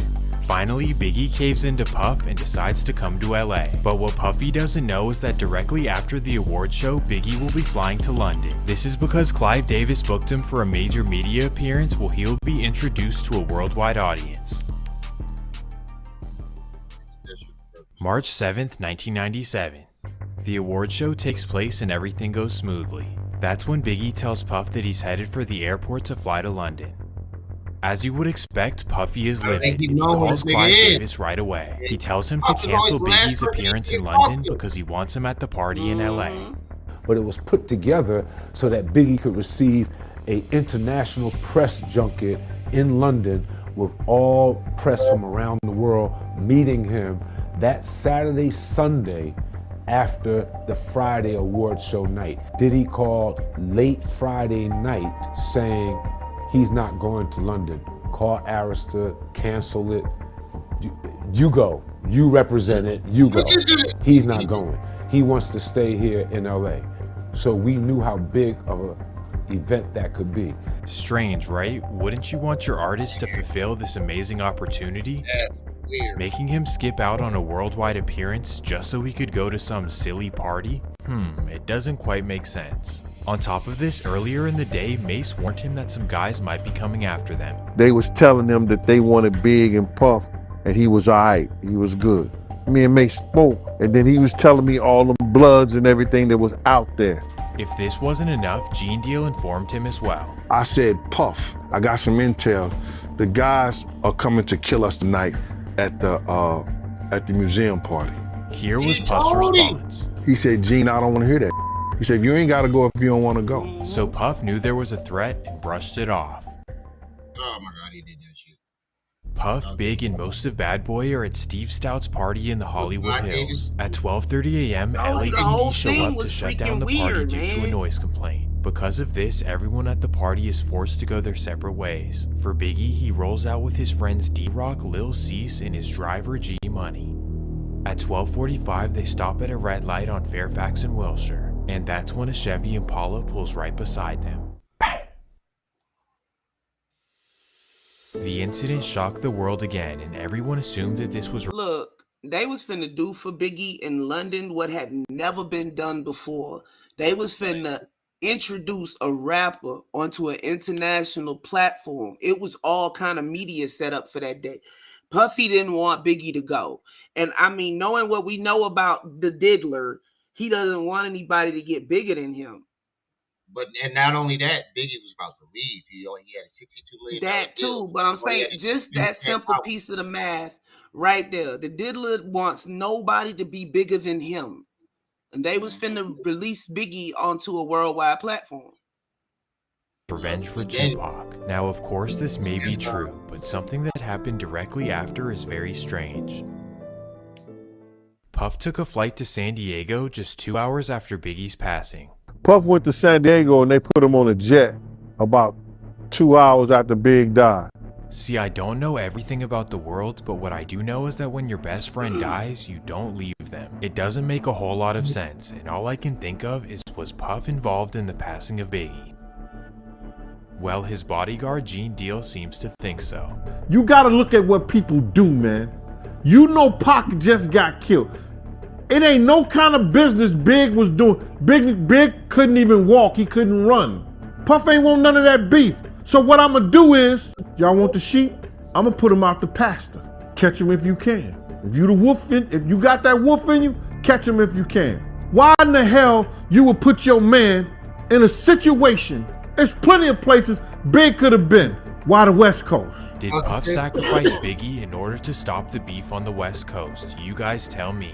There's no way that Puff would do this to his closest friend and main artist, right? I mean, after his passing, he even... The nigga got the man killed and then went and did a song about it. And was dancing in the video. I know. In the rain. In the rain. Like he was oh so sad.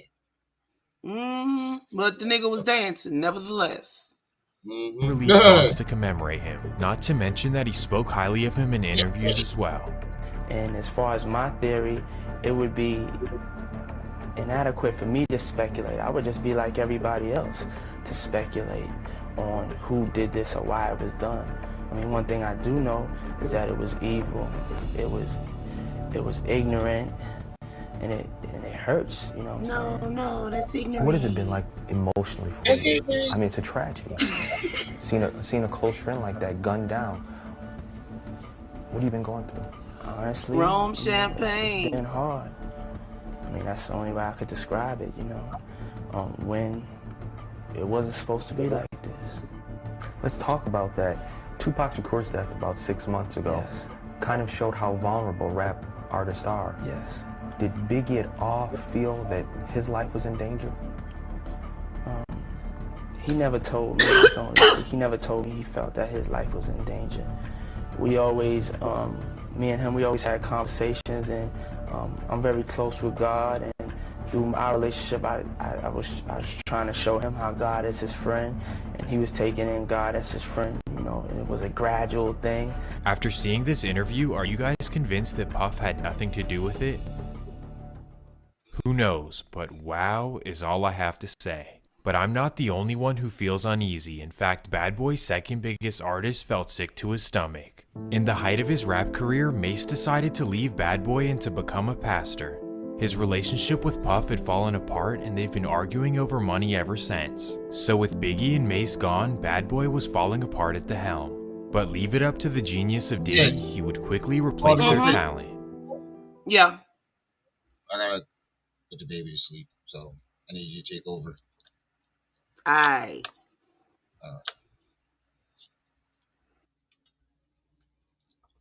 Oh shit, I took you out. Oh wait, no. God damn it. I'm in charge, y'all. I see it, so genius. I'm finna gear it up in a minute, cue it up in a minute. In 1998, Puffy would discover an East Flatbush rapper by the name of Shine Poe. Shine was brought to him by DJ Clark Kent, and he was so impressed that he signed him to a major deal on the spot. The deal was worth millions of dollars, and Shine was given 3 cars and 2 homes. Shine was Diddy's new protege, and it was working out really well. They were quote-unquote best friends, and Puffy had him rolling with him everywhere. Maybe he was a changed man, and this was the artist he was not gonna fall out with. Or maybe Sean Combs just is who he is. December 27th, 1999. It's a big night for Shine as his debut album is finally finished and it's ready to drop after New Year's. So to celebrate, Puff takes him out to Club New York in Times Square. It's Puffy, his bodyguard Wolf, the infamous J-Lo, and of course Shine.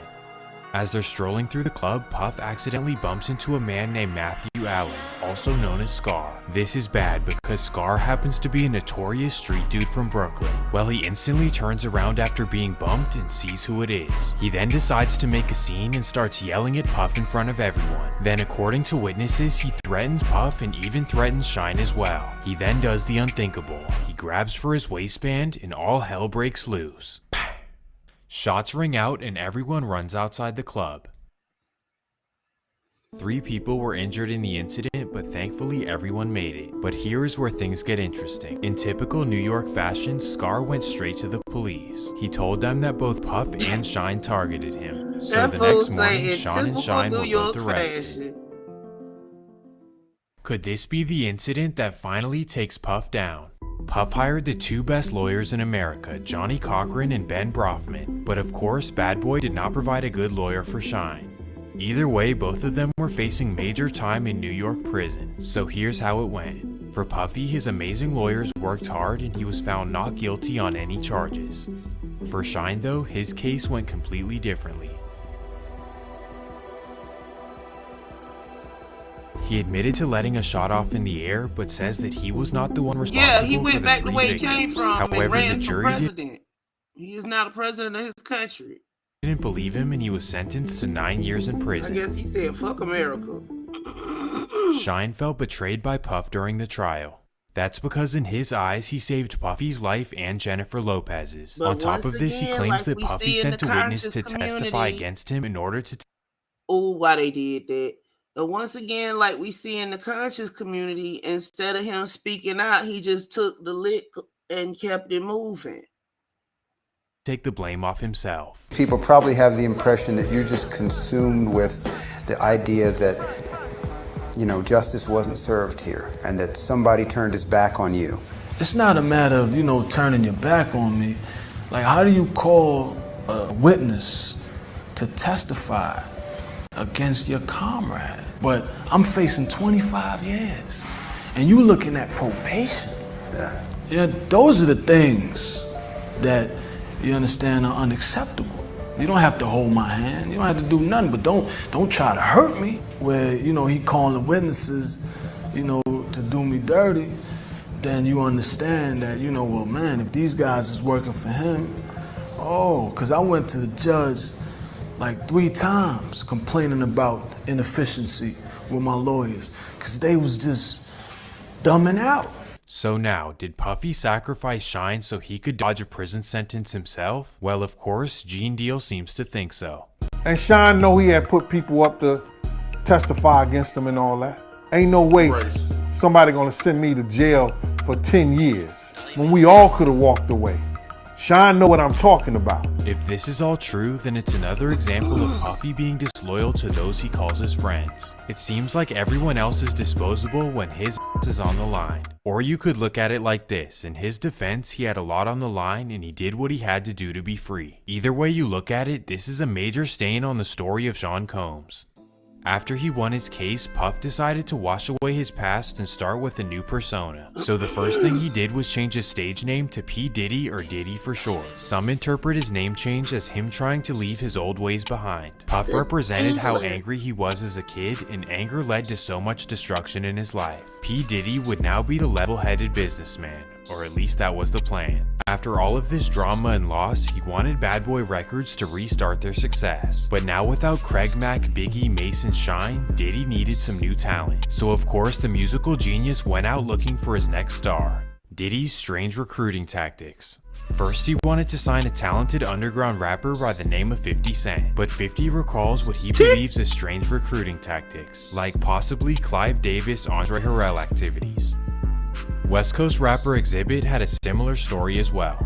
I heard you tell a story before about how Puffy, he took you to a club before and you seen a whole lot of men kissing and you seen a whole lot of weird stuff going on. Man, I ain't gonna touch that man. It's been talked about. Shout out to Puffy. Love, you know what I'm saying? All good. We gonna leave that alone, man. That shit put to bed. Done. Now these two stories could mean absolutely nothing, and that's why I really didn't even want to include them. But this next part is pretty crazy. The year is 2003 and Diddy is looking to sign new artists. But in this case, an artist comes to his desk looking for a deal. This would be New Jack City actor and R&B singer Christopher Williams. Long story short, Christopher got a deal from Bad Boy, but how it happened is the real story. According to Jaguar Wright, the old rituals came back around. She claims that Diddy's lawyer walked into his office and witnessed Christopher Williams giving him favors. I think it was like 03. There was a young woman. She's a lawyer. Or at least she was. She used to be an entertainment lawyer. I hope I won't be putting her in danger while she was working at Bad Boy, because she was one of the lead counsels for Bad Boy Entertainment. She witnessed something. She witnessed something that was disturbing to her. But what was really disturbing to her was the conversation that she had with Diddy after. See, Christopher Williams, I don't know, I guess he wanted to sign. I don't know what happened. But Puff was supposed to be giving him a demo deal, and he gave him a demo deal, and I guess it was supposed to turn into an album deal, which that never happened. But this young woman walked in to get approval on some paperwork, see. And when she walked in, the door wasn't locked, so she didn't think twice about just walking in, and when she walked in, she saw Christopher Williams. Me either, and I just thought he was like, it's power, see. Of course, this is all rumors and speculation, so we'll leave it at that and move on to the next generation of Bad Boy. The next generation would be led by Southern rappers Young Jock and 8 Ball and MJG, both of which would go gold instantly, and the genius of Diddy was on display once again. And finally, with these two, there was no rupture between Diddy and his artists. However, just because things went smoothly with them does not mean that was the case with everyone else. So now we focus on another facet of his life. We enter the chapter of relationship abuse and drama of Diddy. So here is where things get really dark and scary. It all began in 1994 when Diddy got in a relationship with Kim Porter. When they first met, Kim was married to a singer named Al B. Sure, and they shared a son named Quincy. Well, once the relationship with Al B. Sure fell apart, Kim got together with Diddy and they had children of their own. Diddy also adopted her son Quincy, and everything looked like peaches and cream from the outside looking in. But internally, the relationship was on and off for years and rocky to say the least. In fact, the people around them say that Diddy was manipulative, controlling, and abusive towards Kim. Apparently, the relationship was terrible, but they stayed together for the sake of the kids. However, enough was enough and the couple officially went their separate ways in the early 2000s. In any bad relationship, separating is always the healthiest thing to do. Diddy moved on to new relationships and so did Kim. Kind of. During their separation, Diddy's controlling instincts could not hold back. As we now know, when something is out of his control, he absolutely freaks out. Even though he moved on to other women, he could not handle Kim seeing other men. And this is when the Diddy relationship mania truly starts.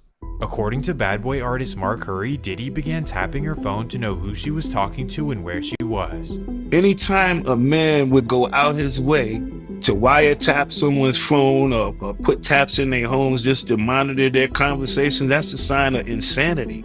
He know everything she doing. As Diddy allegedly overheard all of her conversations, he was bound to hear something that he didn't like. That day would come and it would definitely not be pretty. While listening to her conversations, he overheard her flirting with a man named Shakir Stewart. For those who are unfamiliar, Shakir was a respected lawyer turned record label executive, and at this particular time, he was the head of A&R for LA Reid's LaFace Records. Well, when Diddy overheard his relations with Kim, he allegedly went ballistic. According to lawsuits, Diddy was so mad that he tracked them down and even assaulted them. First, he targeted Shakir Stewart himself. that made him so mad at Shakir Stewart when he went to L.A. Reid party, hit him with the chair. This is bad, but not even the worst part about it. Allegedly, he also broke Kim Porter's nose. Speaking of Kim Porter, because you knew Kim Porter, is it true that Diddy broke her nose? Bust her nose, man.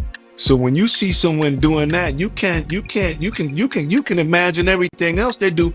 They try to make it seem like she slipped and fell. She slipped and fell and broke her nose. Nah, the truth was she slipped and fell and landed on his fist. If this is true, then that's just flat out terrible. And to make matters worse, it's said that Diddy had a deep hatred for Shakir Stewart even after all of this. Now, I can't prove anything, but something very strange would occur in 2008. On November 1st, 2008, Shakir Stewart was found inside of his Georgia home. According to his friends and family, Shakir was acting paranoid and unusual in the days before his passing. Every time he called me, he was like real melancholy, subdued. He was in a kind of state of paranoia. He was indicating that he was being pursued. He was looking out the windows. He was indicating that he was being pursued. He was looking out the windows. The situation is very mysterious, but I'll leave it up to you guys to determine what you want. Well, now we veer off into another Diddy relationship. In 2005, Diddy found his next bad boy protege. This would be a singer out of New Jersey by the name of Cassie Ventura. Diddy's genius revealed itself once again as Cassie was a success right off the bat. In 2006, she released hit songs Me and You and Long Way to Go and instantly became a household name. But Diddy saw more in her than just music. In fact, he really wanted to date her. So in 2007, a 38-year-old Diddy and a 20-year-old Cassie entered a relationship. The sweethearts of the industry. In front of the cameras, everything looked glamorous. But behind closed doors, things were worse than you can imagine.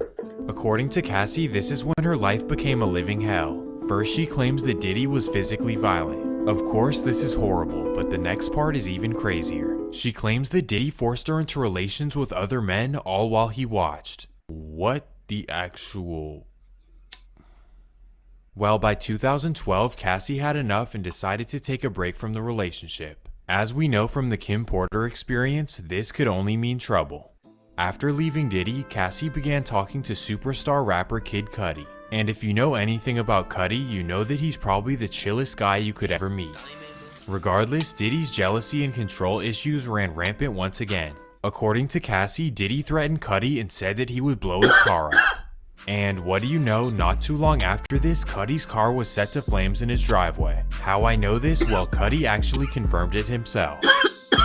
But the jealousy does not end here. Obviously, Kid Cudi and Cassie did not last and they both moved on. Regardless, Diddy was still all up in her business, allegedly tracking her every move. And that leads us to an even crazier story. It's about the year 2012 and here we are in the beautiful Washington, D.C. We're here because Cassie has a studio session with up-and-coming rapper Wale. And before the session, Wale warns his entourage not to stare at Cassie. This is because he knows that Diddy is absolutely nuts for her. Wale been telling us, like before we even get to the studio with him and Cassie in the studio, Wale was already telling us like, man, we better go to the studio with Cassie. Man, Diddy be acting crazy over her. Diddy don't want nobody working around her, so y'all make sure y'all don't look at her too wild or make her feel uncomfortable. Or if you see her security guards or her security guards with her, just prepping us on how crazy Diddy act over her. Like any guys that's around her in her vicinity, while Diddy not around, he kirks off, he goes off. So the DC guys make sure to be as respectful as possible because Diddy could walk in the studio at any moment. And of course, Wale makes sure to keep everything professional. Her and Wale doing what they do in the studio, but they helping each other. It's just professional, y'all. It ain't nothing like, they ain't doing nothing weird. I don't feel no weird vibes. I don't see no flirting or nothing. It's really professional. They making good music. But here's the thing. Diddy does not want anyone with Cassie in the studio. Instead, he wants them to email their verses. I guess they weren't supposed to be there doing it in person together. They were supposed to send it or whatever, but they was trying to keep and do it in person together because they ain't thinking Diddy gonna pop up in here like, Diddy probably somewhere living his natural born life. At least that's what they thought. Cassie's under the impression that Diddy doesn't know where she is, but we know better than that. Crazy over them girls, like super duper stalking, like he be having private investigators following him, no niggas can't go around and he very controlling. I swear to God. So as you would expect, Diddy crashes the studio session.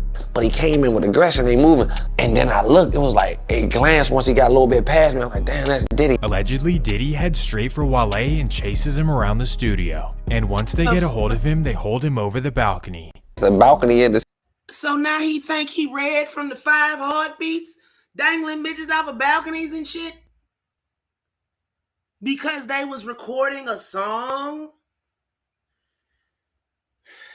Yeah, he need to be in jail. That's true, he need to be in jail.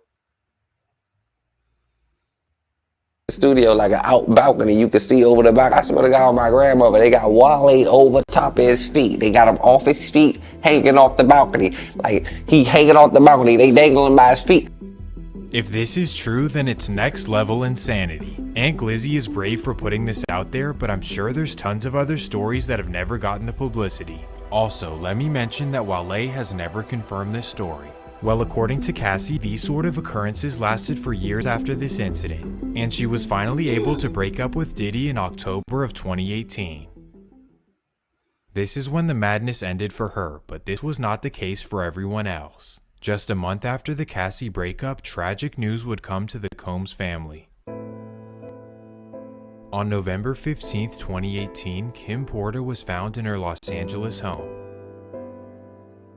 The news was shocking as Kim was such a beautiful and healthy person.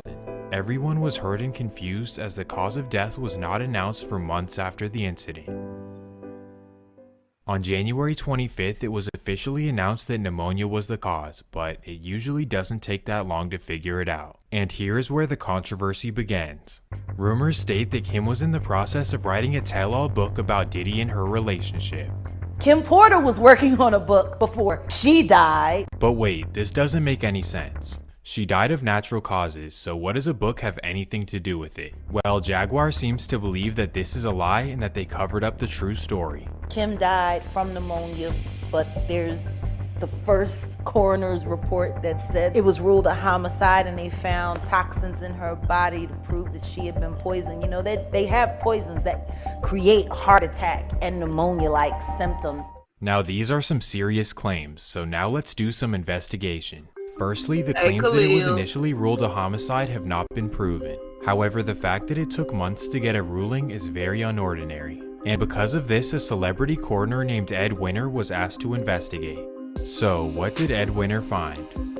Well, he didn't find anything, but not for the reasons you'd think. Ed would sadly pass away of a heart attack not too long after. And as you'd imagine, Kim Porter's case has not been opened since. What do you guys think? Is Diddy powerful enough to take out Kim and Ed Winter? Make of all that what you want, but now we move on to another mysterious case. On May 7th, 2020, Andre Harrell was found in his Hollywood Hills home. The passing was ruled as natural causes as a result of heart failure. Now again, why would this be mysterious? Well, Jaguar has her suspicions. Andre was writing a book right before he died. Okay, so she thinks it's another book, but she also thinks that Diddy always had it in for him. You know, you had it in for Andre because Andre used to make you. I don't know. What do you guys think about this one? Is Diddy responsible for Andre Harrell? Now guess what? The mysterious cases do not end here. Now we focus on the legendary singer I'll Be Sure. Apparently, Al was working on a documentary of Uptown Records and his own life. Well, one day while he was at work, he mysteriously collapsed. He fell into a coma. Well, he had a catastrophic medical emergency, but he is back.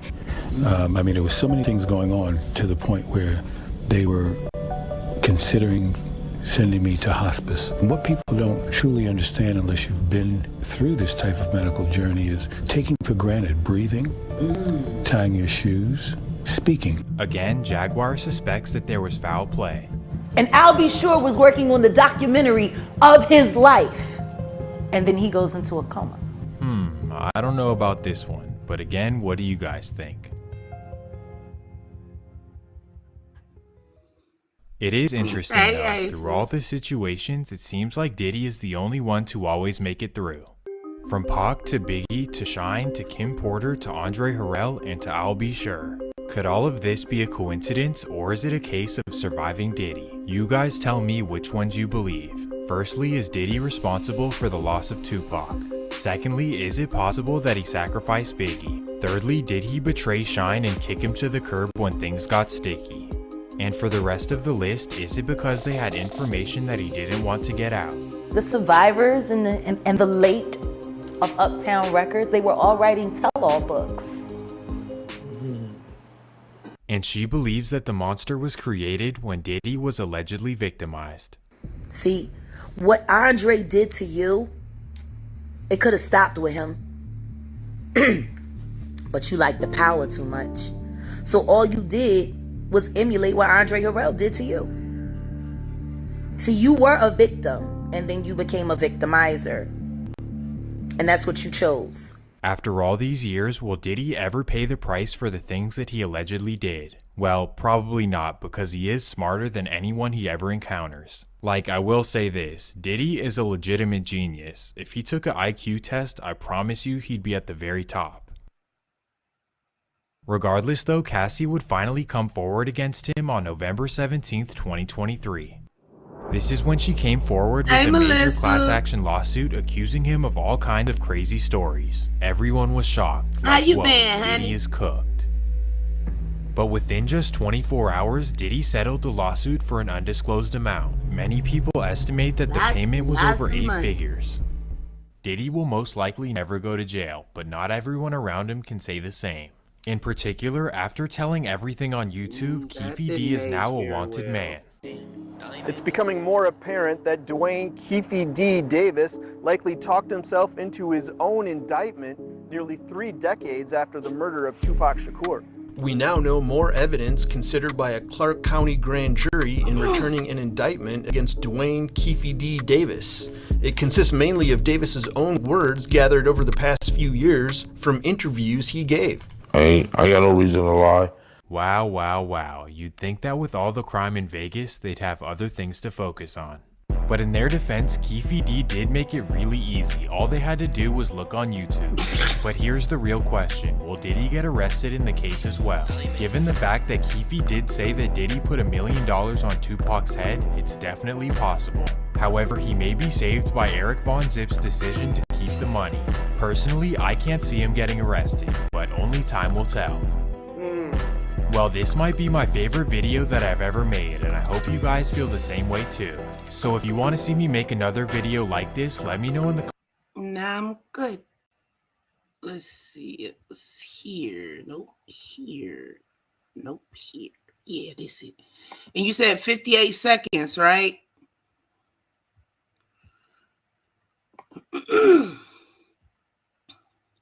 So we gonna start at about. He goes to get slain. This ain't the place to try. I don't know about nobody else, but Diddy, he paced around the airport looking sick in the face. Hold on, let me see if it's an update.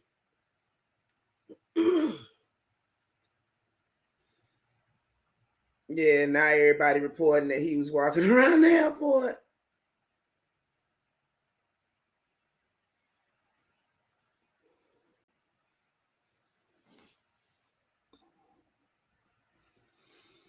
Okay, since his homes have been raided, are they done? Can he go back in them, or like, is he just, they say, pacing around freely with cell phone in hand? Well, he must have went and got another one because they seized all his devices.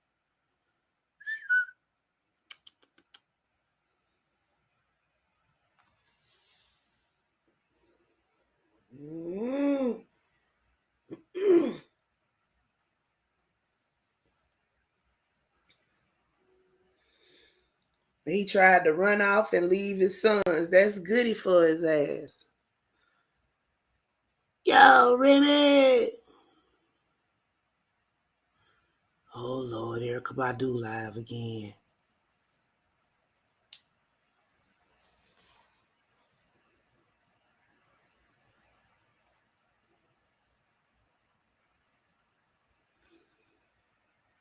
54. Yeah, he's 54.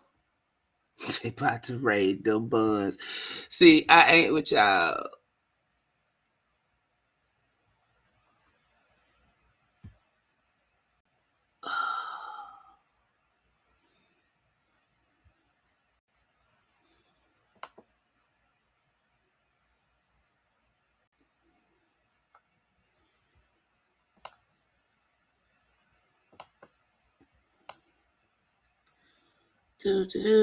Bear with me for a moment here. I had to check something else out.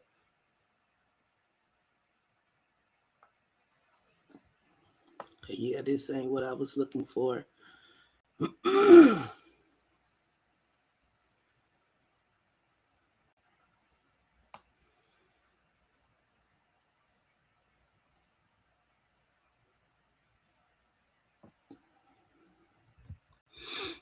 Okay, that's good. Natural causes and pneumonia. Yeah, Jay, we had started. Did we start reading Bling? Hold on, let me check my Kindle.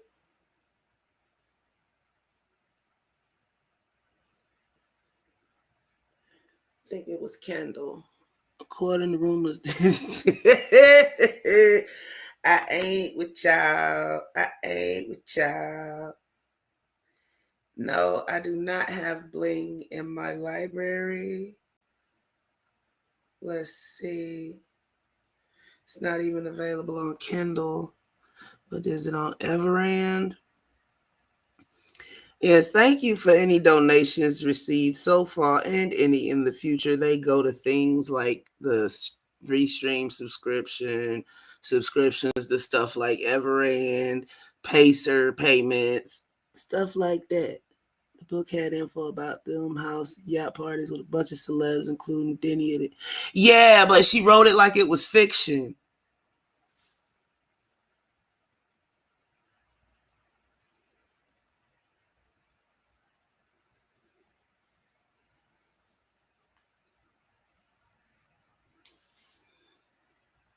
They kicked you out, So Genius?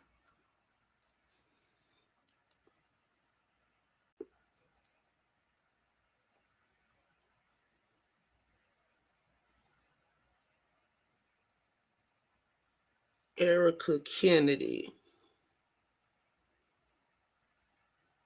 Yeah, that's the one.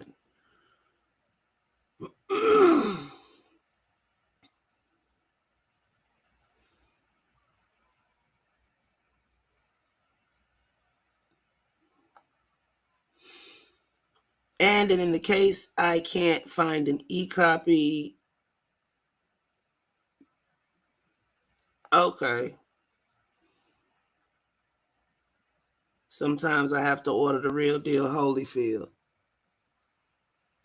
Right, Melissa. Dang, they want $75 for the hardcover? They bugging.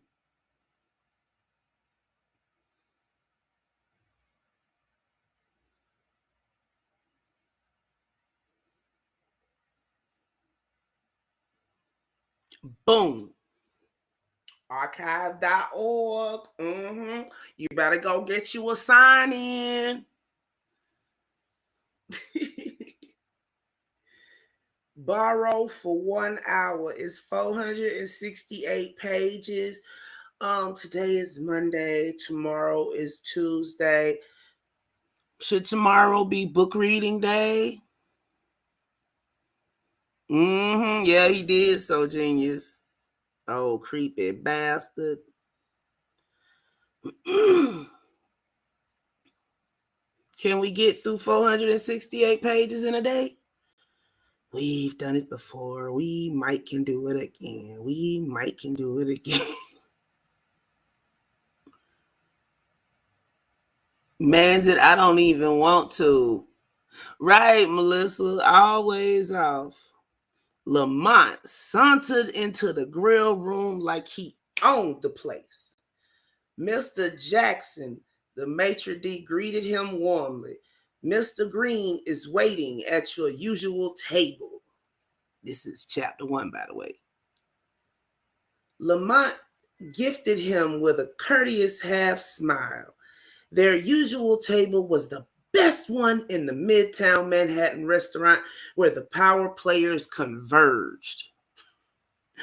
A dark-skinned man with an imposing build and a cocksure swagger, Lamont Jackson was not conventionally handsome. Rather, he had that well-groomed sheen particular to rich, image-conscious men. He cut a formidable swath as he strode through the room in his favorite Briani suit, chin up, acknowledging fellow members of the media elite with friendly nods, the masculine scent of his Bulgari cologne lingering in his wake. He derived a soul-deep satisfaction from being watched, being known. He felt their eyes upon him as he approached Irv Green, the 66-year-old chairman of Augusta Music, who had been ranked number 10 on last year's Entertainment Weekly Power 100. After his own record label had achieved its best year to date, Lamont had landed in the magazine's annual honorable mention spot at 100.5. An insult. He would have preferred not to have been mentioned at all. Lamont consulted his Petit Philippe as he slid into the booth. Am I late? Irv Green was a stickler for punctuality. It was something he and Lamont had in common. No, Irv said cordially, not bothering to get up. Right on time. They enjoyed a warm professional relationship. There was no need for formality, though if Lamont had arrived first, he would have instinctively stood to greet the music industry legend. They ordered lunch and made small talk until Irv finally addressed the unspoken topic hanging in the air. So it's true, he announced between bites of salmon. Really? Lamont attempted to sound surprised, even though rumors had been swirling for a month. They want you out? Yeah, Irv said. The fuckers. He leaned over and in a confidential whisper said, so everyone knows already, huh? Well, not everyone. What are people saying?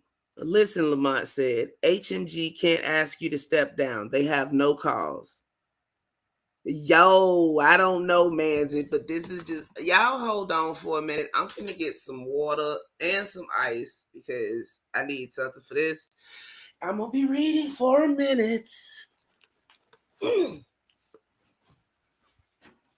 So y'all talk in the chat.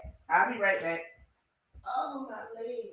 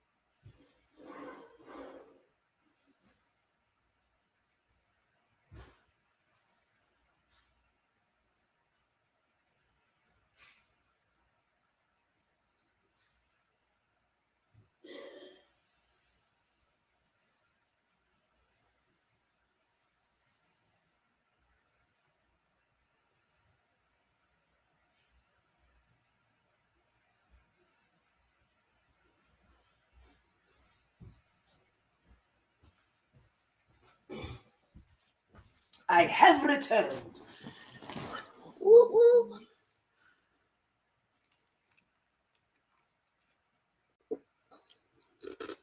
It could be Aces. It very well could be. Let's address this warmness. Man, I ain't with y'all. Okay. None, Irv agreed immediately. It's a forced retirement. He was reconciled to the fact that he was being pushed out as the head of Augusta, where he had been cranking out hits for more than 30 years. I don't know, Augusta kind of sounds like Arista Records. What BS, Lamont spat, truly outraged. Even at 38 years old, as the CEO of Triple Large Entertainment, the hip hop label he'd founded in a joint venture with Augusta, Lamont was feeling the heat from younger moguls in training. BS it is, Irv sighed, but we operate in a world that worships the young and exiles the old. He shrugged. He'd been wrestling with the dilemma for a month and had let go of the anger. Technically, Lamont had to report to Irv, but mostly he was the master of his own ship. So Lamont in this equation would be Diddy, and Irv would be Andre Harrell, right? Allegedly. Technically, Lamont had to report to Irv, but mostly he was the master of his own ship. Irv wasn't going to tell Lamont, an African American who had the pulse of urban culture, how to run a hip hop label. Okay, so it's not Andre Harrell, it's Clive Davis. Irv had been one of Lamont's most vocal supporters to the higher ups at HMG, the German conglomerate that owned Augusta, the same fuckers who were trying to push Irv out of his job. You remember the first time we had lunch here, Lamont reflected, 9 years ago when we were working out the joint venture. I remember it like it was yesterday, Irv said. You had on jeans that were too baggy, Air Jordans, a yellow hooded Morehouse sweatshirt, and you kept taking calls on a cell phone that was the size of a brick. I was embarrassed to be seen with you. Lamont didn't want to be reminded of that. But remember what you said to me that day? People were just starting to realize hip hop wasn't a passing fad.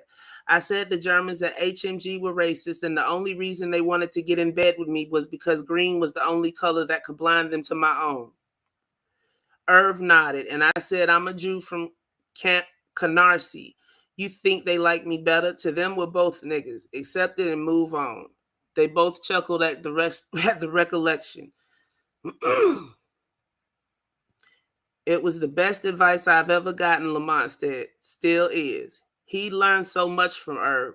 How to handle corporate politics, how to groom and break an artist, even how to dress. Lamont looked at Irv now, casually attired in a white shirt, no tie, what was left of his dark brown hair elegantly slicked back.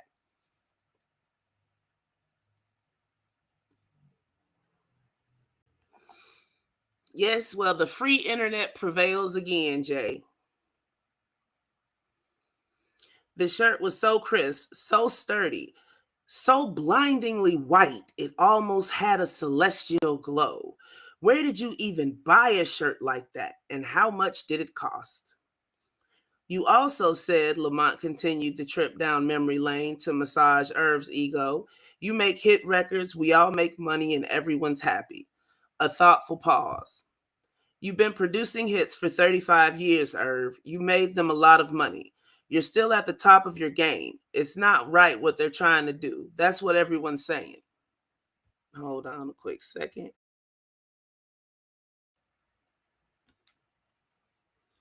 Irv smiled and raised his glass in appreciation.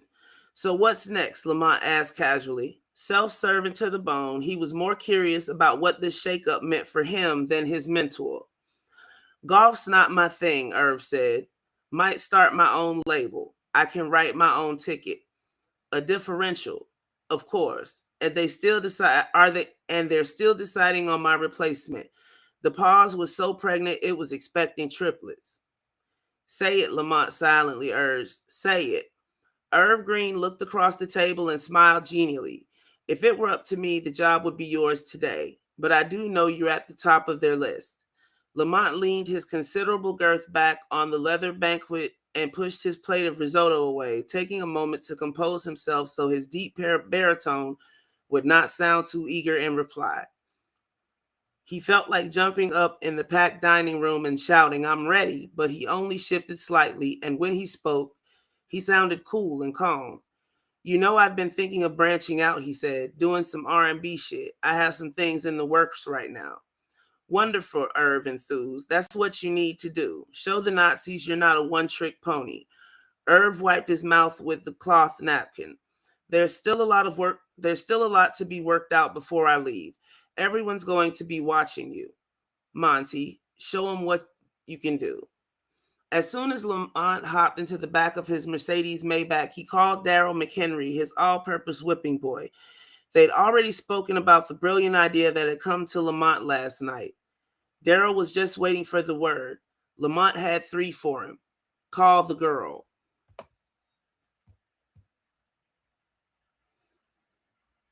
Oh, look, my screen is black.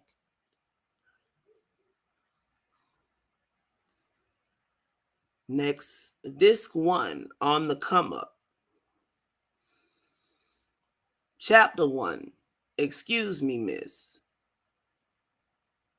'Cause we ain't nobody, LaToya said. Lakeisha turned from peering out the window of the Chesterfield Hotel, annoyed because her question, why they got us staying in this bum-ass hotel, had been a rhetorical one. There was no view. Just another hotel across 37th Street.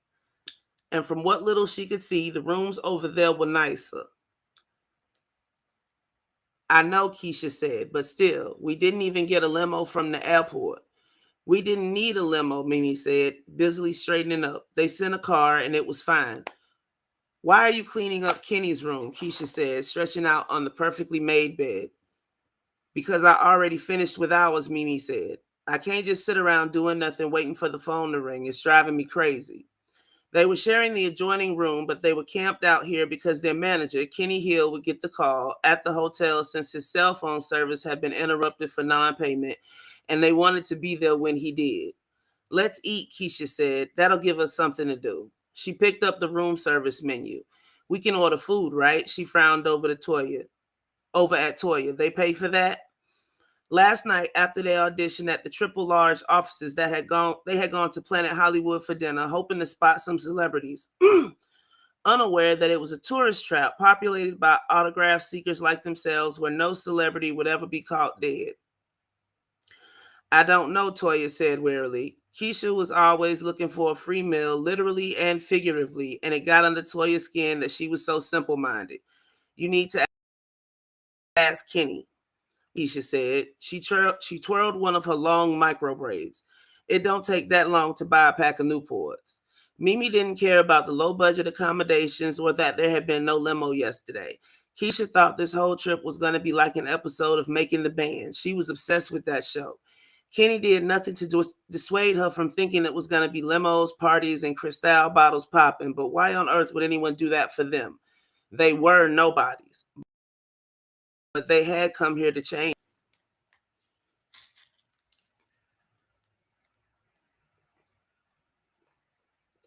Keep in mind that this book is supposed to be nonfiction. No, Remy went to go take care of the baby realism. The baby woke up, so he had to put her back to bed.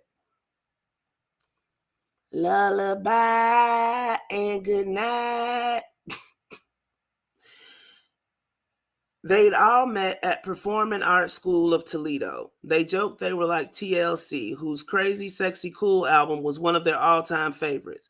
Keisha, big-boned and equipped with a razor-sharp tongue, was the crazy component. Toya, a round-faced girl with a heartwarming smile and a degree of self-assurance that belied her years, was the cool. And Mimi, well, she wasn't wild like Keisha, and she didn't possess Toya's innate confidence, so sometimes she felt she got the sexy slot by default. No doubt, Mimi was pretty. Since she was a baby, everyone had remarked on it. But in her usual baggy gear, sexy she was not. Tight jeans and midriff bearing tops invited attention, and as a biracial girl in a predominantly black school, she already stood out enough. All she'd ever wanted was to blend in. Her mother, Angela, was Italian, and Mimi couldn't remember her Haitian father. Jacques Bertrand had run out on Angela a year after their only child was born, and the annual birthday cards that had arrived late with no return address stopped arriving altogether after Mimi's 8th birthday.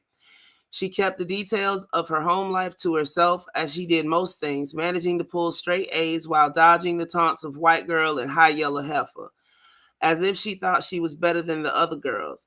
Just like many of them, she was raised by an overworked single mother. She rode the bus to school from the bad side of town, and the clothes over which they ran a disapproving "you think you cute" eye were paid for by the after-school jobs she'd been juggling since she was 14. She never made her looks an issue. They did.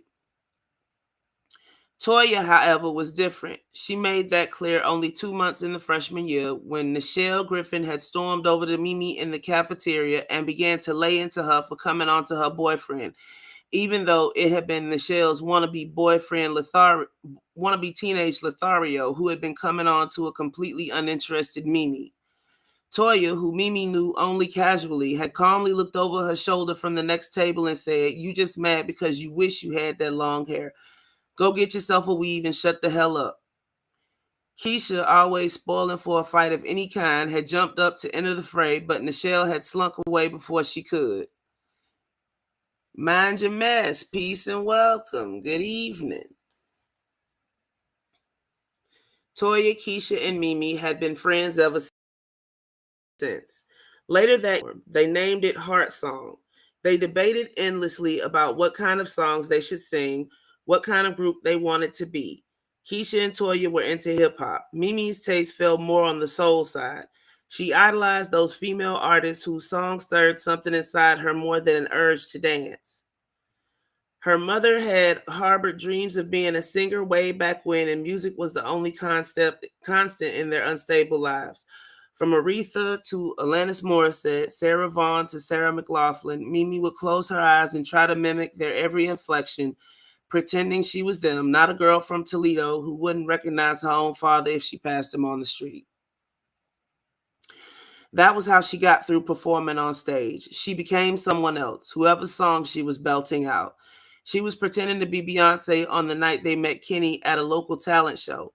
Heart Song had just won the top prize and $300 for their rousing rendition of Bills, Bills, Bills, the Destiny's Child hit. A lanky, dark-skinned man of 34 with droopy eyes and a seemingly permanent deposit of white crust in the corner of his mouth. Ooh. Kenny Hill's name was one they recognized from flyers posted all over town. A part-time club promoter, he told them he knew every musician, nightclub owner, and DJ in Toledo, which in retrospect they realized wasn't saying all that much. He proffered a business card that read simply talent manager, and they didn't know to ask him for any credentials beyond the promises he made. He talked about getting them a record deal, and he didn't ask them for money, and so it was that Kenny Hill became their manager. He had arranged for them to sing backup on demos at Wildside Studios in exchange for free studio time to record their own music. He kept telling them that he was setting up auditions with labels, but nothing ever panned out. And they'd graduated high school 2 years ago. The day after they tossed their caps, Mimi's part-time job at the discount emporium Save Mart became full-time. Toya was doing hair at Black Roots without a license, and Keisha wasn't doing much of anything except hanging out with her crazy-ass drug dealer boyfriend. They'd finished their demo using tracks Kenny bought from a local producer and singing generic R&B lyrics that Kenny had written himself. Kenny Hill, club promoter, talent manager, songwriter, jack of all trades, and master of none. When he finally got a call back from Triple Large Entertainment a week ago, he didn't tell the girls right away that they had a chance at a recording contract. Instead, he'd gotten everything in order, wrangling 4 coach plane tickets to New York, $2.99 per night rooms at the Chesterfield before he strolled into Wildside Studios and crowed triumphantly, "Pack your bags, girls, we're going to New York." Probably jaded.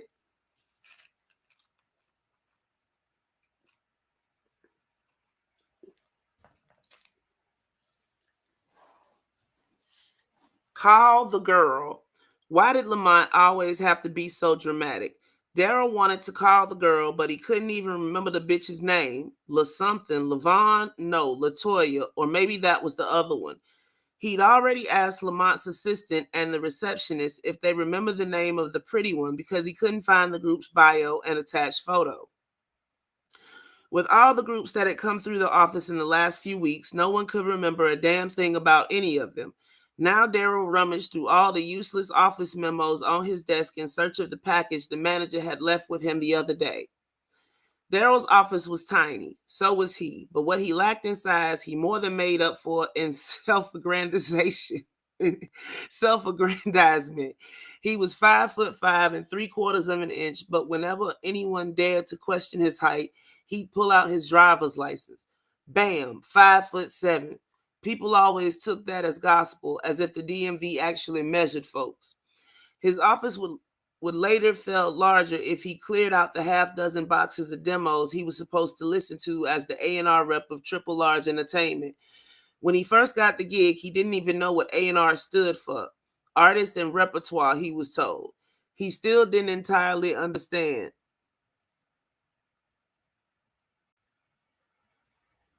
Man's it.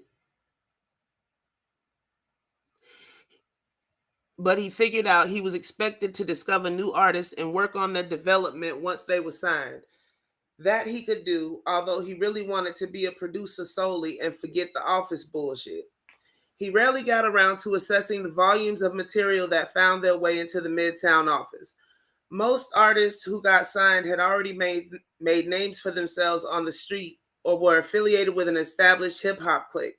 The next big thing rarely arrived unannounced via the United States Postal Service. Nevertheless, Paul Mankiewicz, the label's VP of AR, stayed on Daryl's ass about listening to every single submission. No problem, Jay. A strapping, floppy-haired white guy in his mid-30s, Paul Mankiewicz made six figures and his own hours. He was nicknamed Witchy because he had successfully cultivated so many R&B and hip-hop acts as various record companies that people said could work black magic. 23-year-old Daryl didn't have an official title. He was usually called the A&R guy, which he preferred to being called Witchy's assistant. Though affable to most, Witchy cracked the whip on his departmental subordinate, mostly Daryl believed as a form of insurance. If Witchy failed to meet his monthly beat up on Daryl quota, Witchy was guaranteed to receive a few lashes from the HNIC himself, Lamont Fat Man Jackson. Or maybe Lamont is Andre Harrell. I'm not sure. But let me take a quick pause for the cause and I'll be right back. Okay?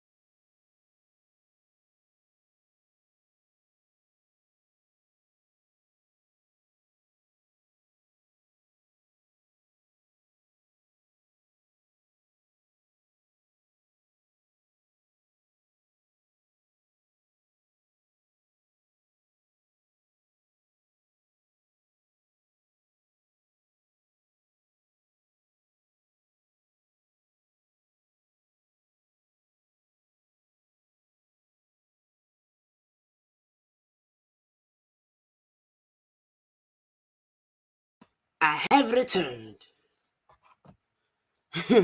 right, right, man. And I'm scared. And I'm not playing. I really am. This is Daryl idolized and despised Fat Man with equal fervor. Some days he wished he was standing tall in Lamont's $400 shoes, making big moves and bigger bank. Other days he hoped Lamont Jackson would keel over and die from a massive coronary and spend all eternity rotting in hell. Ugh. A few months ago, Fat Man had put out the call that they'd be branching out into R&B.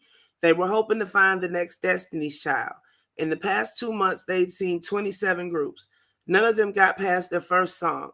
After an audition 2 days ago of 3 white girls with varying degrees of pink hair who called themselves Shades, it was obvious Witchy was digging at the bottom of the barrel. Lamont had turned to Witchy and said, "Mr. Mankiewicz, why do I feel like I'm a judge on American Idol?" Daryl had fallen back on Lamont's sofa and laughed. It was a joy to see Witchy catching some flack for a change, but the most hysterical part was that Lamont was beginning to resemble the fat guy on the show.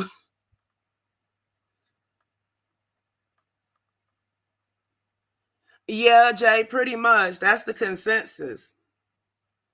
And then this group, Heart Song, the worst freaking name, had come in yesterday. Daryl had only listened to their demo as a favor to Megan, Triple Large's certified hottie receptionist. She'd urged him to listen to it, saying the manager was a friend of her cousin's friend. Oh, well, I'll give it the VP treatment right now, Daryl had clowned, like he cared. It was certain to be garbage, but if it brought him one small step towards getting some from Megan, it was worth a listen. And what did you know? It wasn't bad. Not bad at all. Witchy was heated when he found out Daryl had flown them in without consulting him. One of the girls, the one with the long braids, had to be 20 pounds heavier than she'd been when the bio picture was taken. And the manager was annoying as hell.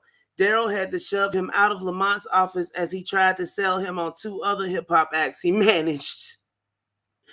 The group's audition didn't seem to ignite much enthusiasm in Lamont, although he didn't say that he straight up hated them, which was his response to most of the 27 who'd come before. This morning, Lamont had called Daryl at the crack of dawn to say maybe they didn't need a group after all. Actually, his first words were, "Where the hell is Witchy?" Daryl rolled over, looked at the ungodly hour, and yawned.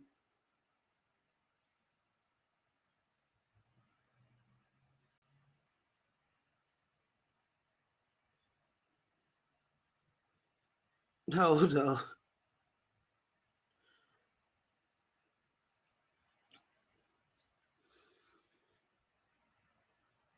This morning, Lamont had called Daryl at the crack of dawn to say maybe they didn't need a group after all.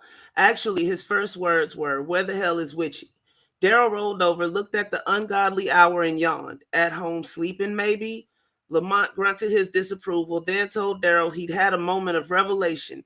He'd decided they needed just one girl, a solo artist. He wanted to meet with the lead singer of Heart Song, the pretty one, he said. Daryl finally found the bio picture sticking out of a stack of magazines on the floor. Mimi, that was her name. He looked at his fake Rolex. Damn, it was already 4:15 and Lamont wanted her down there by 5. He picked up the phone and dialed the hotel. This chick could be his first discovery, and if a signing came out of this, he wouldn't let Witchy or Fat Man forget it. Chapter 2, If I Ruled the World. If I ruled the world, imagine that.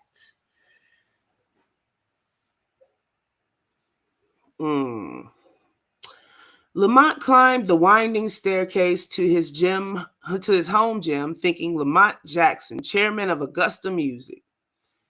Had a nice ring to it. He'd be able to sell Triple R's to Augusta, but he still retained control of the label he'd founded, as well as run several others. How much would the deal reap? 60 million? No, Triple R's was worth 75 at least. He stepped onto the treadmill and poked a few buttons. He usually worked out in the evening after coming home from the office and before going out for dinner and whatever else the night offered. But today he'd come home right after his lunch meeting with Irv. One of the perks of being a top dog, you didn't have to account for your whereabouts to anyone. These workouts were often the only time he spent alone in an entire day. At the office, he had his minions swarming around and his faithful assistant, Amani, hovering nearby. At night, out at the most exclusive clubs, his entourage was always surrounding him. When traveling in his Maybach or Suburban, money green, fully loaded, his driver, Carlos, was at the wheel. And when he finally fell asleep in this Tribeca complex, there was almost always a gorgeous babe in bed beside him. He had tried working out with a highly recommended personal trainer, but the guy had annoyed him and was fired after 2 sessions. Anyway, he had gotten the information he needed and could continue the exercise regimen without some F-word Richard Simmons wannabe counting out repetitions and applauding him afterwards like he just run the New York City Marathon. He had nothing against a little butt kissing as long as his butt was